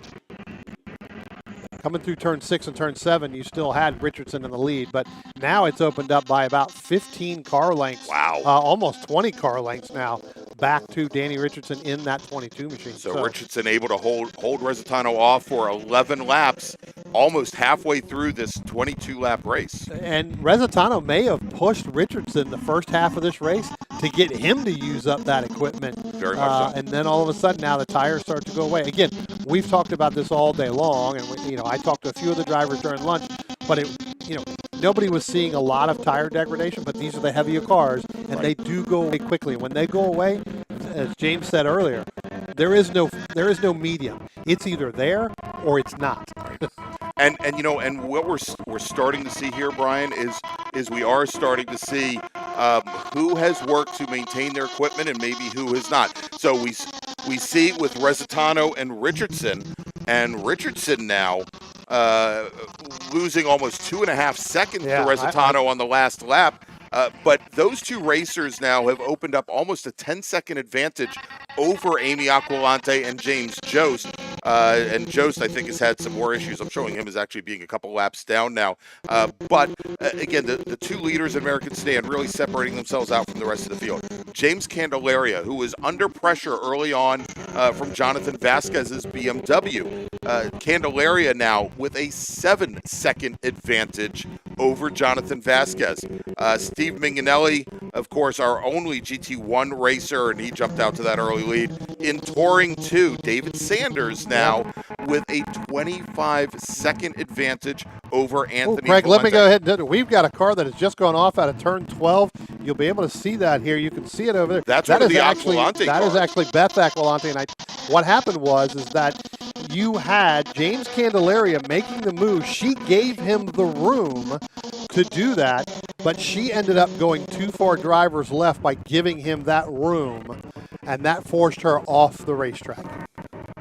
So she clearly gave up that space to let him go by her. And then got pushed wide. Right, and then I think at the end of she went too wide there out of that corner. Next time you know, she was off into the grass. Able to continue, but really lost a lot of time. And actually, our overall leader in American Sedan probably going to come up and put her a lap down at this point.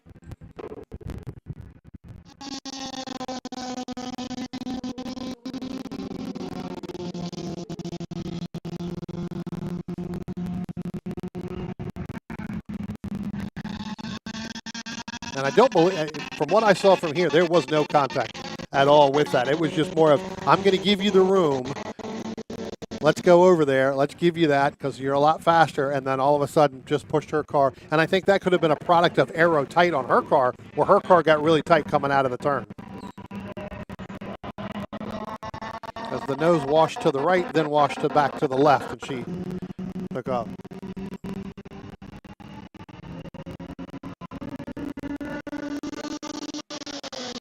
So you're getting a couple words across about Jeffrey Pascal and maybe having some issues with the steering.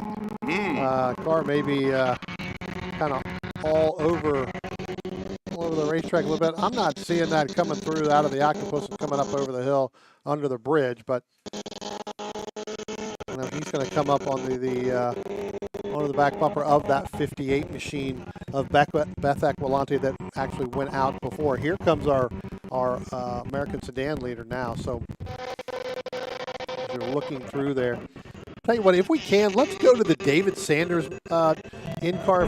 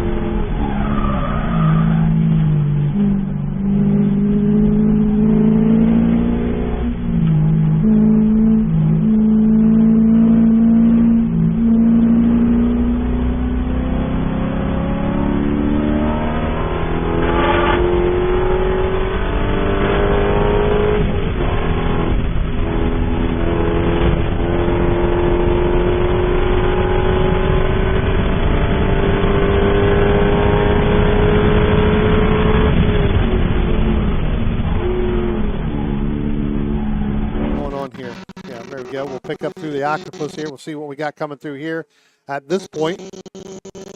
But you can see that the handling on these race cars is getting very, very tricky. It's getting slick as out we there get for down to the end of the race. Yeah, indeed, as we now have just 8 laps remaining here, getting very, very difficult for some of these racers on track. And see here as Minganelli in that number 24 Ford Fusion comes down into, it's coming down into turn 1 now. And a great run for him as he works his way through traffic. Well, working way through traffic, that really slowed him up. Yeah. James Candelaria in that T1 Corvette was 5 seconds per that lap faster. Minganelli got hung up behind some of the slower traffic as he exited out of the octopus, Greg, and coming up over the hill under the bridge. Basically, through turn 12, was on the brake.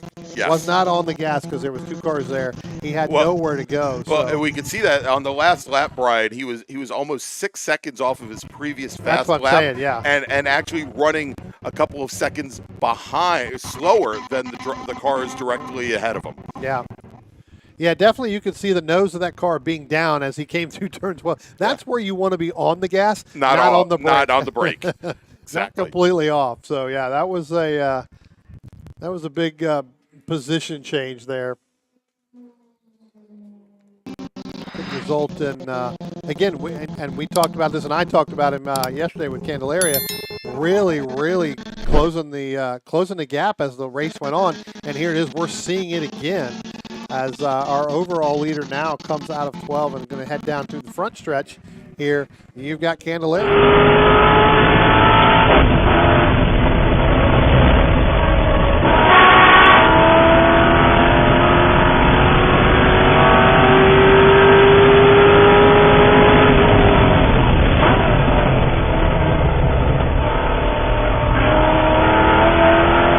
Please head to the grid.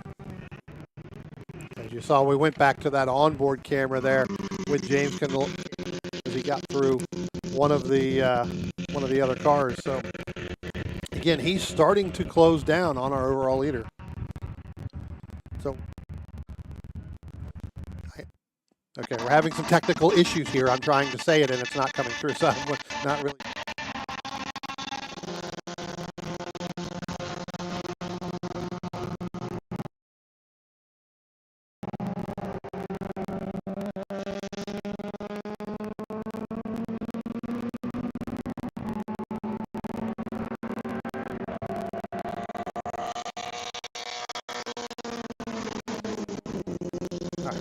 I think we got our audio fixed here, so now we're doing pretty well here. So now we'll get that going here. But yeah, when I was talking about it was Candelaria starting to run down our overall leader, Steve Minganelli, coming out of turn 12 now, headed down through the front stretch. So we'll see what those time gaps were. They were in a lot of traffic. Now they're able to get through that. We look at that. So we'll look back here a little bit further in the field. There you go. Let's stay right there, Matt. We've got Daniel Richardson getting ready to put a lap traffic under a car there. Let's go back if we can. Let's pick up the Daniel Richardson car coming out of camera 7 and see. There you go. Getting ready to put a lap on there. So that gap between him and the 08 there of Kurt Resitano is really starting to open up even more than it was before. So we'll have to figure that out.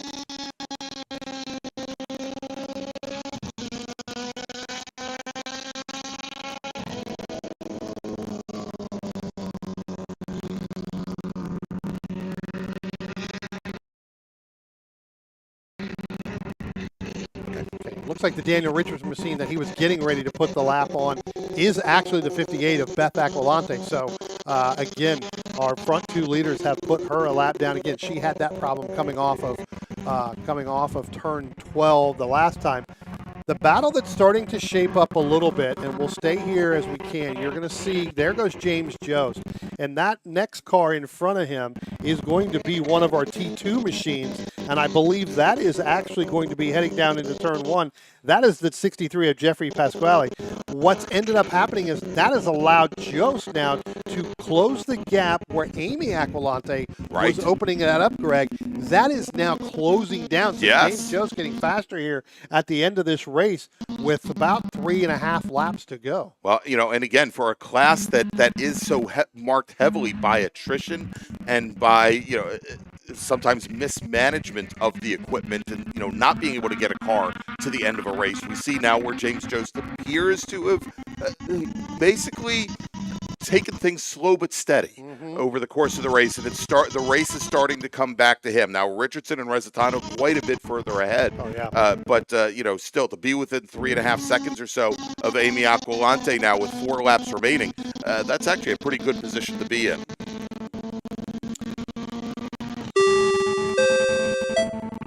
Attention in the paddock, Second call to the grid for Race Group 6, Formula F, Formula V, and Formula 600. Please head to the grid.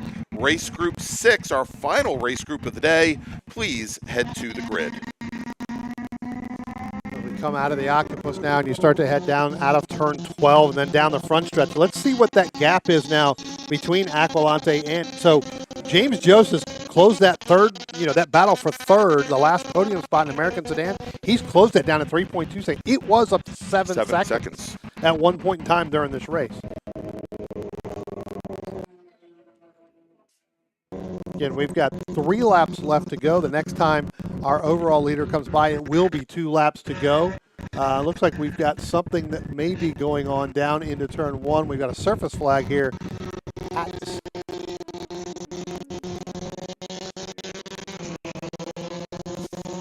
All right, we're getting word that right at the if you take a look at turn 1 here, you'll see how the pit lane empties out onto the exit of turn number 1. Apparently, there is some debris just before our camera shot here that on the little apron between the track surface and that divider to the pit lane, and at least one car has hit it already.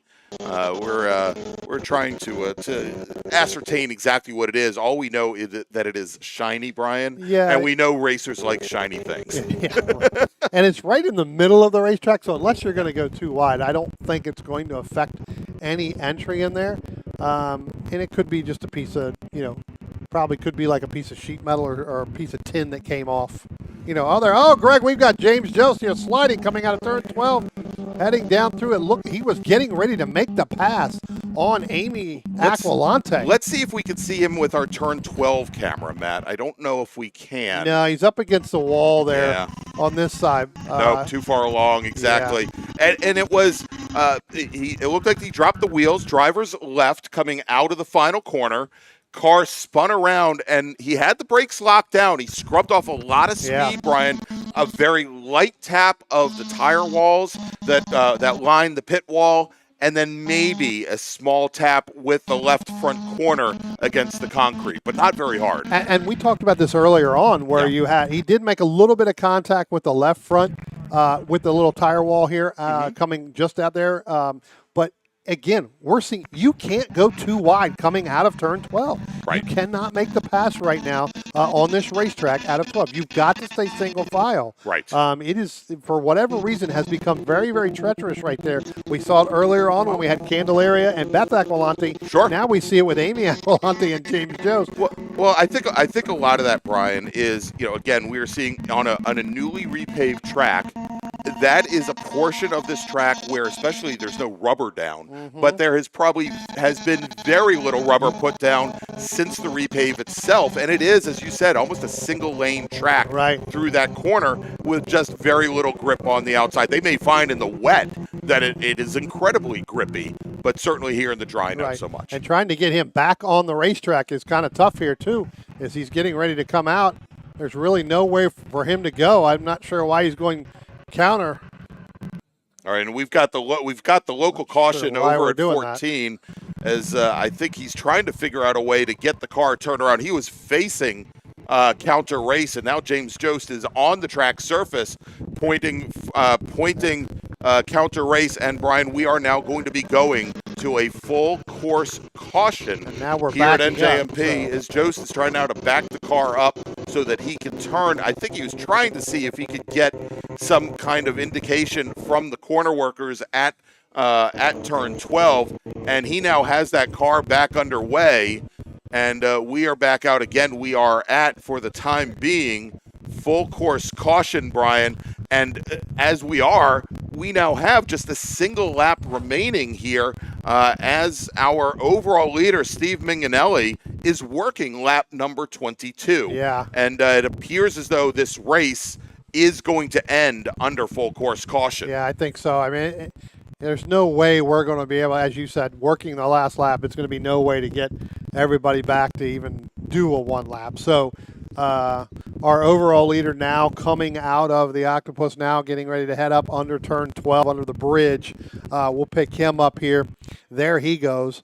So he's going to come down, and that is going to be the checker flag under the double yellow. Yeah, certainly not at full chat, not at full song, but checkered flag is in the air, and Steve Minganelli, who's our sole GT1 racer, will take the overall win. James Candelaria, Brian, who started off today 11th overall, your pole sitter in the second group. We saw his onboard, and want to apologize. We know we had some audio issues when we went to those in-car videos. But James Candelaria works his Chevy Corvette up to second overall. So he got around all the American sedan cars, all the GT cars, and essentially made up 10 positions there. So congratulations to him. Jonathan Vasquez follows along. The BMW driver will finish third overall, second in Touring 1 to Candelaria. Warren Montague, our sole GT3, well, not our sole GT3 racer. We had two GT3 racers out here today, but Warren Montague in his Toyota Celica will finish fourth overall. He's your winner in GT3. Kurt Resitano, winner for the second day in a row in American Sedan, with Danny Richardson finishing in second. David Sanders, we talked also, great run for him. Sanders, who started 13th overall, plus there was also that huge gap between the two groups. Right. Yeah. Sanders works his way up to 7th overall, and he is your winner in Touring 2. Timothy Proctor, 8th overall, finishes second in GT3. Amy Aquilante will take the bronze in American Sedan. She finishes 9th. And Marshall Mast will take the win in Touring 3. He finishes 10th overall in the Pontiac Solstice. Good way to come back there. Indeed. Indeed. All right, so, Brian, we've got one more race remaining, and that is our small open wheel group. Let's make a final call to the grid for them. Attention in the paddock. Attention in the paddock. Final call to the grid for race group number 6. That's Formula F, Formula V, and Formula 600. This is your final call to the grid. All right, we're going to take a quick break. We'll be back here in just a few moments from New Jersey Motorsports Park and the Thunderbolt circuit, where you're watching the Fay Teal Memorial Jersey Devil Majors. Stick with us, everybody. Located right next door to the racetrack in Millville's Executive Airport Complex, the Glasstown Brewing Company has been the place to celebrate race wins with a cold one since 2013. As the only microbrewery here in Cumberland County, Glasstown cans and kegs close to 20 different beers on a rotating basis. Share a flight with friends inside or outside at one of the mini picnic tables where the history of flight is just feet away. And don't forget to buy a six-pack or a growler for the house. Glasstown is open Tuesday and Wednesday from 2 until 8, Thursday through Saturday from noon until 9, and Sunday from noon until 7. To find out more, visit their website at glasstownbrewery.com or on Instagram at Glasstown Brewing.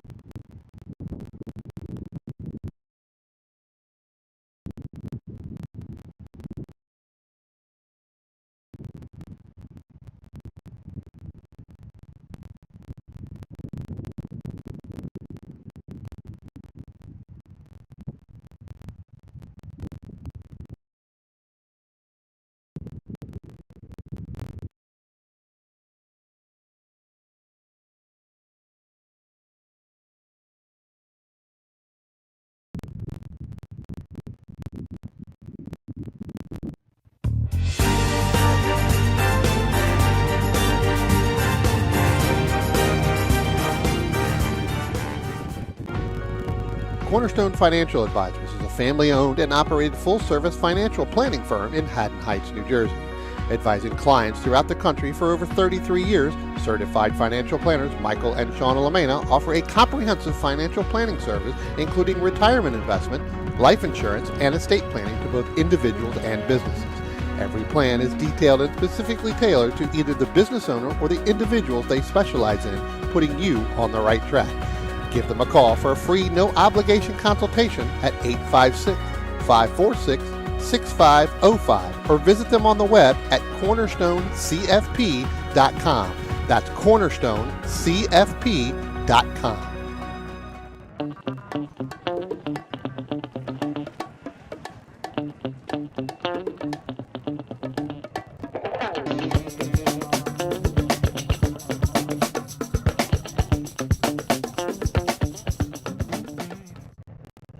If you like what you see today, become part of the action by joining Sports Car Club of America. Whether you want to drive, flag, or just have fun with cars, SCCA membership opens the door to all kinds of motorsports to feed your obsession, along with 65,000 like-minded members ready to be friends. Ask someone trackside how to get involved or visit SCCA.com for more information.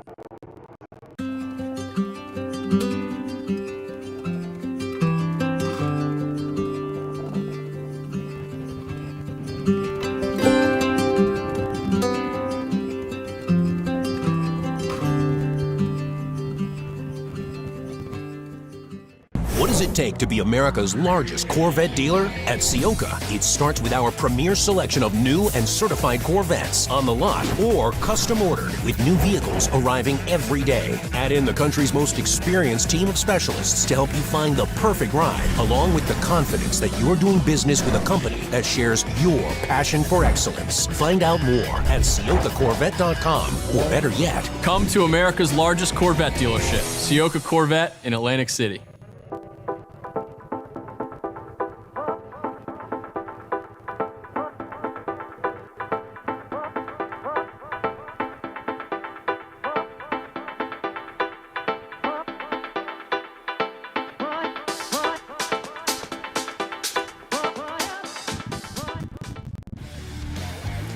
Located right next door to the racetrack in Millville's Executive Airport Complex, the Glasstown Brewing Company has been the place to celebrate race wins with a cold one since 2013. As the only microbrewery here in Cumberland County, Glasstown cans and kegs close to 20 different beers on a rotating basis. Share a flight with friends inside or outside at one of the mini picnic tables where the history of flight is just feet away. And don't forget to buy a six-pack or a growler for the house. Glasstown is open Tuesday and Wednesday from 2 until 8, Thursday through Saturday from noon until 9, and Sunday from noon until 7. To find out more, visit their website at glasstownbrewery.com or on Instagram at Glasstown Brewing.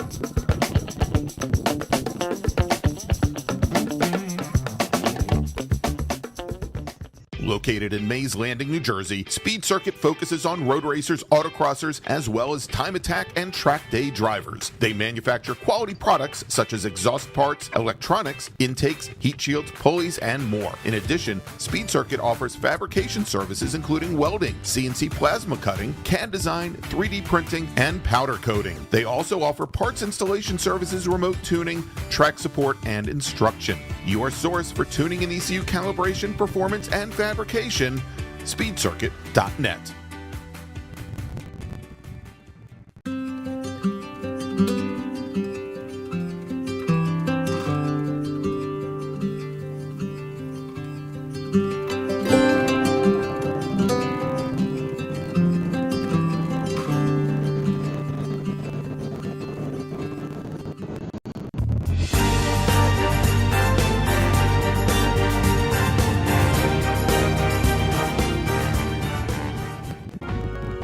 Cornerstone Financial Advisors is a family-owned and operated full-service financial planning firm in Haddon Heights, New Jersey.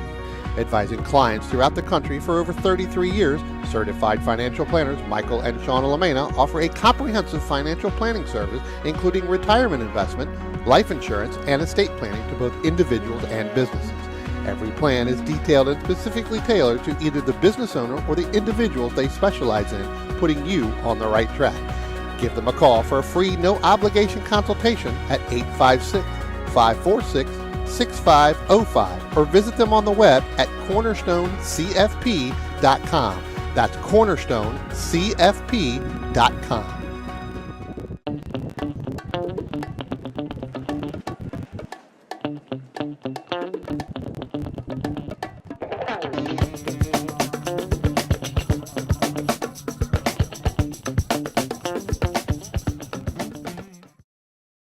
If you like what you see today, become part of the action by joining Sports Car Club of America. Whether you want to drive, flag, or just have fun with cars, SCCA membership opens the door to all kinds of motorsports to feed your obsession, along with 65,000 like-minded members ready to be friends. Ask someone trackside how to get involved or visit SCCA.com for more information.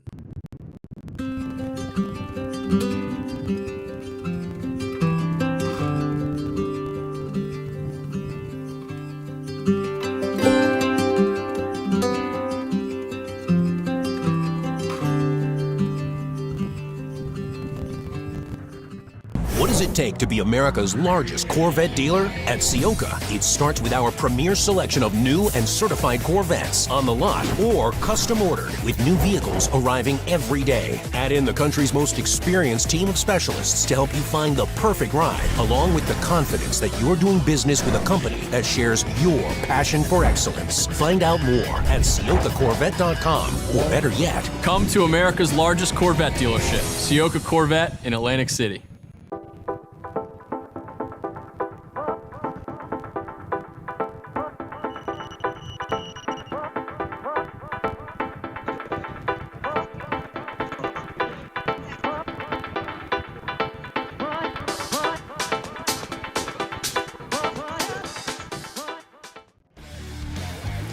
Located right next door to the racetrack in Millville's Executive Airport Complex, the Glasstown Brewing Company has been the place to celebrate race wins with a cold one since 2013.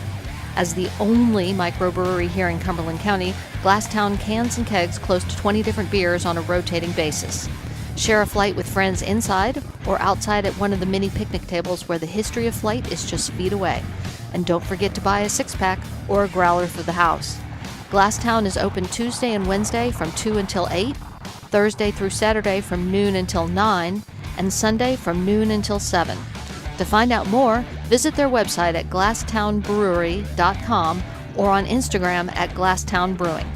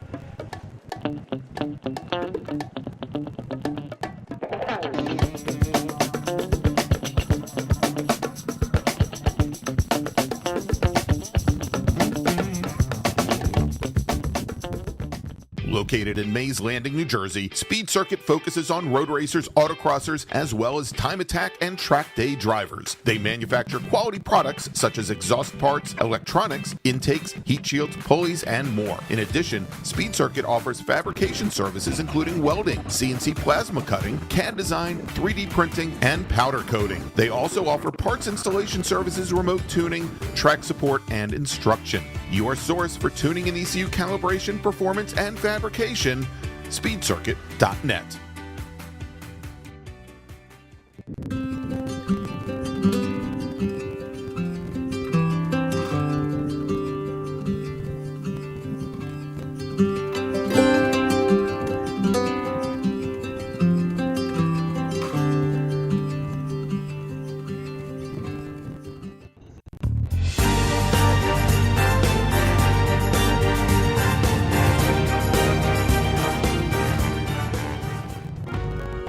Cornerstone Financial Advisors is a family-owned and operated full-service financial planning firm in Haddon Heights, New Jersey.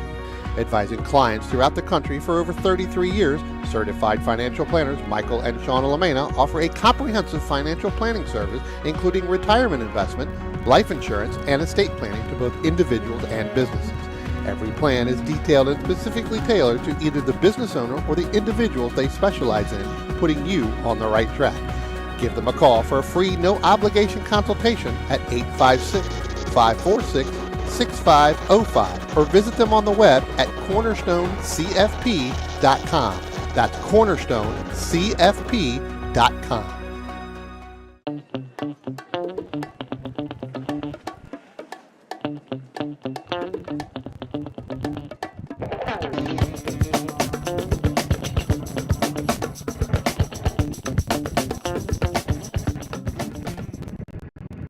If you like what you see today, become part of the action by joining Sports Car Club of America.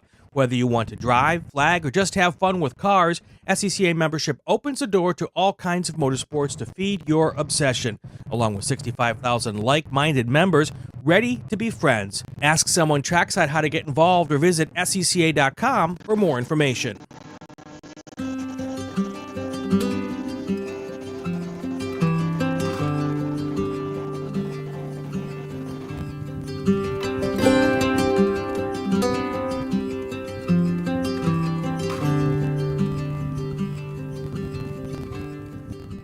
What does it take to be America's largest Corvette dealer? At Ciocca, it starts with our premier selection of new and certified Corvettes on the lot or custom ordered with new vehicles arriving every day. Add in the country's most experienced team of specialists to help you find the perfect ride, along with the confidence that you're doing business with a company that shares your passion for excellence. Find out more at CioccaCorvette.com, or better yet, Come to America's largest Corvette dealership, Ciocca Corvette in Atlantic City.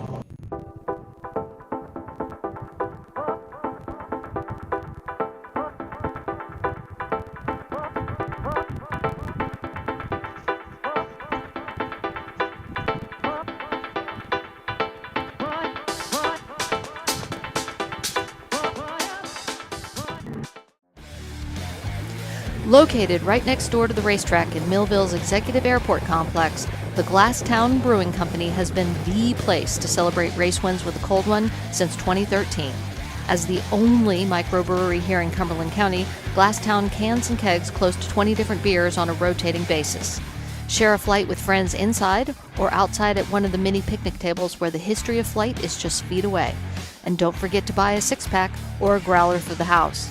Glasstown is open Tuesday and Wednesday from 2 until 8, Thursday through Saturday from noon until 9, and Sunday from noon until 7. To find out more, visit their website at glasstownbrewery.com or on Instagram at Glasstown Brewing.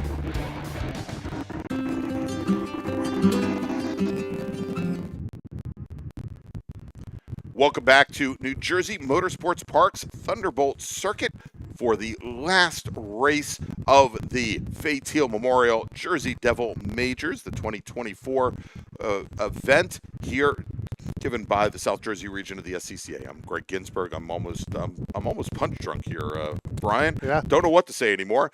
But it's me, Greg Ginsburg, him, Brian Donati. We got Matt Wakowiak, who despite our goading, will not get on mic for some reason, but he is doing everything for us here today, all the technical stuff, giving us these great camera views and in-car videos and what have you. Brian, last race of the day, the beautiful Ciocca Corvette out on track, pacing this Formula 6, Formula F, and Formula V field. We had 12 drivers set qualifying times. Let's run down the starting order. Starting 12th, driving the number 8, Formula V Citation from Harvard of Grace, Maryland, Brendan Cronin.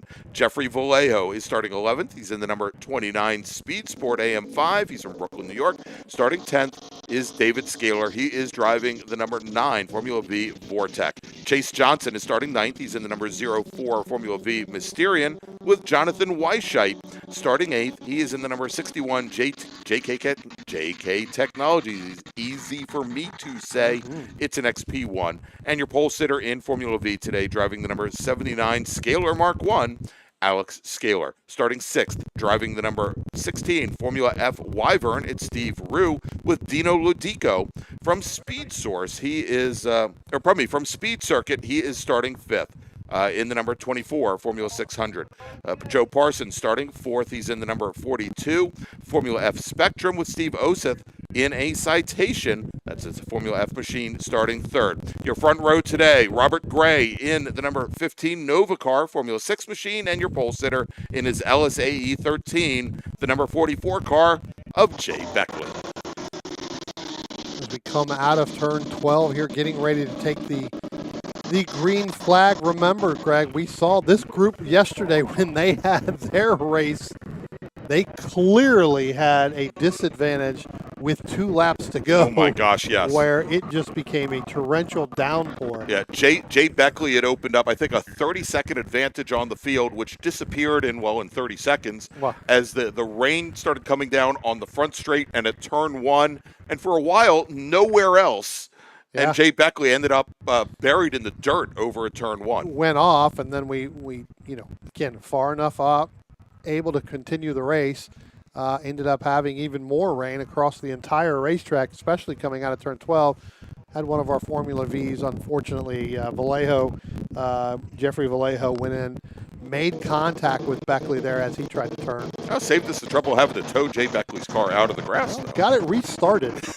It was not the push start Jay Beckley was looking for, perhaps, but pushed him all the way up the hill here. As our racers on the very first lap now coming down into turn 7 and going into the Octopus, and it is Jay Beckley with the early lead over Robert Gray. Steve Oseth. Actually, we'll have to see it. That's not Robert Gray in second. Dino Ludico, who's in the red number 24 machine, again came up, had an issue with the master chain.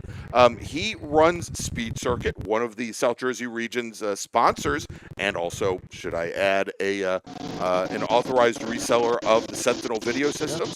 And he is currently running second, about 10 car lengths back from Jay Beckley. Then Robert Gray, who's in the white number 15 Nova car. He's running third. Steve Rue leading in Formula F.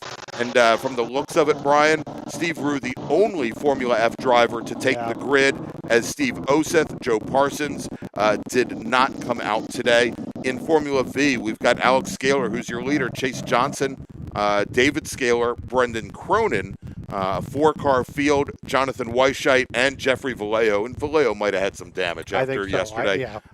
Those 2 drivers did not come out for today's feature race. So it is a 22-lap or 45-minute race, whichever comes first. You know, on the start there, Alex Scaler kind of moved to the driver's right once the green flag came out. Chase Johnson was in the left lane, kind of the far driver's left lane. If you look, when you look at our camera for the start finish, he moved directly right in behind Alex Scaler in order to keep up with him on that start, to utilize that as the draft to try to pull away from the rest of David and Brendan Cronin. Well, you know, and this is Alex Scaler's home track, and so it would behoove Chase Johnson to certainly get behind him, learn what he does here. try to keep the draft and go with that racer as we take a look. And I'm going back and taking a look at how things finished up yesterday.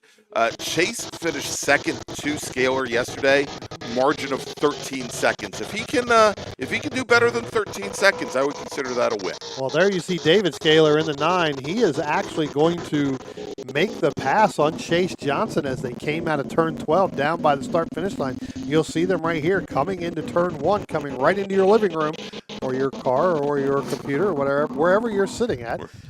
They came down. I tell you what, great move by David Scaler to get around Chase Johnson going into turn 1. Those two look like they're going to try to set up a draft. But again, Alex Scaler, home track, going to be very tough to beat. Right. In that number 79 machine. So we'll have to see, but looks like David Scaler may still have his rain light on. It may have automatically just come on just due to the from yesterday. Well, we heard about the one Formula car earlier today, where the rain light was hanging on by a thread. Didn't know what to do in the dry. Apparently, maybe it's the same thing. Wants to be seen and wants to be known out here today.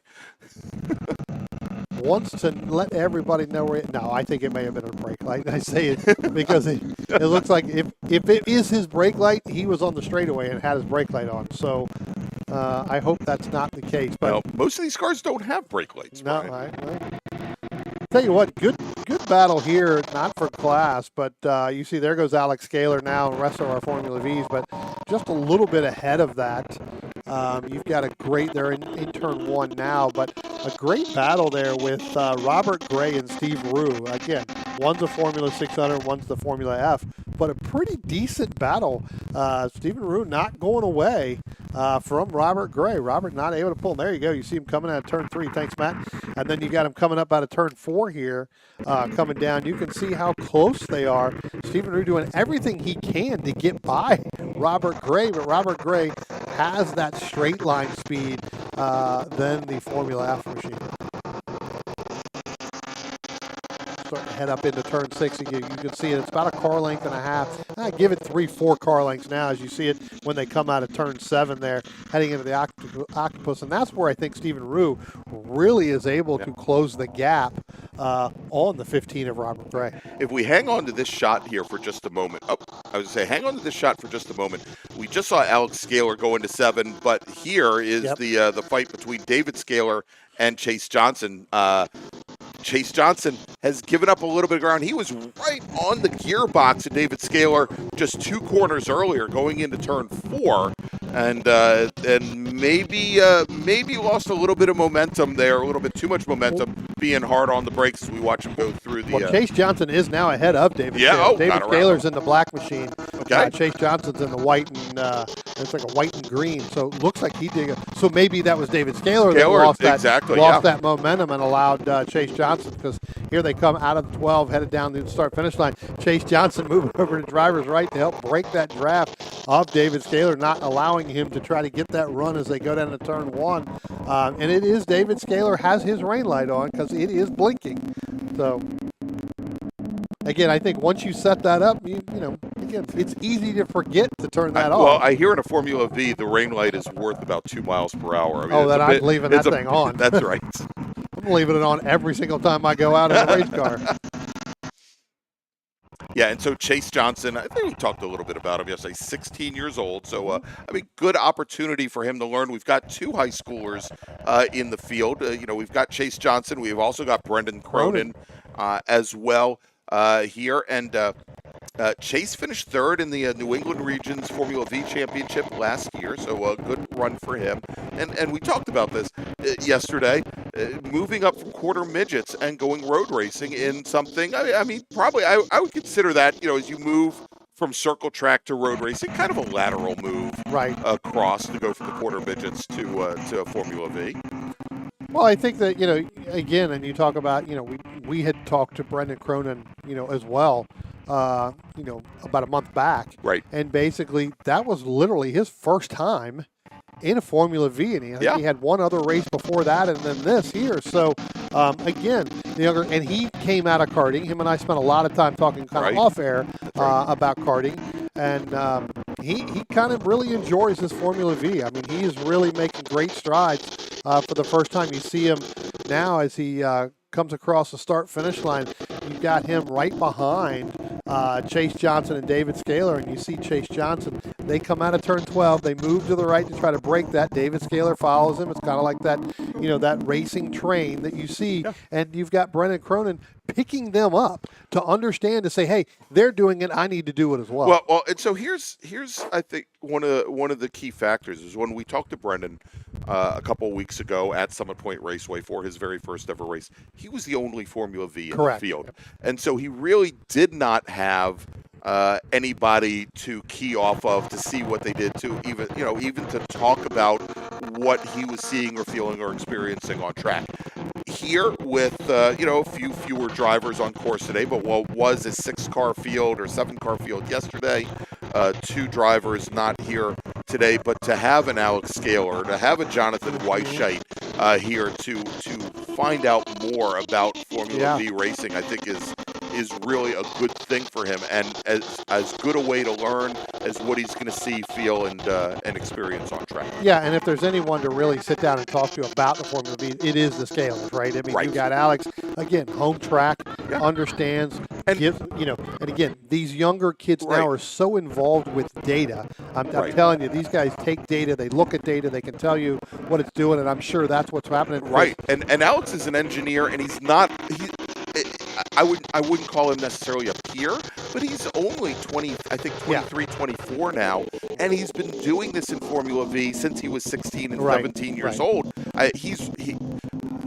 These kids, Chase and Brennan, they are right where Alex was 5 years ago. Mm-hmm. Yeah. So you take that experience, you look at data, you understand what it is. Plus, you've also got where Alex has raced a lot more than, say, Chase or Brennan, right? So then next thing you know, you've got, hey, this is what I've learned. Because, again, the Formula Vs, it's the same as the karting. They're going to help you whenever you need it or wherever you need it. Right. And so it becomes that family. Hey, let me help you here, because you want somebody to be just as fast. You want that competitor, especially like today. You show up and you've got, 4 cars in the 4 of the 8 cars we have are Formula Vs. You want to make that individual better.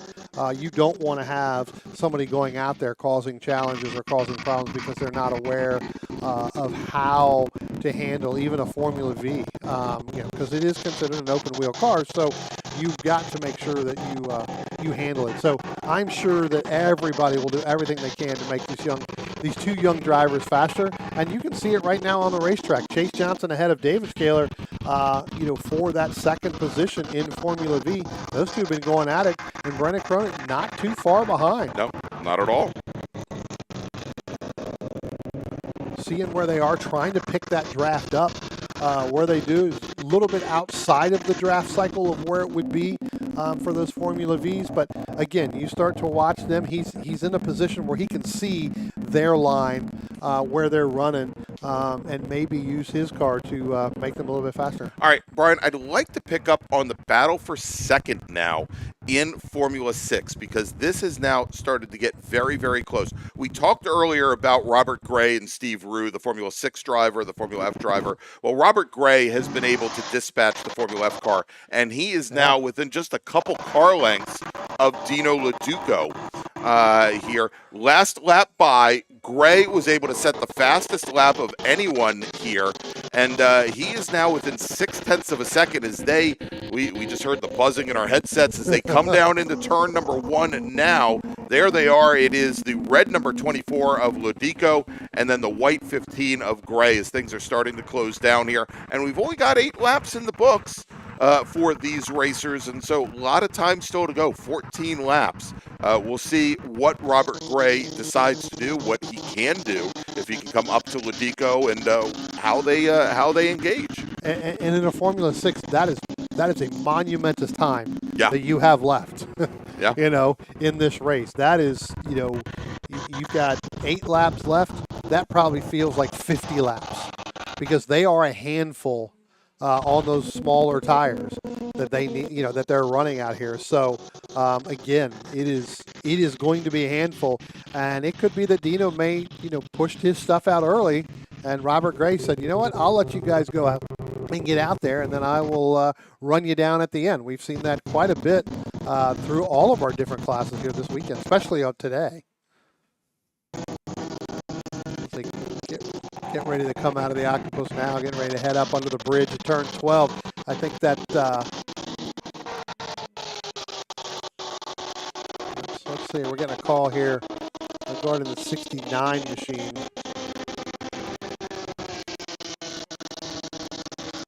I think that's going to be the 9, not 6-9. Right. That may be the 9 of David Scaler. Yeah.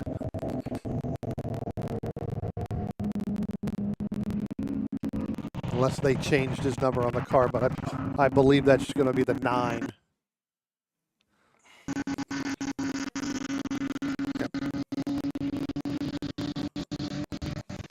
All right, and that's right. All right, so and in response to Robert Gray's resetting fast lap, Brian, a lap later, Dino Ludico doesn't set fast lap, but he sets a personal best, and that personal best, more importantly, was about a tenth of a second faster than Robert Gray had run on that last lap. So now the gap is starting to stabilize at about 0.7 of a second. Yeah.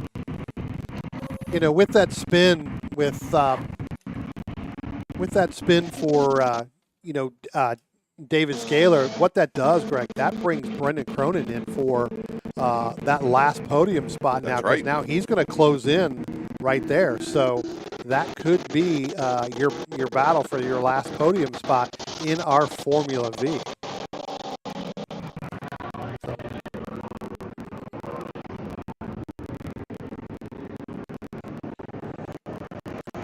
Getting word, Jay Beckley now completing 10 laps, so we'll have 12 to go here. So in our last group, so yeah, Cronin by about, I'd give Brendan Cronin in that Formula V probably about 15 car lengths between them, between him and David Scaler. So we'll have to see what we got.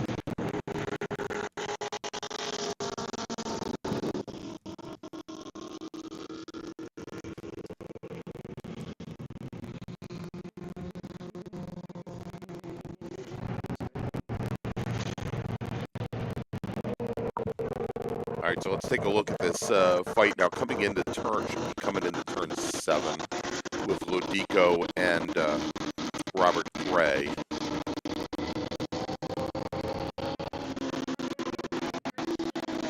Oh, and we're getting word now, Brian, that Dino, battle that I was just going to go and talk about, not so good any longer. There is Dino Ludico. Yeah. Right on the side of the track over at turn 4. This is I think the best shot that we've had all day long. Remind me to take a screenshot of this when I get home. But that is Dino Ludico's machine there. I don't know what kind of chassis it is. He has it just listed as an F600. And it looks like he might be getting unbelting himself to get out of the car. He's awfully close to the side of the track there. Yeah. Going to get him out of the car. Got to get him moving quickly as cars are continuing to come by. He looks a little disgusted there. You can see it clearly on your camera. But I believe that chain may have given up again. Yeah. Again, he had some issues in qualifying. Yesterday morning before the race. Did not make yesterday's race. And, Brian, we are going to a full course caution as the corner workers do not like where that car is located right on the edge of the track. And that's not in a good spot because if you have somebody that comes up over that hill into that little right-hand bend there. Yeah. If you lose it hitting your left side tires on the paint out there, the rumble strips, you could easily lose that. So this camera view, it's a little difficult to tell from what's there, but as you come out of turn 3, there is a steep rise there that is, you come over the crest of the hill and it's blind, and basically what you then see is that braking zone where Ludico pulled over, and it comes up on a right-hand turn. And if you have two cars going in there side by side, it's in a bad place. Yeah. As you can see here, that beautiful Chevy Corvette, Ciocca maybe he was Corvette going to race safety with car. the Formula V's there for a minute. Yeah, could have. It was getting pretty close as the Ciocca Corvette now picking up the field. Here comes Jay Beckley, who's our overall leader, and it looks like we've got one of the Formula V's there between he and our second place runner in Formula 600, Robert Gray. Well, look, there's not a lot of cars left out here, Greg. Now with Dino Ludico going off and not being able to continue. What does that do in the Formula V? That brings Alex Scaler, that brings Chase Johnson, and that brings Brendan Cronin right up to the back. I do believe you're going to have a car in between. Actually, You're not. I believe Alex Scaler and Chase Johnson are going to be nose to tail, and then David Scaler along with Brendan Cronin to be in there. So I think Steve Rue is going to be ahead of those four cars. So we could have a really great Formula V. Let's see here. So there's one. There's Brendan Cronin. So yeah, it looks like there's going to be a couple vehicles in there before you end up with Alex Scaler and them in there. It looks like. And I think more importantly, this is unfortunately for Brendan Cronin, he's essentially a lap down. He's a lap down to the field, but he's not a full lap down to the Formula V. So here's what's going to happen, though. Here's what really gets a little tricky. But this isn't NASCAR. They're not going to give him a wave around. No, not to do that. But here's the problem: the leaders of the Formula Vs will start behind him. Right. But there's and that's my point being is they're going to be pretty close to him at this point, and they will likely end up lapping him. Yeah, so that as opposed to as if he had been at the tail end of the field at least. And so again, he's likely going to end up he's in a bad spot. As we've got see there coming out of the pit lane, we've got our emergency services teams deploying. They're going to go and pick up the number 24 machine of Dino Luduco. We do have 10 laps remaining. We've got 12 in the books. We've got the order there on the left-hand side of your screen. Jay Beckley, he is your leader. He leads Formula 6 with Robert Gray, second in Formula 6, second overall. Steve Rue, who is our sole Formula F racer here today, is running in third. Alex Scaler, Chase Johnson, first and second in Formula V, fourth and fifth overall. David Scaler and Brendan Cronin wrapping up what is currently a 7-car field still circulating around the course. And next time the safety car brings the field around, and safety car coming out of turn 12 now, Jay Beckley will have completed 13 laps. We'll have 9 remaining.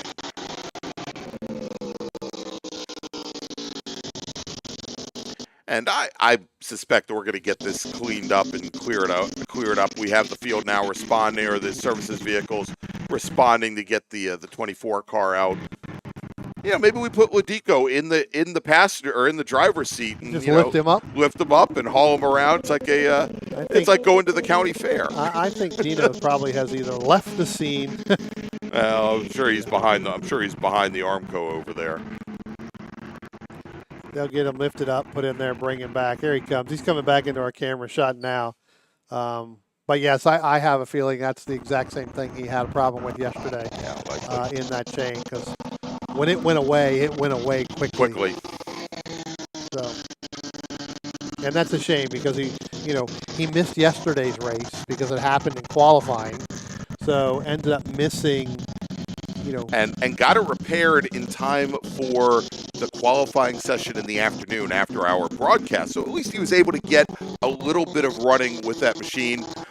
One, he missed the wet race, or what turned out to be the wet finish of a race. Correct. And he was one of the few drivers to go out for a dry qualifying session in the afternoon. That it had stopped raining by that point. And, so he got some dry weather running. He's probably one of the few racers in this group who got some dry weather running. And, unfortunate to see this happen again. I was going to say, there's so much tension in that camera shot there. Tension on the chain, tension in the driver. Well, we know that we know where one part isn't very tensioned in that shot, and that is the chain for the link for that chain that makes that car run. Yeah, exactly. Because that thing has broken. Now, we're just pure speculation of It what could be that something is. else. It could have been something else. But I know that, when he was up here yesterday, he looked, very Dejected. yeah, that's the word I would use. Yeah. Hoping to get that fixed. And, luckily somebody got it, so he was able to, like you said, get out and get some laps yesterday afternoon, and then, get at least, he got 10 laps in here today before that thing let go. So we'll have to see. Hopefully they can get that up and get it done quickly where we can get back to racing here with about 5 or 6, we're at 9, so the pace is pretty slow. We got plenty of time. We got plenty of laps left. Yeah. So. And again, these are either 22 laps or 45 minutes, whichever comes first. We're just hitting now about 21 minutes remaining on the clock. Yeah. And so at the pace we've been going, I think we could probably still finish this race on I laps. think so. We'll definitely get it under laps. I think that'll be the consensus here of what we got, but I think that we will, within the next lap, we should be able to get them going. I can tell you that the car is up on the hook, getting ready to leave that scene. Thank you, Matt. There you go. See everybody. Dino's sitting there. Please don't wreck the front. I already got to fix something else. I don't want to have to repair the front end of this fiberglass. So we'll be very careful of that. And hopefully that record doesn't go too far after this race is over, because we may need him to get our motorhome out of the paddock. Pull the motorhome out of the paddock. We did have some problems with other vehicles here earlier today, so hopefully those records don't go too far after we're loaded up. So. All right, safety car now bringing the field across the start-finish line now. So we are starting lap number 15. And there we go. Gets that car up in the air on its way. Let's go pick up where the safety car is here. I think going into turn 1, Matt.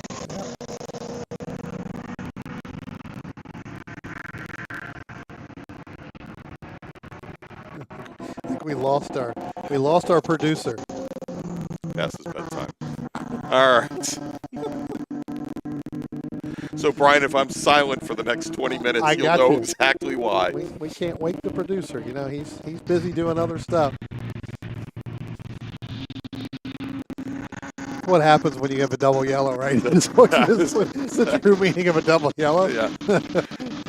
We know that this is compelling television here, Brian. But, as the safety car leads Jay Beckley and the rest of the field around. Yeah, cameras are starting to wear out too. They're starting to get a little warm. All right, so it looks like we are going to go green next time by, Greg. So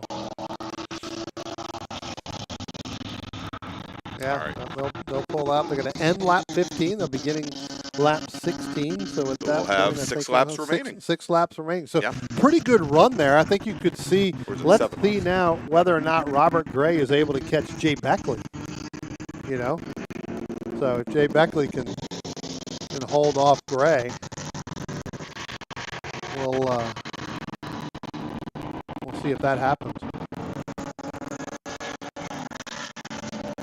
Of course, you've got Brennan Cronin in that Formula V in between them, right? Right, exactly. So I think they're going to be able to, even if he just stays online, they're going to be able to dispatch him almost immediately. Right, exactly.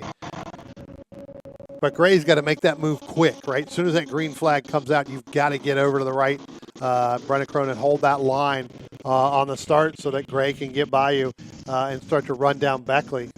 And we can start to see now where Jay Beckley, he's gotten the word. He sees that the lights are out on the safety car. He's starting to try and scrub in the tires, try to get some heat in that equipment so that he knows it's go time and he'll be ready to go.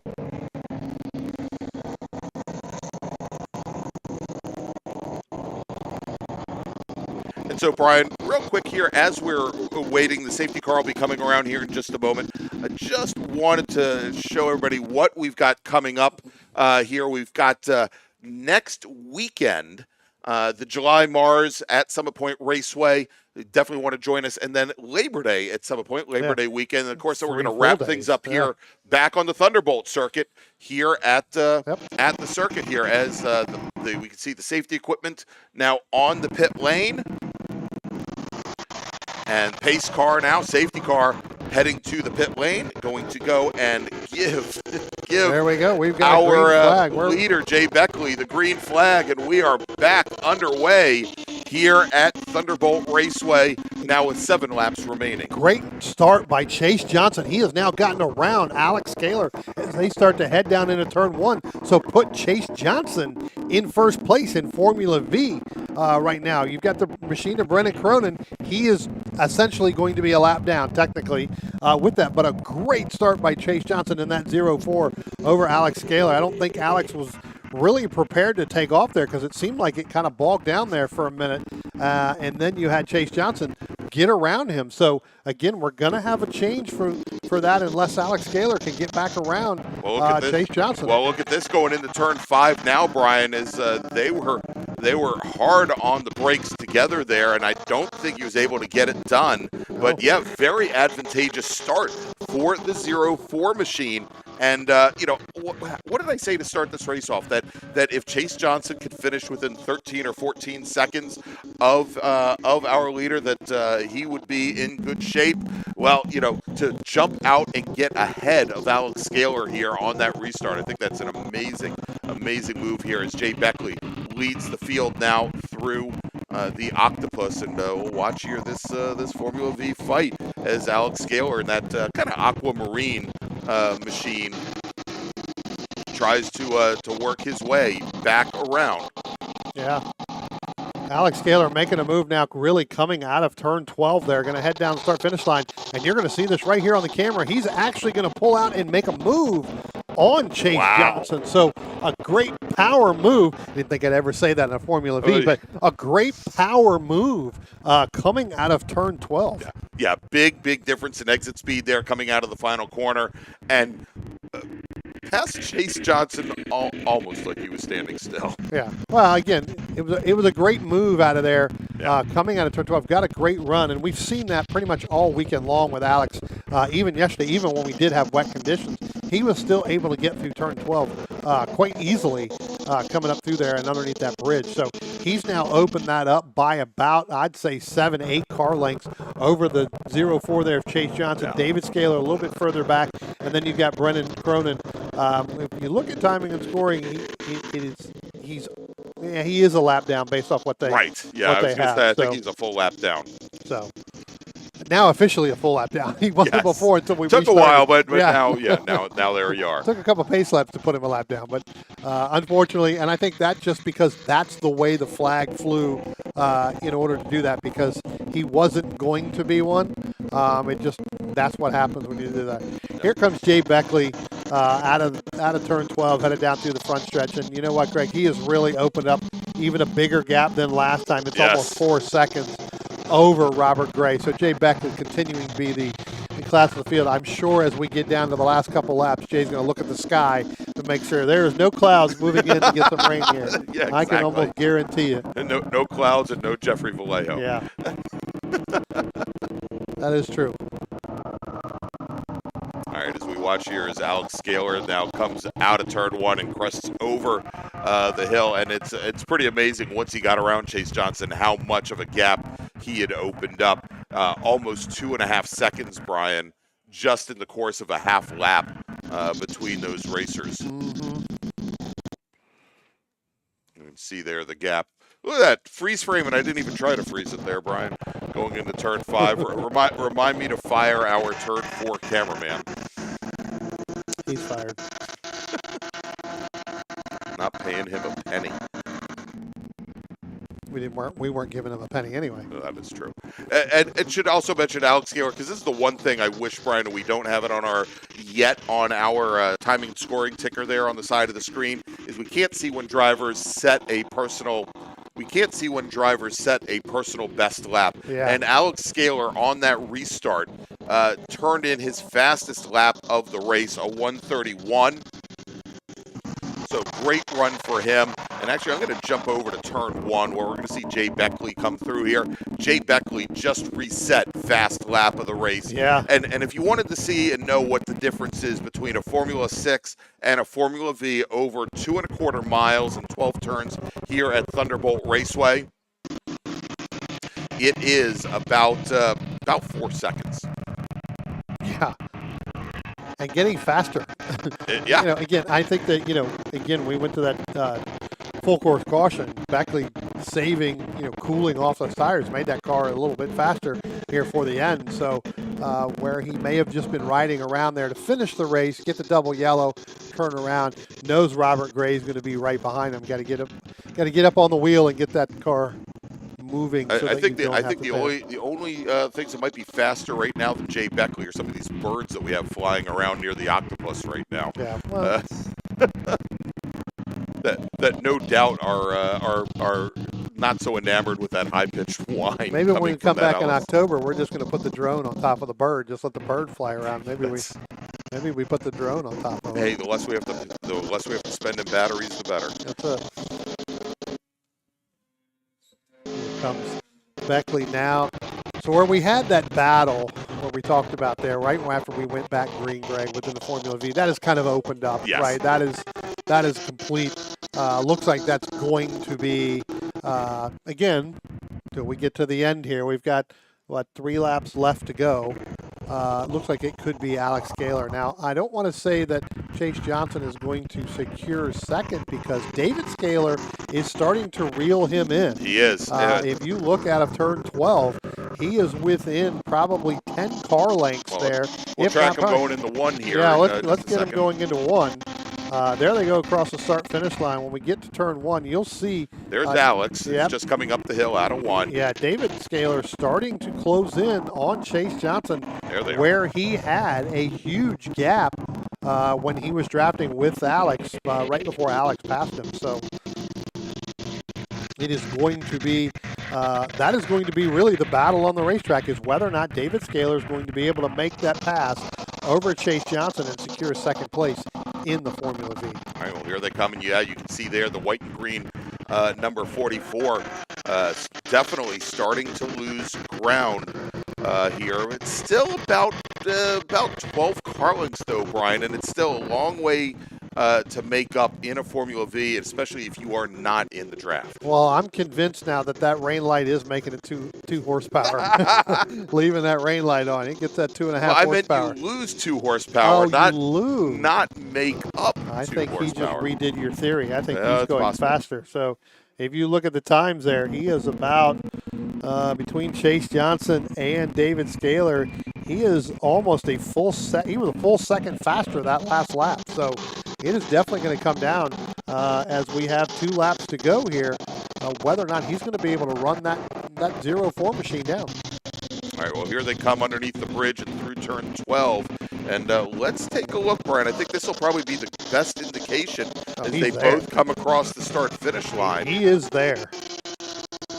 Yeah, he closed up probably another 4 car lengths just in the last half of that lap. We'll watch as they come down into turn 1. And now look at this, Brian. As they come through turn number 1, only 4 car lengths separating Chase Johnson from David Scaler. Scaler, I'm sure Chase Johnson now, 16-year-old, is probably spending a lot of time looking in the mirrors. In the mirrors? Yeah. I'd say the rear view mirror, but I mean the side mirrors because they don't have a rear view mirror.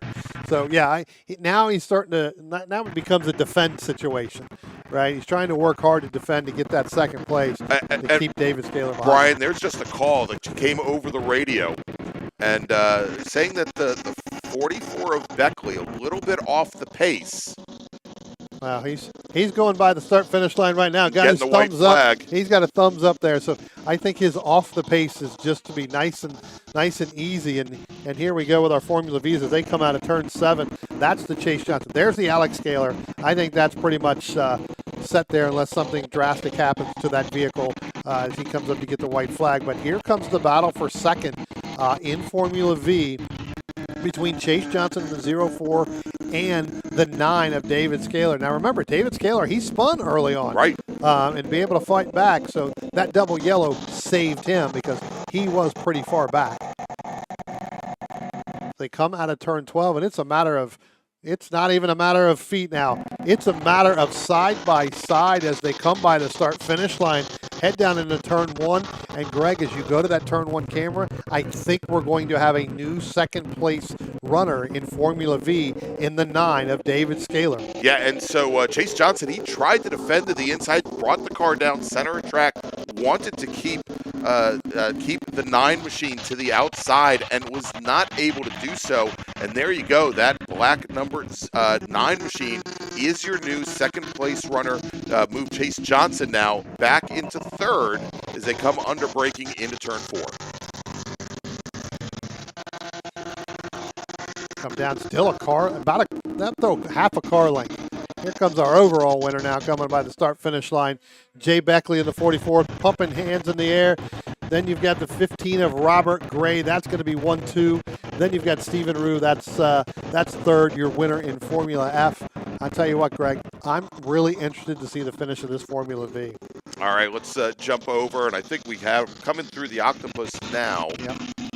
So we've got Alex Scaler. He has now opened up a pretty huge lead. Let's watch this battle for second in Formula V between David Scaler and Chase Johnson. And they are very, very close as they come now underneath the bridge and to the final corner here.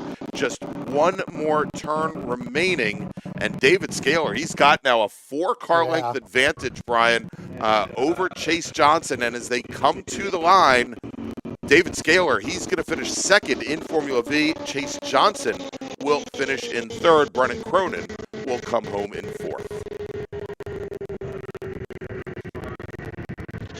What a great finish. A very, very good finish there. So Beckley and Gray, 1-2.